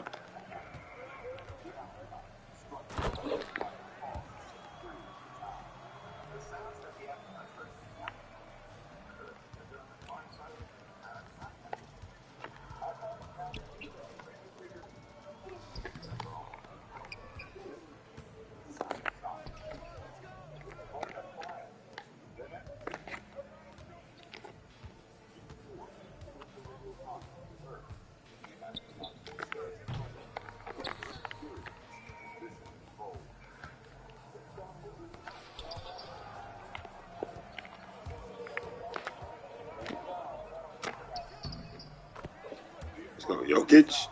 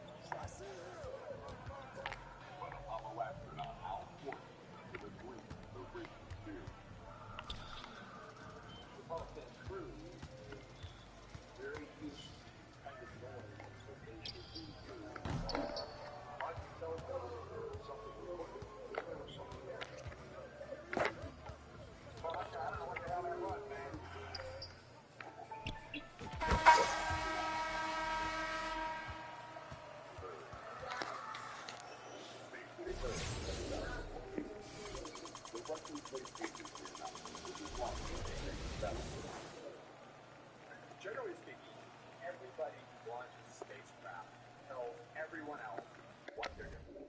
It's the only way that you can ensure safety of the launch and then safety of the other countries so that there's no difficulty or collision.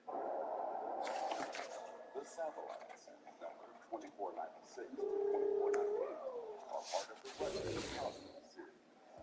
Cosmos satellites are a Russian series of military communication satellites that used to relay messages from ships at sea, ground forces back to the base.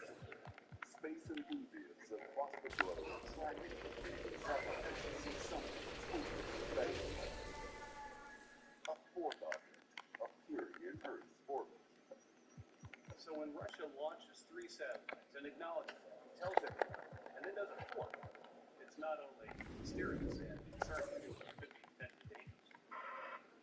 At first, amateurs assume that the mystery object is space junk.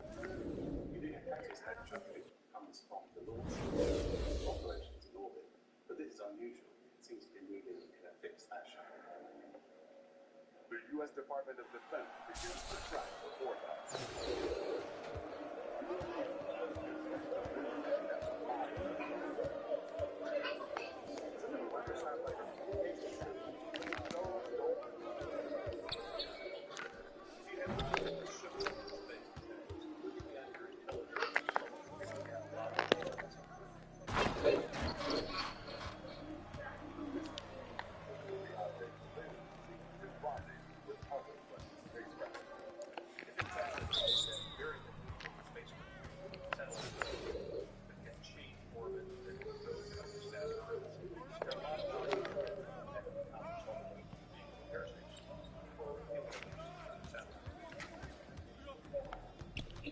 Despite repeated requests for information, the Russian state has not accepted unidentified object.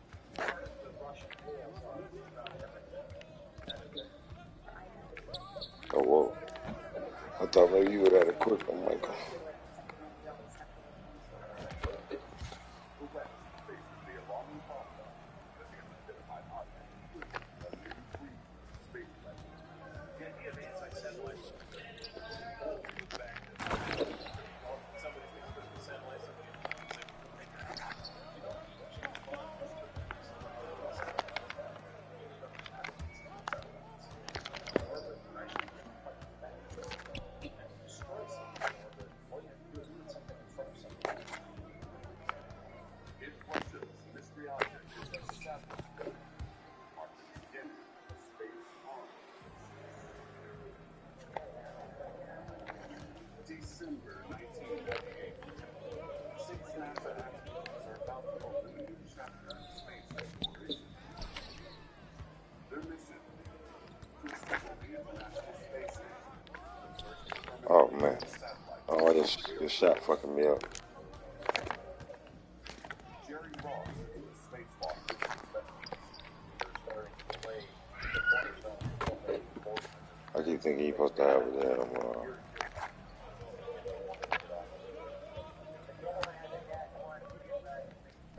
Seven days into the mission, Ross and fellow astronaut Jim Newman are installing thermal protection on the new space station.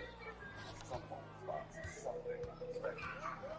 Doesn't shed much light. I'm starting to look around, trying to understand whether it's obvious. The crew immediately follow NASA's UFO sighting protocol. The first thing we try to do is take all the secret pictures we have photographic evidence.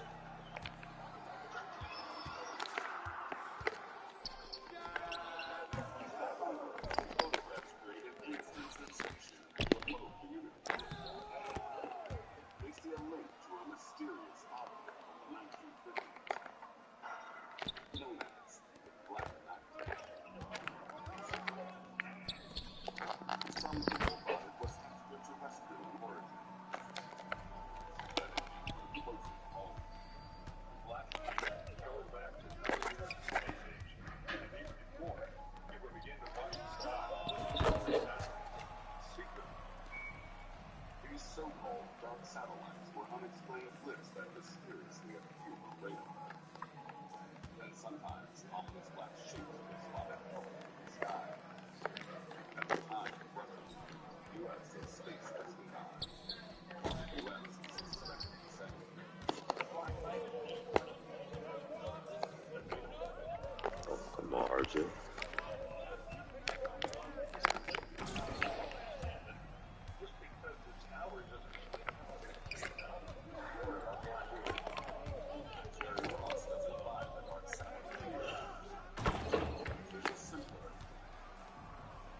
Jim was supposed to put a thermal blanket on the outside of the station to protect it from heat loss, but not enough. I was a young man like that.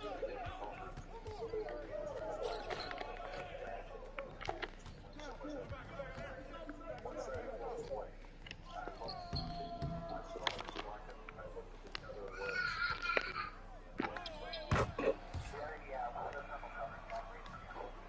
How did it do that? I don't believe this. This came from the story of the blanket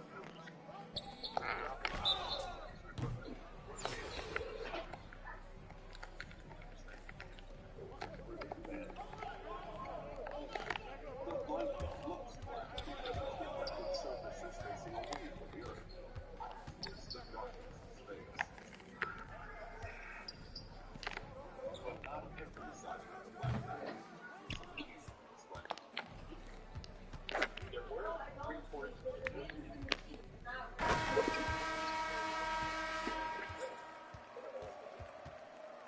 They weren't ours, of course. What does that leave? We put Walker Kessler nice. It's a nice pour though. What'd he sell for? In September 2002, Young spots a bright object in orbit around the Earth, which sets off alarm. This object became very apparent as something unusual, primarily because of its motion. It was moving very fast and moving in a velocity that's very much like the velocity. The mysterious object is more than 60 feet across and orbiting close to the Earth. Young immediately reports the sighting to the authorities. The first thought is, this is an asteroid. NASA takes the threat of an asteroid impact very seriously. Asteroids are kind of important because they might occasionally beat the heck out of the surface of the planet. Asteroids are traveling at about 30 miles per second. That's an incredible velocity.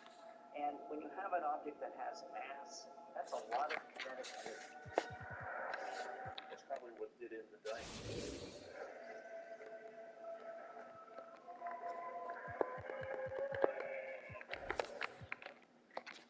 But asteroid J002E3 isn't behaving like an asteroid at all. Most asteroids trace a regular orbit around the Sun within the belt between Mars and Jupiter. But this mysterious object doesn't do that. This thing goes around the Earth, then it shoots off, it goes several times around the Sun, it comes back. Concerned, NASA's Jet Propulsion Laboratory joins other scientists in the investigation. They direct the infrared telescope in Hawaii towards the object for a closer look. This is the most odd thing we've ever seen. Pulled up the spectrum. It was full of paint. The exotic anomaly has a coating with the same chemical signature as industrial paint. This object was no natural asteroid. It was unlike anything we'd ever seen before. It's paint. This can't be an asteroid. Raising an alarming possibility. When you think about it, we use spy satellites. And here's this object orbiting the Earth. Why wouldn't an alien culture use spy satellites? NASA's Jim Oberg doesn't buy that theory. He supports further investigation of the paint evidence. Detailed analysis of the data reveals the entire surface of this 60-foot object is covered in titanium dioxide, a compound that makes paint white. The color of NASA hardware. But if this is a part of a rocket, it's in a very strange place. The question is, how did it get there? NASA connects the dots and comes up with a plausible explanation. Based on the orbit, and based on the fact that this object is covered in paint, we're able to calculate backward to determine that this object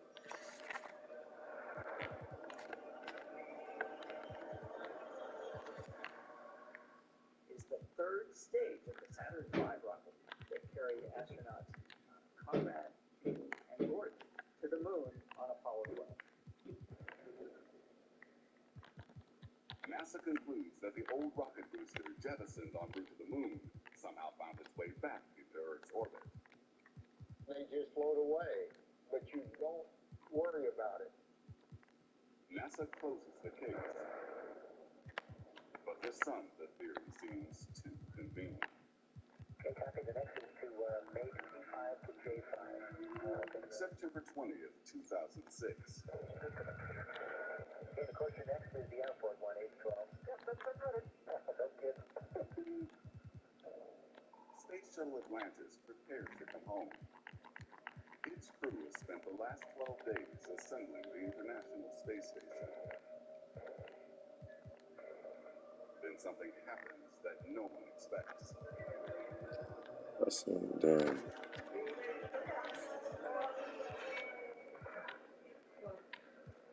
Excuse me, Larry. Oh, There's some kind of reflective structure. Mission Control asks Commander Brent Jett to describe what he sees. Structure that's definitely not rigid or it's not a solid metal structure. Doesn't look like anything I've ever seen on the outside of the shuttle.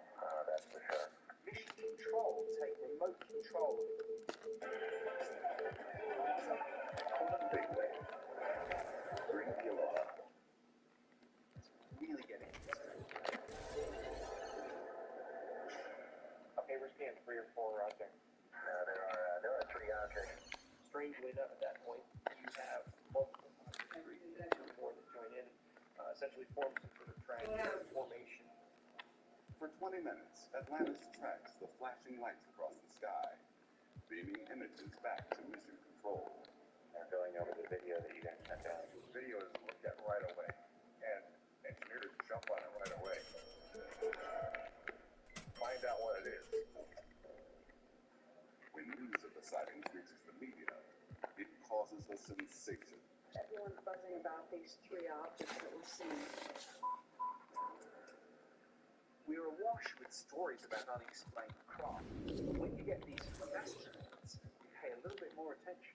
In the lore of what are termed unidentified flying objects, one of the most iconic shapes in all of that is the triangle, so it's still. Based on the way the objects are moving, NASA assumes this is space debris reflecting the sunlight. You are flying through a vacuum, so things that are out in space will generally tend to hang out together. Having 3 objects, you always have a triangle. But not everyone agrees with the official explanation. NASA's explanation of space junk to me is, just ridiculous. They should be able to recognize what space junks are. These guys are astronauts, okay? They're trained for this. But NASA really does suspect they're tracking space junk. And they're worried. Because 3 years earlier, shuttle debris brought down the shuttle Columbia. Following what occurred on STS-107 when we lost Columbia, NASA is very interested in tracking virtually every piece of debris. NASA fears the Atlantis is seeing a critical piece of its hardware that's broken off. In Mission Control, we really want to get pictures like this of anything floating nearby any shuttle, especially if it appears to have come off the shuttle. This kind of warning of this 2003, like a warning you want to get every time. man, I You don't want to got find damn them out, rebounds. see them, you want to report them, and you want to react to them. Unsure what these unidentified objects are, NASA doesn't take any chances. They decided that based on this object that we spoke, that we're going to wave up tomorrow. So our next deorbit opportunity is going to be on flight day 13. Atlantis, we copy. NASA delays the landing so they can check that Atlantis has not been compromised. This is Mission Control Houston. I'm doing a survey to confirm the integrity of Atlantis' heat shield. In this case, it looks like it's more likely to be an incidental object broken free accidentally.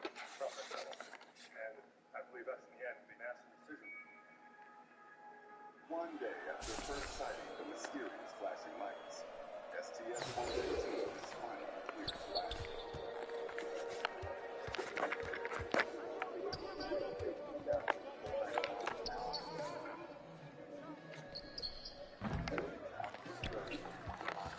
When they later examine the contents, NASA confirms that it was hit by a microwave.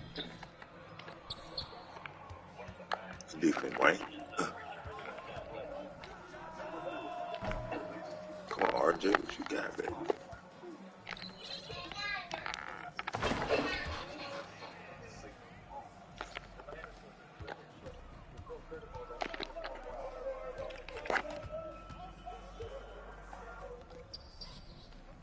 Oh, they're gonna want one in, but it gotta be a little bit longer, RJ.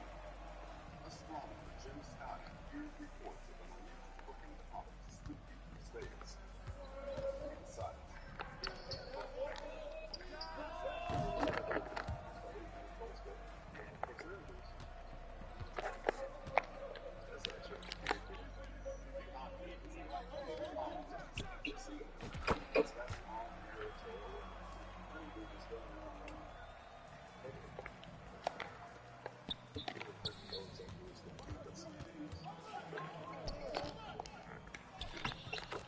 the buzzing bees appears to have a probe-like arm using hope at the main structure.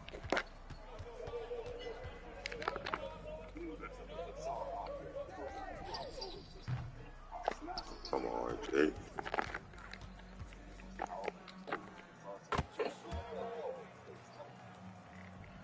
Images from its giant 8-foot mirror are sent directly to NASA scientists. They seriously doubt that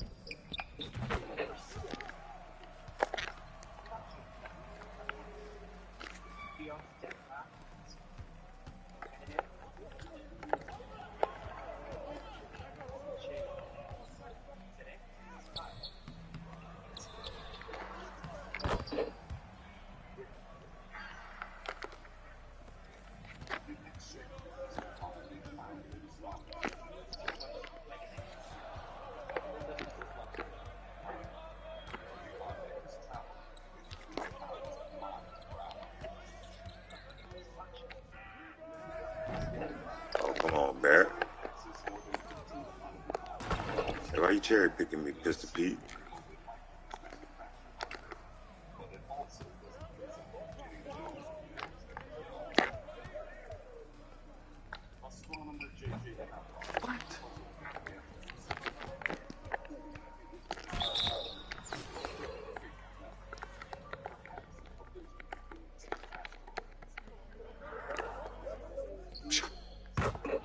Speak finna spray your ass up now, man. Damn.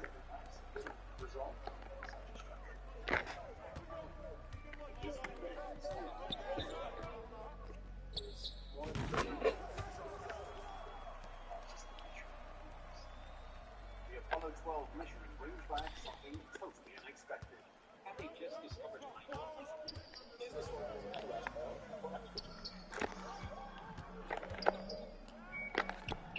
Apollo 12 astronauts returned to Earth Oh, come on. carrying an unexpected payload. There is something alive. Scientists and astronauts struggle to explain the mystery. At the time, it was thought that space was instantly full of life. Have they just discovered life?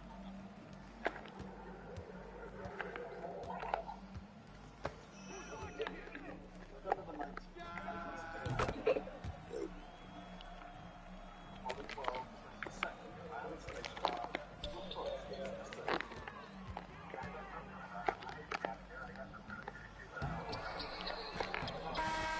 For some reason, better get a rebound, RJ.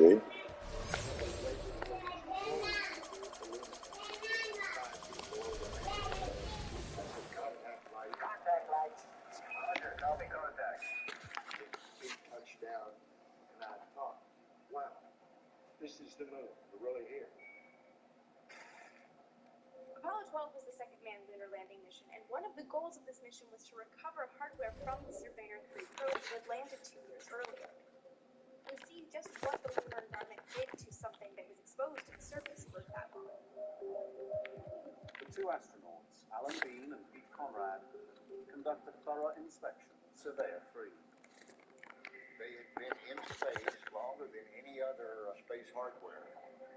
The thing they wanted the most was the television camera, because the television camera had metals in it, it had a lot of different materials, and they could then look at the effect of radiation, temperature change, and all this. This is important stuff, because if you're ever going to build a base on the moon, some sort of colonization effort, you need to know, is dust going to get into everything?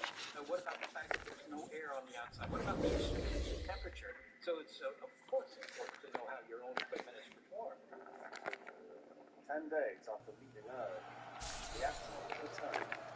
The equipment recovered and surveyor-free. Scientists examine the camera. They find disturbing.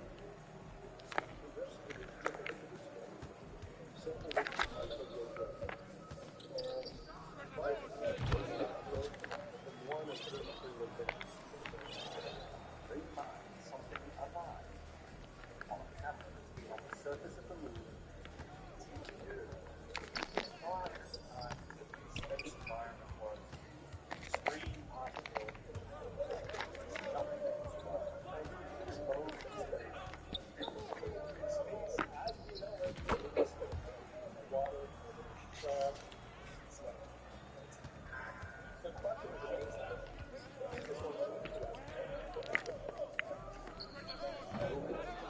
well-known the origin of that was found. Strange times. Similar to what God always wants. You're not feeling well, there's the scientists found it. However, no form of Earth life capable of surviving in a hostile environment of space. Not Russian or highly poison. One explanation is what happened here is that, in fact, these bacteria are just the result of contamination that occurred when this instrument is brought back to the Earth. A NASA scientist who worked on the surveyor program claims to have identified an instrument which could have contaminated the sample. The videos of this looking at them, I saw an impossible situation in terms of contamination. Not only did the investigators pick up sampling equipment, hold it against it, go out and put it back again. One investigator actually used on the Current and former NASA scientists reject the contamination hypothesis. And they say absolutely, completely, totally incorrect. Tremendous care was taken with this camera. Nobody knew what it contained.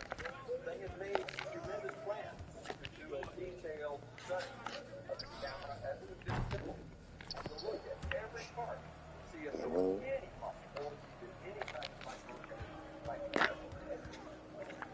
The presence of only one kind of organism makes contamination possible for the world return seem unlikely. They only found stuff that was minus.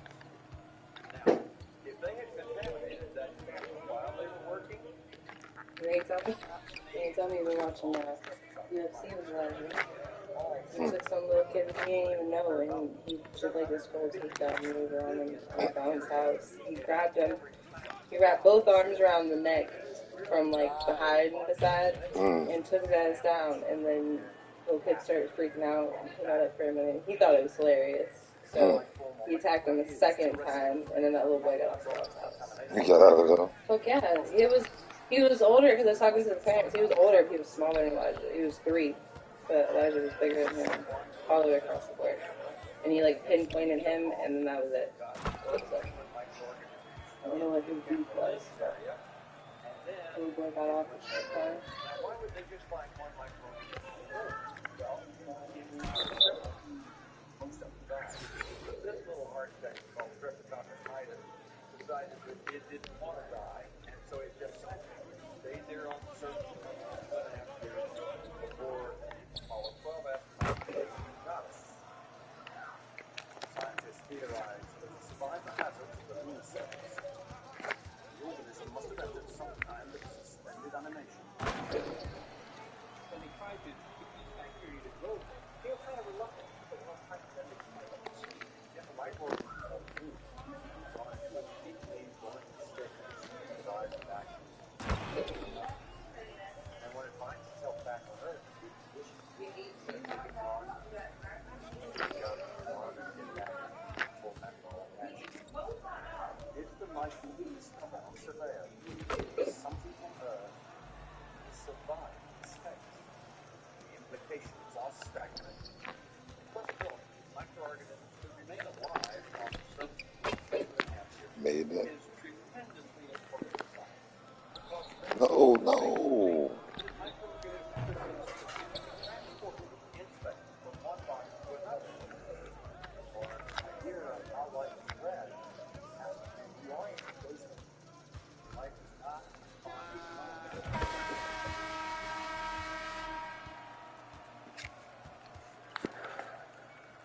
NASA probe in the far reaches of the solar system encounters unidentified light from a rock tumbling through space. There are lights shining on what is supposed to be a dead rock. No human craft has ever reached here, and yet there are structures which defy explanation. NASA hopes that its groundbreaking research may one day answer questions about whether mankind is alone in the universe. But others believe those answers can already be found in chapters from the space agency's past. December 9th, 1965. A dazzling fireball burns through the early evening sky over Pennsylvania. Freedom. Freedom is why I love doing apartment deals, just like the one you're seeing on the screen now. And the good news, nah, I'm not special. When you meet me, you'll understand that. You probably already understand that. Look, my word, look at my hair. All right, y'all. So listen, we back again with another video. And as always, I want to start the video off by saying prayers and condolences to the families. We want to send love and light their way. Much healing goes out to them. All right. So listen, we back with another video with James Cameron, another interview with James Cameron, and he's going over the fundamental flaw in the design of the Titan submersible. All right. So before we get to the video, if you're new, go ahead and help us out, man. Hit that subscribe. We done. Also, man, we gotta upload the Matrix, so do that. Hitting that like. Close some more people out, man. Alright, with that being said, let's get to the video. Check this out. Joining us right now is James Cameron, diver, explorer, director of The Abyss, a deep-sea thriller, and was famous for, of course, Titanic as well as many other great films. James, I appreciate you joining us. Someone who's devoted his life to exploration of the past, anyways, under the sea. I'm wondering what is going through your mind now. Well, thanks, Anderson. I mean, obviously, we're all kind of heartsick from the outcome of this, and I've been living with it for a few days now. It's something to involve in the deep submergence community. I was out on a ship myself when the event happened on Sunday. First, I heard of it was Monday morning. I immediately got on my network to a very small community submergence group, and found out some information within about a half hour that they had lost people and had lost tracking simultaneously. The only scenario that I could come up with in my mind that could account for that was an implosion, a shockwave event so powerful that it actually... And that's still like blow your mind how this small thing. And every time I hear that, I think there are this small that does this or that really knows this stuff where we have to use them and their information that we have for our own. You know what I mean? That's why I just like I think more than that ever since I heard another interview with James Cameron. So on the sea, odd, you know what I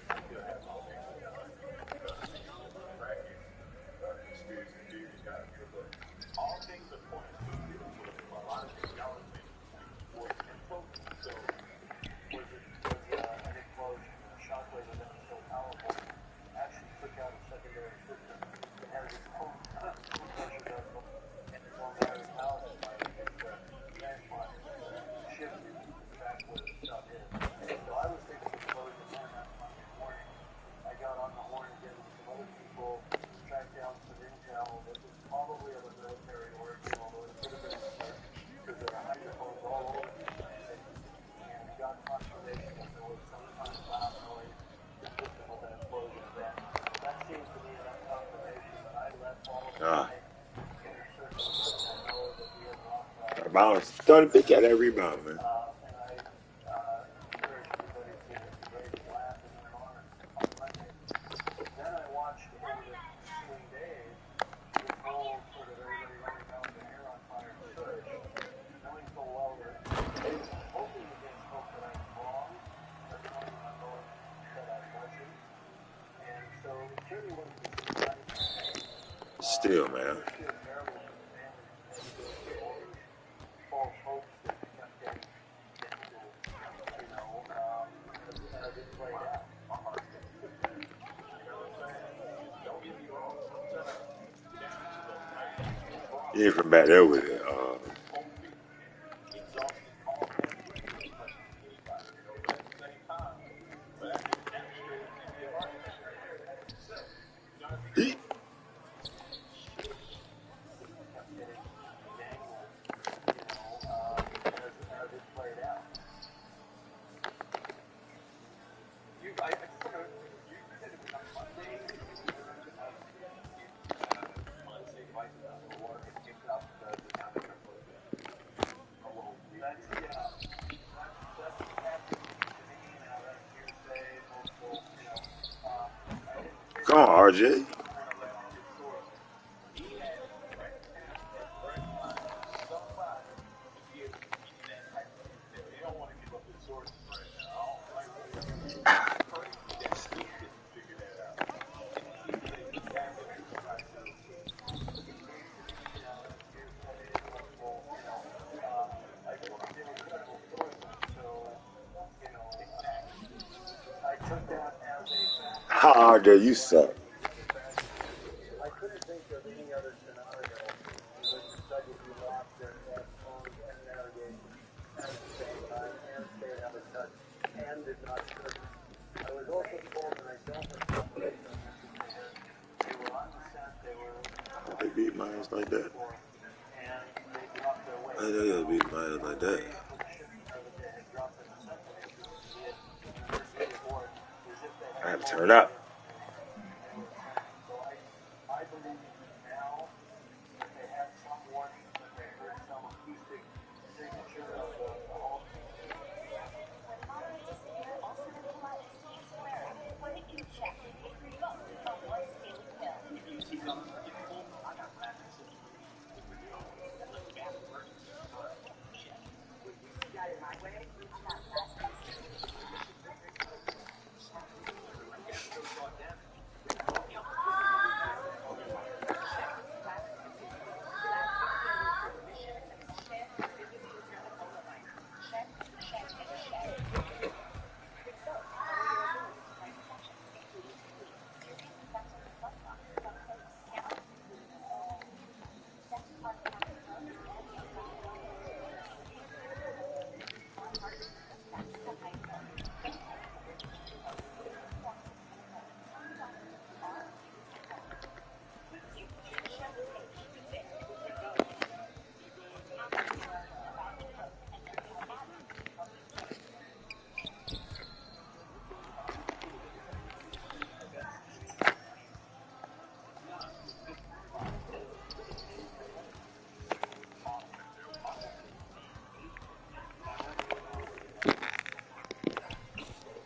And I'm not the only one. People have been trained on it. I've done it every day.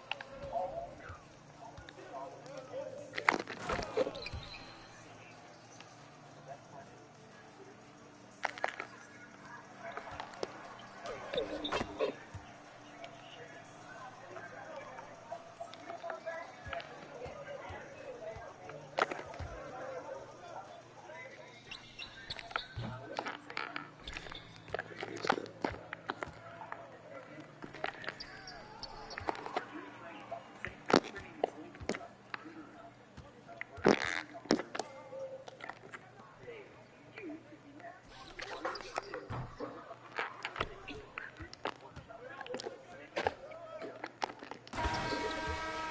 I got kids, so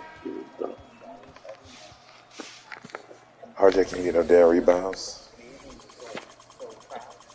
They're behind himself. Look, you could ignore this just because it's all beginning to be laminated. An investigation will we eventually show what 2 didn't happen, rebounds. because we all need to know as we go forward. The deep submergence community needs to know exactly what happened.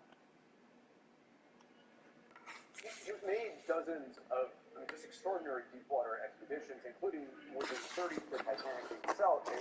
You've also gone Wait, what's the eater now? 13,000 feet where the Titanic is. I think you've done What's the eater? anybody into the ocean. I wrote it into The drinking. the place you went, but this is small, but I keep looking at it trying to figure out how did that go to the bathroom again? I know that's weird, but I'm sitting here looking at this thing and I'm like, where could they have possibly had a place for you to have privacy go to the bathroom? This is what they had, like 5 dudes on this thing. Where was there a place for you to properly go relieve yourself? Because I know me. As soon as I get Or the chicken Alfredo thing that I put in the air fryer before I left, or you have your beef pepper things. You know what I mean? But I didn't. That thing goes in the water. They give me some of that chicken Alfredo shit. But anyway, that's neither here nor there. That's just my mind sitting here looking at this thing and seeing all this water. 13,000 feet where the Titanic is. I think you've done deeper than about anybody into the ocean. I wrote it into, I forgot the name of the place you went, Challenger Deep. Challenger Deep. You went in your own design. Yeah, you went in your own design craft that's a submersible that was experimental and didn't go through sort of the standard safety protocols. But the difference is you were not taking passengers on board. Would you ever have taken passengers on board a submersible that had not gone through standard maritime safety protocols? No, not at all. I mean, one stuff that I went through the testing. What the hell are you doing? The Titanic, and multiple dives in that sub. That sub was a single seater. But how are you able? You're the voice of question. How are you able to get around not having to have regulated, certified, checked on, maintenance, or whatever it is that you go through the protocols and stuff? How are you able to avoid that? Like that, I think that's the we need to dive in.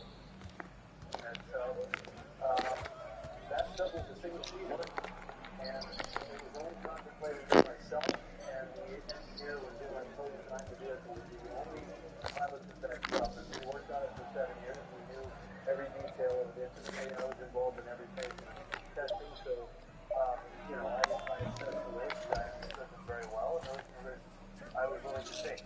I would never take it upon myself to have someone else to take that type of risk. And if I were designing a multi-seat vehicle where I intended to be the pilot, we'd go through all of the rigorous testing protocols and dispute protocols that you have with, let's say, ABS, which is the American Bureau of Shipping, or DNV, or German Lloyd, or the major. Definitely just go in there and fuck the boat. What's that? Any of y'all comfortable with moving? Anybody? Just looking at that thing, you feel like the walls are caving in a little bit and stuff like that. That's crazy. Bureau of Shipping, or DNV, or German Lloyd, or the major bureaus that class, or classes for safety certification. And I think it was unconscionable that this did not go through that rigorous process. What is this was a about it. It's a carbon composite. I'll explore about what that actually means. But it's kind of that spacecraft. But is it designed for deep underwater pressure? And what is the danger of that type of material? It's completely inappropriate for a vessel that sees such pressure. Carbon fiber composites are very, very significant for internal pressure, like let's say a scuba tank. And you could get 2 or 3 times the multiple of what you could get out of steel or aluminum for that type of pressure drop. But for something that's doing external pressure, all the advantages of composite materials go away and all the disadvantages come into play. So if you're using a uniform material like steel or titanium or ceramic or acrylic, you can do computer modeling with a high degree of accuracy and confidence. The second you start doing carbon composite or any kind of composite material, you're introducing 2 materials that are cylinder itself, and then the plastic that sits within. That's when you have degradation failure. So we always understood that this was a long-lived with the whole. But with each pressure cycle, you can have progressive damage. So it's why this stuff. Just said, without knowing all of the technical jargon that basically people say they had no business being in sports. None. Didn't have the right material to go down there and face that type of pressure, and had no business being in sports. Like, how does somebody able to do that? You heard me say earlier, that's undisputed theory.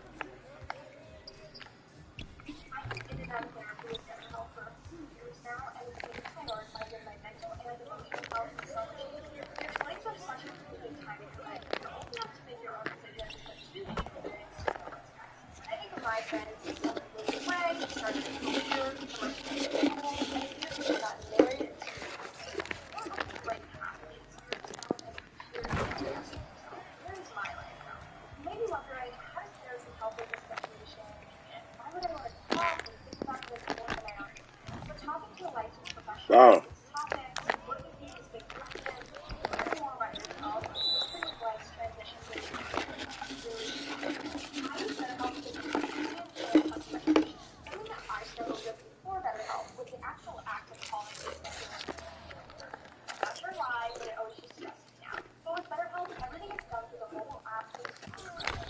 From signing up, connecting with a therapist, scheduling an appointment, and the actual texting, calling, or video sessions, everything is done through the platform. When signing up, I took a questionnaire to find my preference in a therapist. I was able to know if I wanted someone of a specific gender, sexuality, and different qualities that would be important ways for me to connect with a therapist, depending on my needs. BetterHelp has over 30,000 licensed therapists, so I have plenty to choose from. Therapy is for everyone, and BetterHelp makes therapy more accessible. Check them out today.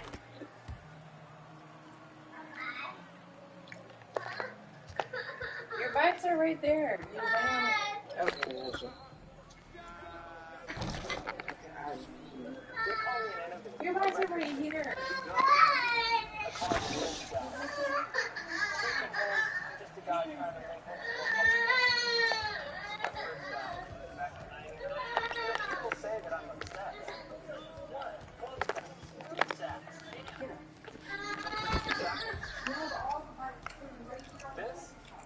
This is my legacy. Get your ass.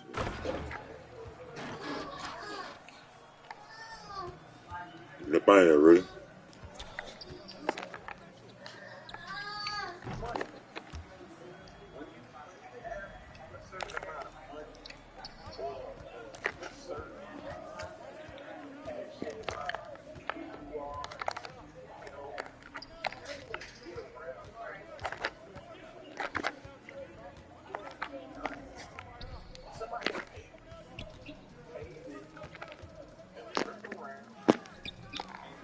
What?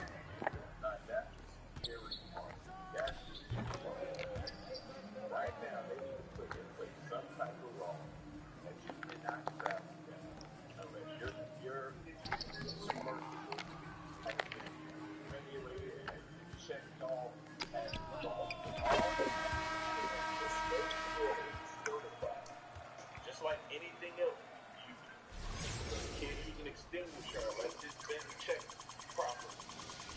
Fire department, they can't go inside without an FCA that's been checked off and made sure that it's able to be. How is this any different? With each pressure cycle, you can have progressive damage.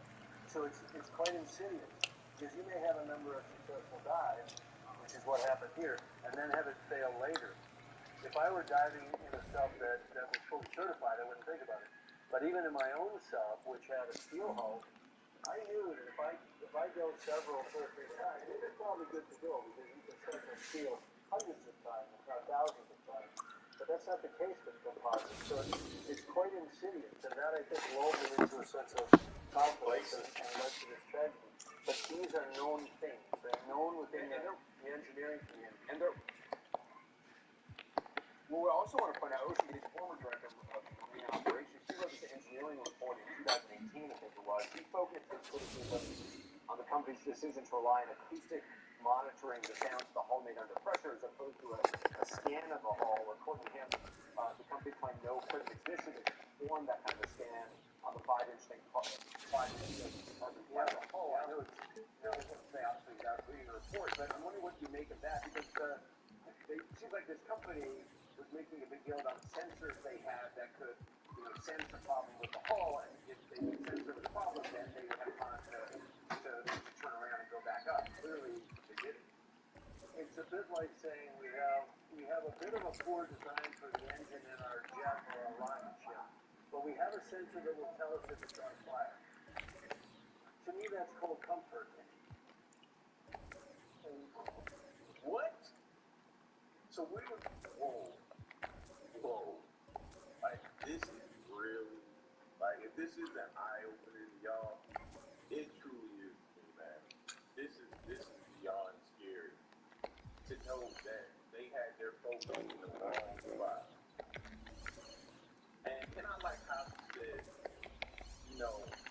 if he, with the material he used on his vessel, James Cameron, he can go out there multiple times and cycle through and keep going.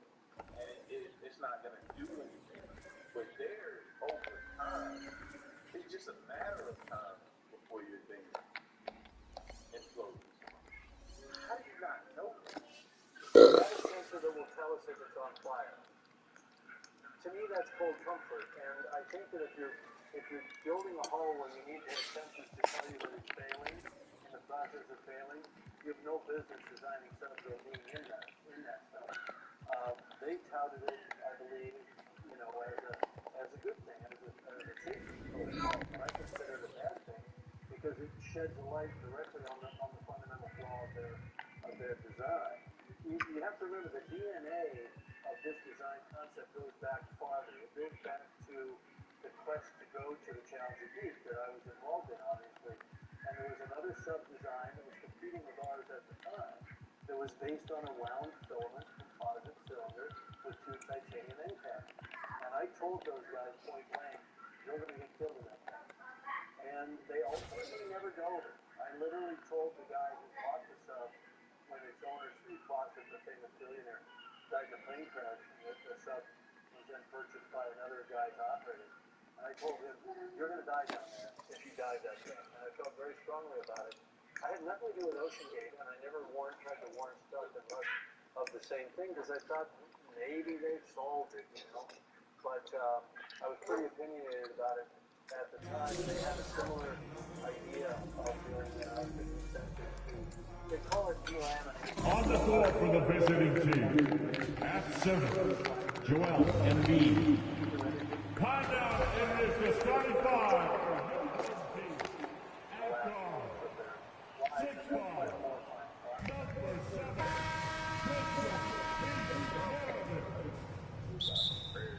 And so off the tip, it's Utah. Now Stockton draws the double. Now the starting group for Orlando. They've got Embiid. Kobe's out there with Russell Westbrook. It's Durant. And it's Wembanyama in at the power forward. The assist going to Brian. Kobe's been improving on that facet of his game. So it's the Jazz now, following the bucket by Orlando. And Embiid with the pick. Bryant the pass to Wembanyama. Good work there as it goes. And once he got to the 10, I think he was surprised to find himself that wide open. Easy possessions like that literally are just a gift. You just dream of them. He'll gladly take those. Three-pointer, Stockton. Wembanyama with the rebound. Westbrook gets to Durant. 1 minute played so far here in the first. Outside for Kobe. A way to help unpackage waste. A way to stop wondering. A second chance effort. Count it. The defense has got to cover Bryant everywhere. Otherwise, he'll just keep finding looks whenever he wants. And that's one of the more underrated aspects of Embiid's game. and drop them in the beauty repurpose box to make a difference.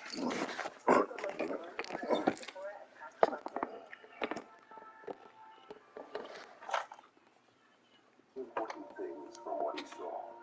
He saw that different latitudes rotated at slightly different speeds, which meant the sun wasn't a solid body, but a fluid one.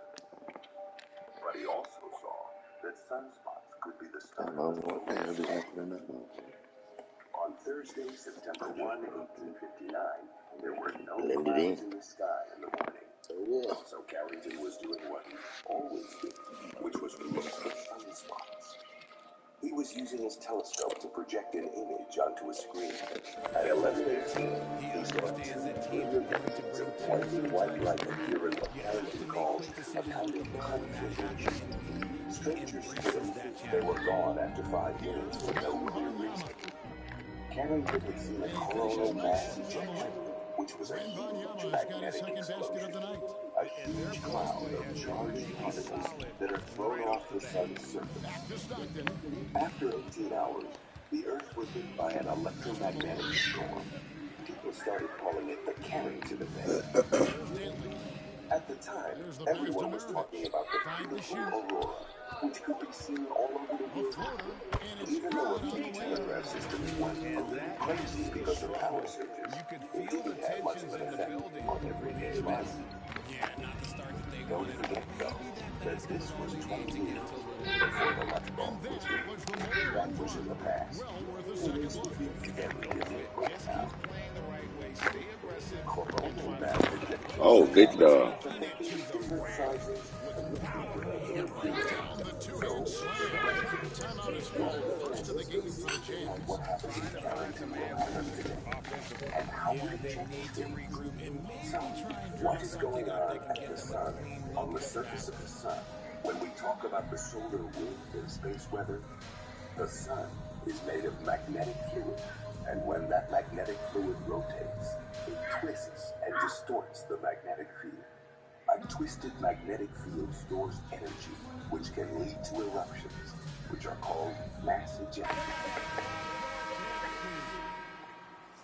27 edition of Here is Stockton. TM Day 2 of the site redesign, and the reaction has been He kicks it to Maravich. good the last time we tried. Bryant comes with the double team. Passes it to Stockton. Off target from outside. And close to making the defense pay for the lax coverage that time. Here's Embiid. And what a Come play. on, Just MB. snatched out of the air. Credit the ball. And now it Yeah, goes to dunk the that Jazz ball. bench. Really no idea why you're fouling in a situation like that. You know, maybe there's some bad blood between those two. Pass to Mitchell from downtown. Good for the basket. Starting off 1-for-1 with that shot. And when he's hitting from deep, Mitchell's practically unguardable. Can't crowd him out there. He'll just drive right around him. Nailed from three-point land. The real. Come at us, and we're coming right back at you. Yeah, I love the competitive fire right there. You drain a triple on us, and I'm coming for my revenge. Launches a three, and again it's Orlando with the three. Their play on both ends has been superb. We'll see if they can maintain the momentum. They came out and bum rushed them. Huge difference in activity level from both teams tonight.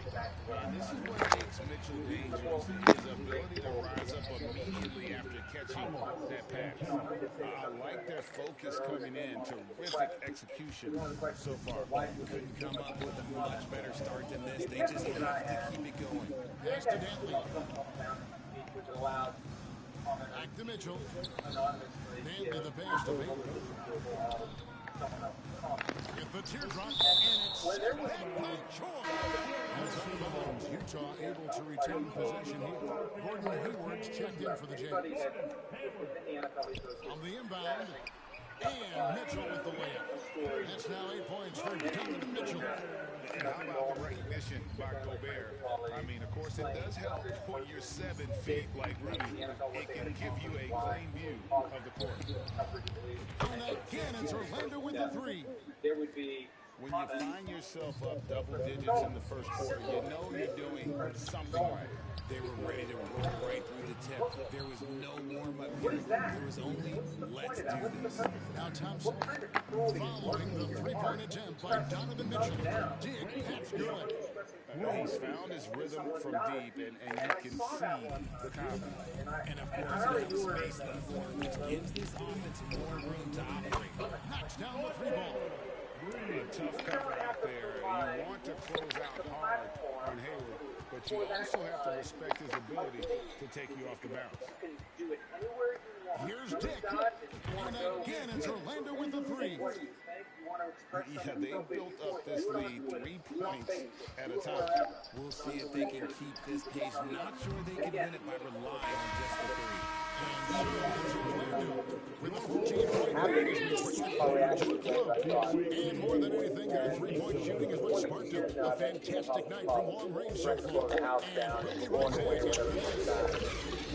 Look, anybody who's there's a lot of options out there. Tell you how to work in the morning. Just take my car in the morning and grab a couple things. Say just take my car in the morning and grab a couple things. 14 points, the largest lead in the game. On the court for Orlando. Then there's Artest. Then there's Holmgren. And it's Dick in at the two. Outside, Maravich. Stockton outside. The pass to Malone. Nice ball movement by Utah. No good from Maravich. And he does it right in his face. This is how you answer a three with a three. Just merciless. Basket good off the assist from Durant. Dick's got 21. Give some love to KD there, making the unselfish play. Passes it to Hayward.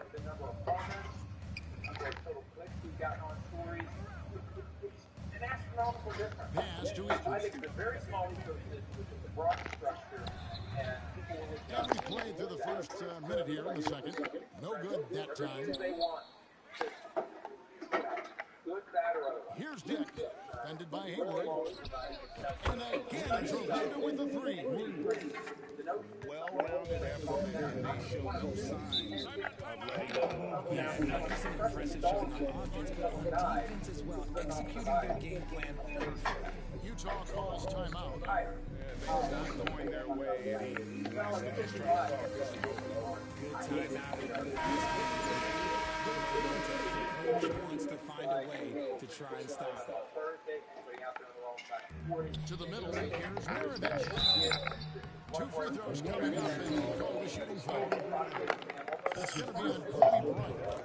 And Maravich, his skill set, how savvy he is, and then the showmanship that he brings to the table. I don't know that we've ever had a guy more creative. This offense is in a rhythm, and you can see how they're finishing their play. Right about that. Seems like they haven't missed. Outside, Maravich.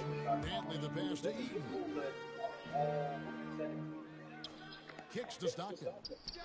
A three-pointer is right on target.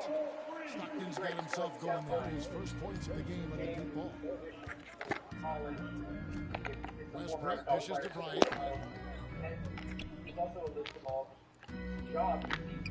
Shoots over Maravich. And again, it's Orlando converting. Unwilling to let up, even for a moment. That's his killer instinct, just fanning the flames. Always plays hard until the final whistle, no matter what the situation is. Here's Malone. Basket is good. The assist from Stockton. Considering the strongest players in the league, Malone doesn't get distracted by a little contact. Inside Durant. 8 away. Come on, dude. Get the rebound. Embiid kicks to KD. Orlando gets it back. Outside Westbrook. Durant way outside. Just couldn't take the lid off. They had their chances, but came up empty. Here's Here's Maravich outside for Stockton. Yes, yes. And again, it's the Jazz from deep. And Maravich is such a great scorer. All eyes on him and his eyes on his teammates. A tremendous dual threat. And out of bounds as the Jazz. Come on, this is where you going, baby. Orlando making some changes. Jokic, he's checked in for Joel Embiid. Paul George comes in for Kevin Durant. Hicks Thompson in for Russell Westbrook. Okay, I got a job. Griffith passes to Williams. It started as kind of a hobby and fun to do. Feeds it to Gobert. And Gobert throws it down. And look at the big man get up. When Gobert takes flight, well, you are in for a show. And a quick job to get that angle on a tremendous drop. And putting that pressure on the rim, that's what it's all about, threatening with that attack. And at some point, and here's Utah. They've outscored them 10 points to 2 during this run. On the wing, Williams, defended by Bryant. Williams against Kobe. Just 5 on the clock. Williams kicks to Boozer. Here's Dantley. Utah keeping it alive. A new 14. And the shot goes in from Rudy Gobert. He knows his job. Gobert is there to own the glass and cash in on as many second chance opportunities as he can. Here's George. And he makes the bucket, gets the whistle. And now a three-point play chance here. He closed inside in the first half, guys, and it's paid off. Both teams will make substitutions. Well, in spite of the critics and the injuries, Paul George continues to produce one of the league's truly elite players. Mitchell is double. And we're going to have a jump ball. It's tied up there. And right now, let's watch that terrific swat. And this is how you protect and grow a lead, by making a huge effort on that end of the floor. Orlando with the ball. Utah trails by 17, and it's blocked. Banchero with the ball. The shot misses. Come on, Banchero. With the defensive effort. 7-second difference, shot and game clock. People with families and those people have families. Pass to Williams. And on top of that, he kicks to Hayward. Right wing. The Jazz working the ball around now. I laid out. 18 feet out. The pass to Williams. Malone with that rebound. Geographically neutral. In the middle of the country where and so it's Orlando feeling good about their 17-point lead heading into the break. Wherever it may be, that everybody in one place may fan out from there. But when they're back in that place, Tuesday, Wednesday, that's when you have everybody in a room together. You go over.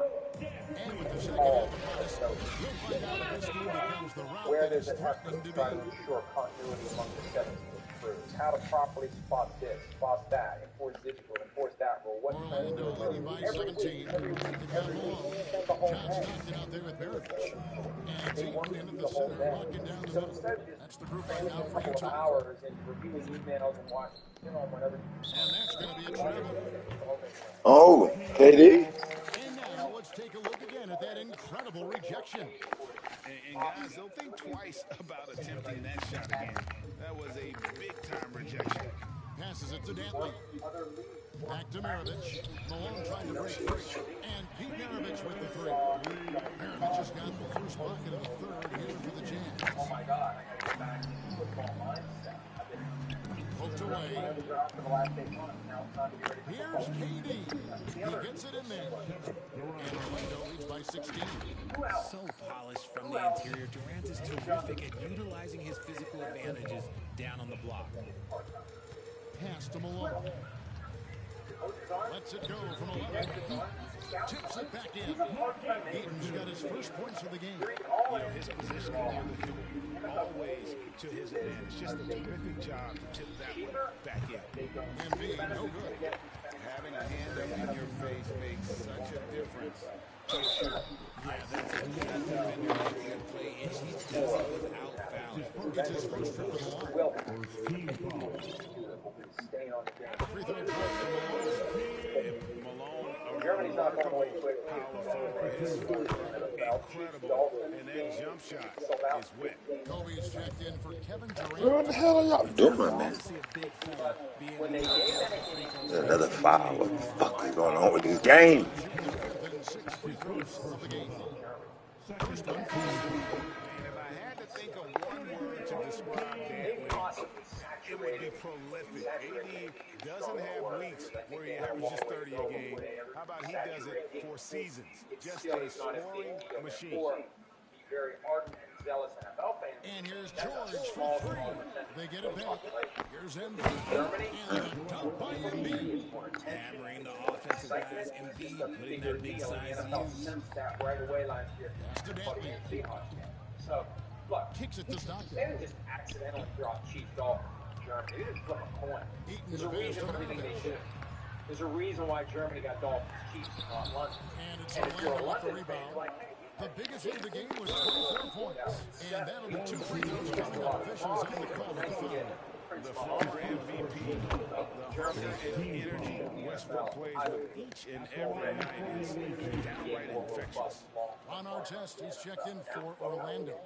The big question surrounding Russell Westbrook's career numbers is his triple-double record unbreakable.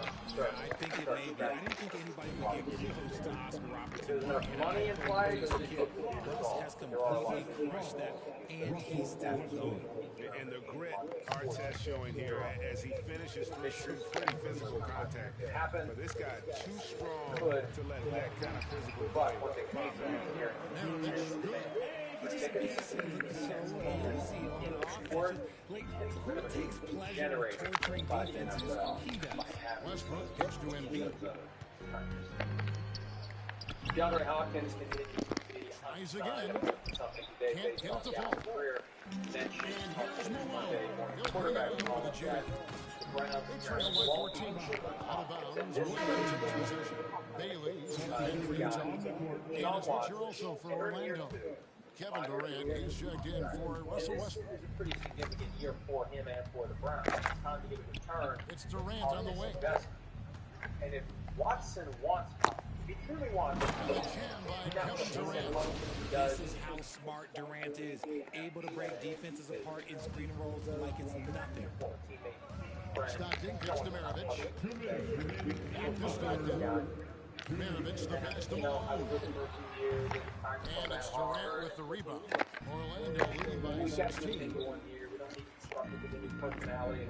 We'll be fine. Right side, Bryant. So cool. What's that? But if what he's saying, Stripped it away. Oh my God, y'all don't get something out of my game. Stockton with it. With Savant. The shot comes out. Good D by Embiid. Stockton's gone just 2 of 6 shooting, 33%. There's not as much pressure on Watson. Wembanyama passes to Embiid. Here's Wembanyama. Guarded by Malone. Wembanyama gets the bucket. A great look provided by Embiid. The big man just dropping dimes. And the Jazz call time here. Well, it's been an express lane to the rim. Coach can't be happy about that. Yeah, we can see over here. The coach, he has some choice words for his team. Words we cannot repeat. Team's changing it up here.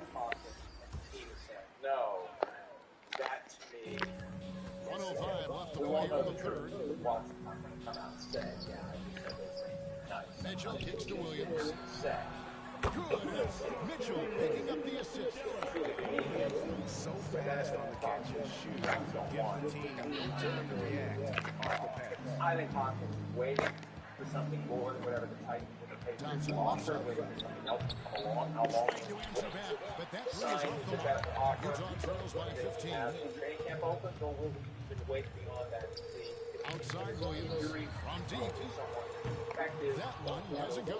And Orlando will come the other way. Especially better player with a reputation for how much practice. George passes to Ben Carroll. From outside the arc.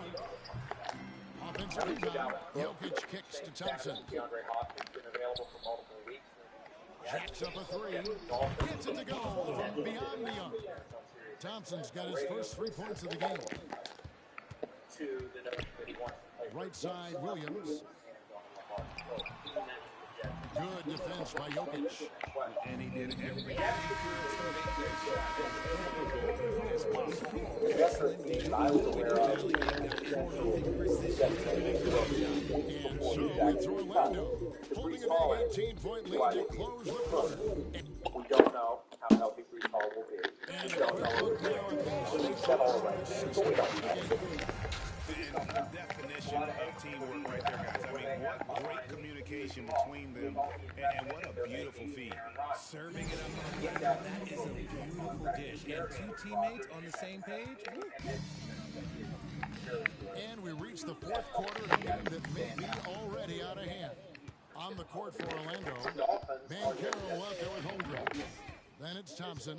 Then there's Russell Westbrook. And it's Embiid in at the 5 down low. Banchero with the ball. Working on Malone. 4 on the shot clock. Here's Holmgren. Westbrook dishes to Banchero. Here's Holmgren. And a miss. Come on, Chet. And you could tell he thought that triple. And it's Malone finishing it off. He is at fault there. You can't let Malone put that type of position inside. Here's Banchero. Thompson in the corner. The shot. Gets the jumper to the corner for him. And Orlando leads by 18. Despite his relatively quiet night, they are still winning, and that just shows this team is more than just about one guy. Stockton passes to Malone. Tipped away. One last thing before we end. Stockton down low. Is covered by Westbrook. Count it. And one more look at that fantastic mobile one drop. And I just love his competitiveness he's showing there. Team might be down, but a drive like that could spark them. Thompson with the bucket. Westbrook has an exceptional talent for creating for his guys. He sets them up, and boy, they are knocking them down. And the Jazz call time here. Both of those reports were wrong. There was no reason to ever turn the head. This is an active investigation. That's the report yesterday in South Florida.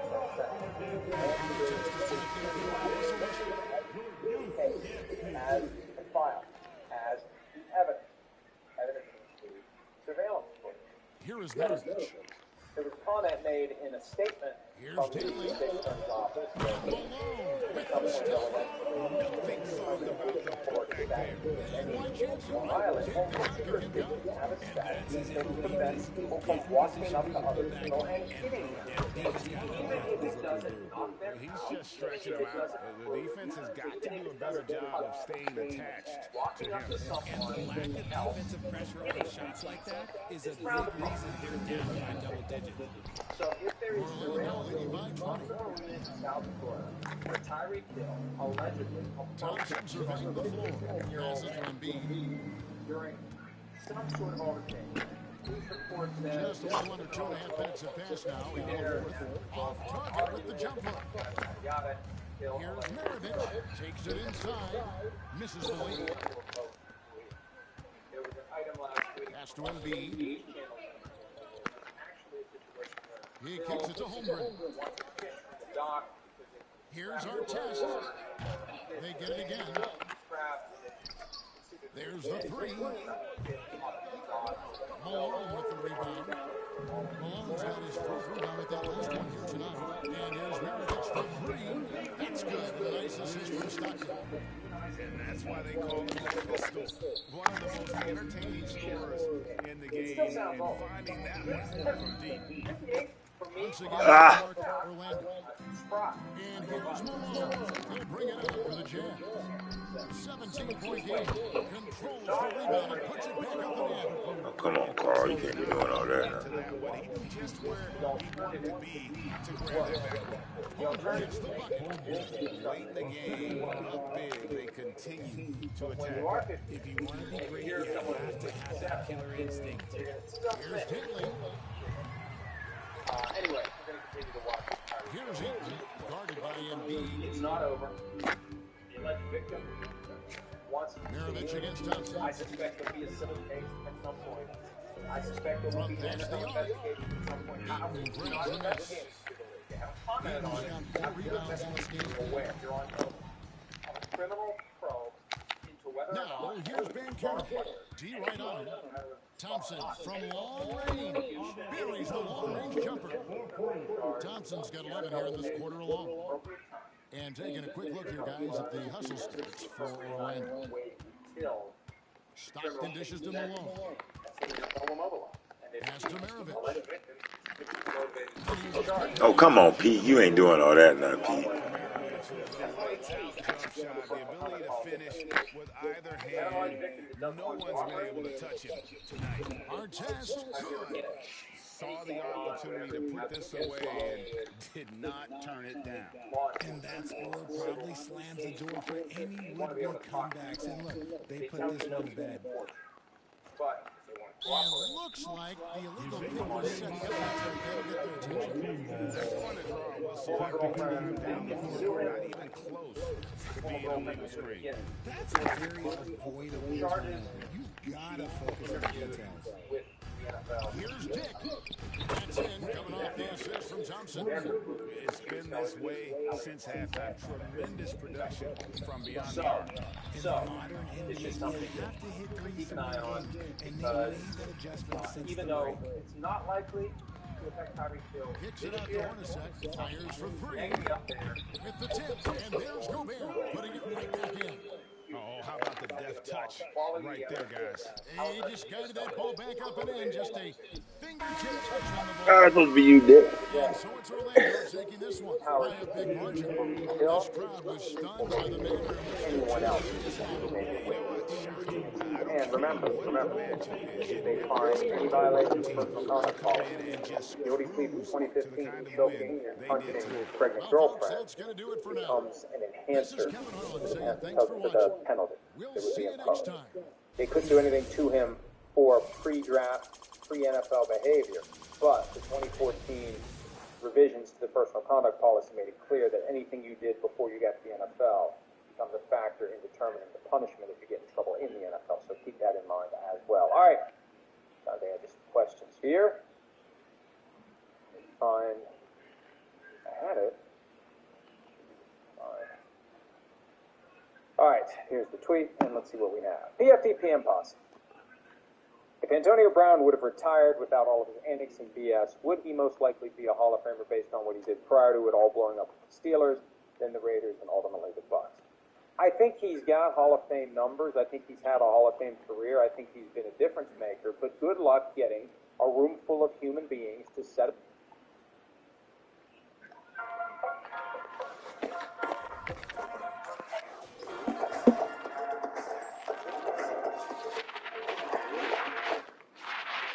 Before we get into today's video, I do want to let you guys know that this video is for educational and entertainment purposes. Important things from what he's. All right, y'all. So listen, we back again with another video, and as always, I don't got Pistol Pete ass. Pistol Pete be hooping.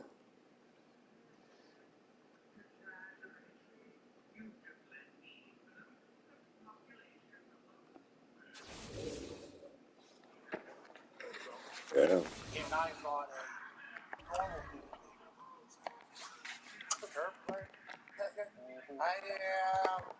That has piqued my interest, AJ. I don't know if this one ends well, but thank you for all day. We're fans of yours. $5. Fans of yours. Do your thing. AJ, let's dive into some stuff happening around the football world. Purdy's throwing, no setbacks at all. 3 times a week at least right now, although Shanahan is not watching him throw, seemingly on pace to be back at the earliest possible time whenever he got the Tommy John surgery, which had multiple different outcomes. He could come back at this particular date. If after 3 weeks after surgery he's able to grip this and do this, then he'll be on track to be back at the earliest. There was a chance that this would be extended if something didn't take right, if a feeling did not happen, if a recovery did not take place. There was a chance it could be delayed by months. Yeah. Months. seems like the window that was given was a very big one for Purdy's return after a very unfortunate elbow injury in the NFC Championship game on the first drive of the fucking game after playing stupendous football for like 2 months straight, leading the Niners to a place that I think Niners fans were very pumped to be, and then it disappeared with one shot to the elbow. But it seems like he's on pace to be back. Trey Lance and George Kittle are obviously continuing to grow their relationship. Trey Lance was sent to tight end university last year, and when we talked to George Kittle about it, he said he's like Josh Allen. You know how big he is, how athletic he is. Both he's been Josh Allen. So you got Trey Lance getting better, you would assume, just because that's what people do. Shanahan and crew are good coaches. You got Purdy getting back early, and then you got Sam Darnold, who's the best thrower of football that has ever donned an Niners jersey by somebody.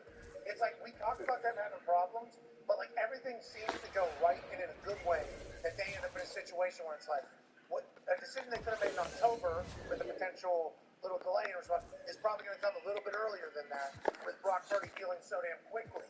I'm fascinated by it all because there's some teams who are completely fucked in the quarterback room, and the Niners seemingly have an abundance of talent, knowing that there's a chance they're going to need most of it. Yeah, June 8th right now, if he's throwing 3 days a week, I feel pretty damn good about this guy being almost full strength when it comes August 1st, whenever they plan to go to camp. It has to be it's a great thing for them, but wouldn't you like to throw him in? So Trey Lance is getting all the reps right now. We're finishing up mini camp here soon. What happens in training camp? Who goes out first group, first day? How do you work out the reps? How does all this work? Yeah, because you need to see Trey. You have to see Trey. All of them with your first team. All those quarterbacks in first team. But Purdy is earned. Has Purdy not earned? You would think Purdy's Purdy have earned the start, though. That's what it says. I think you trade is Purdy and them trade Raiders. Oh, I didn't even think about the Raiders. I didn't even think about the Raiders because, you know, when they signed a quarterback for a lot of money, we assumed, oh, they're good.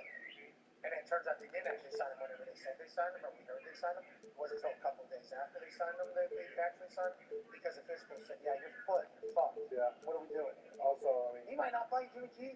Yeah. They're just acting like it's foregone conclusion. He's going to play. Jimmy G's acting like that, and I guess everybody with information's there. But there was a reason they made a little bit of an adjustment because it's question mark, but Jimmy G has missed games before.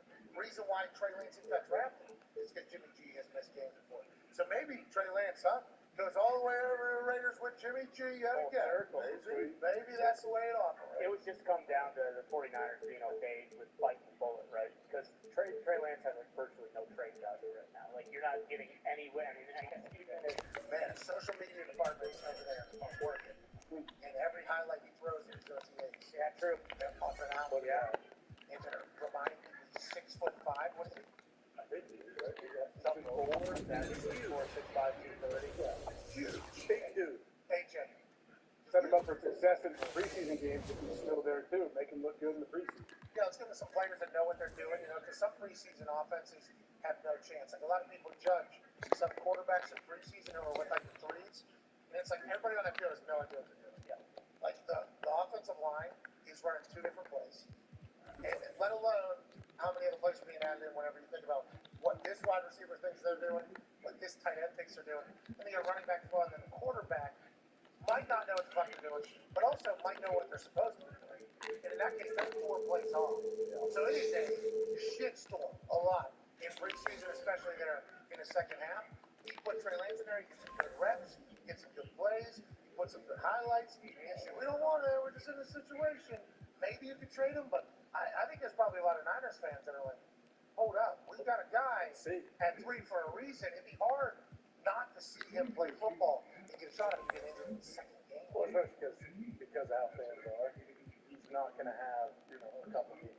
It's going to have to be like if he comes in and they look bad for a quarter or a half, they're going to be calling for his head. And another place would be maybe, granted, we just drafted a rookie quarterback, but he's looked pretty bad thus far, even though everyone has bad OTAs. The Titans, they just got Ron Carthon from the Niners. So you wonder if he actually does like Trey Lance. Has probably seen him more than most. Like maybe bring him in, partner with Derrick Henry. Allegedly, the Titans are in on D-Hop. Yeah. You hear about this, AJ? Vrabel's bringing in DeAndre Hopkins. How do you feel about it? That makes sense, Brave, because Eddie Houston, as the D-line coach, when D-Hop was there, right? And they also have no weapons. Yeah, that's true. That's a big problem that they have, so D-Hop would certainly add to that, you know? Does D-Hop want to go there? Well, contract probably more. he would visit if he wasn't interested, right? I mean, you got to visit even. You got to work leverage. If you want to go other teams, you got to let them know everyone else is interested. Well, those three things he said he wanted in a team, the Titans have not. Stability, they got stability, Brave Warner. They might have to bring the contract in the next couple of years. Yeah, they were up on the Chiefs in the playoffs 2 years ago. Where Tannehill was on his way. Ryan Tannehill is not even being judged as a starting quarterback at all. I don't know if it was the NFL or ESPN. I thought it was the NFL and Fox. So a network that has an NFL deal, pretty associated with the NFL, put out a graphic of all the starting quarterbacks in every division and how many years they have in the NFL. And for the starting for the Titans, they put Will Levis. They put Levis. What? Yeah. The rookie. Disrespectful to Tannehill. Yeah. Very. Yeah. Yeah. I'd say. Yeah. I'd say. Ladies and gentlemen, joining us now is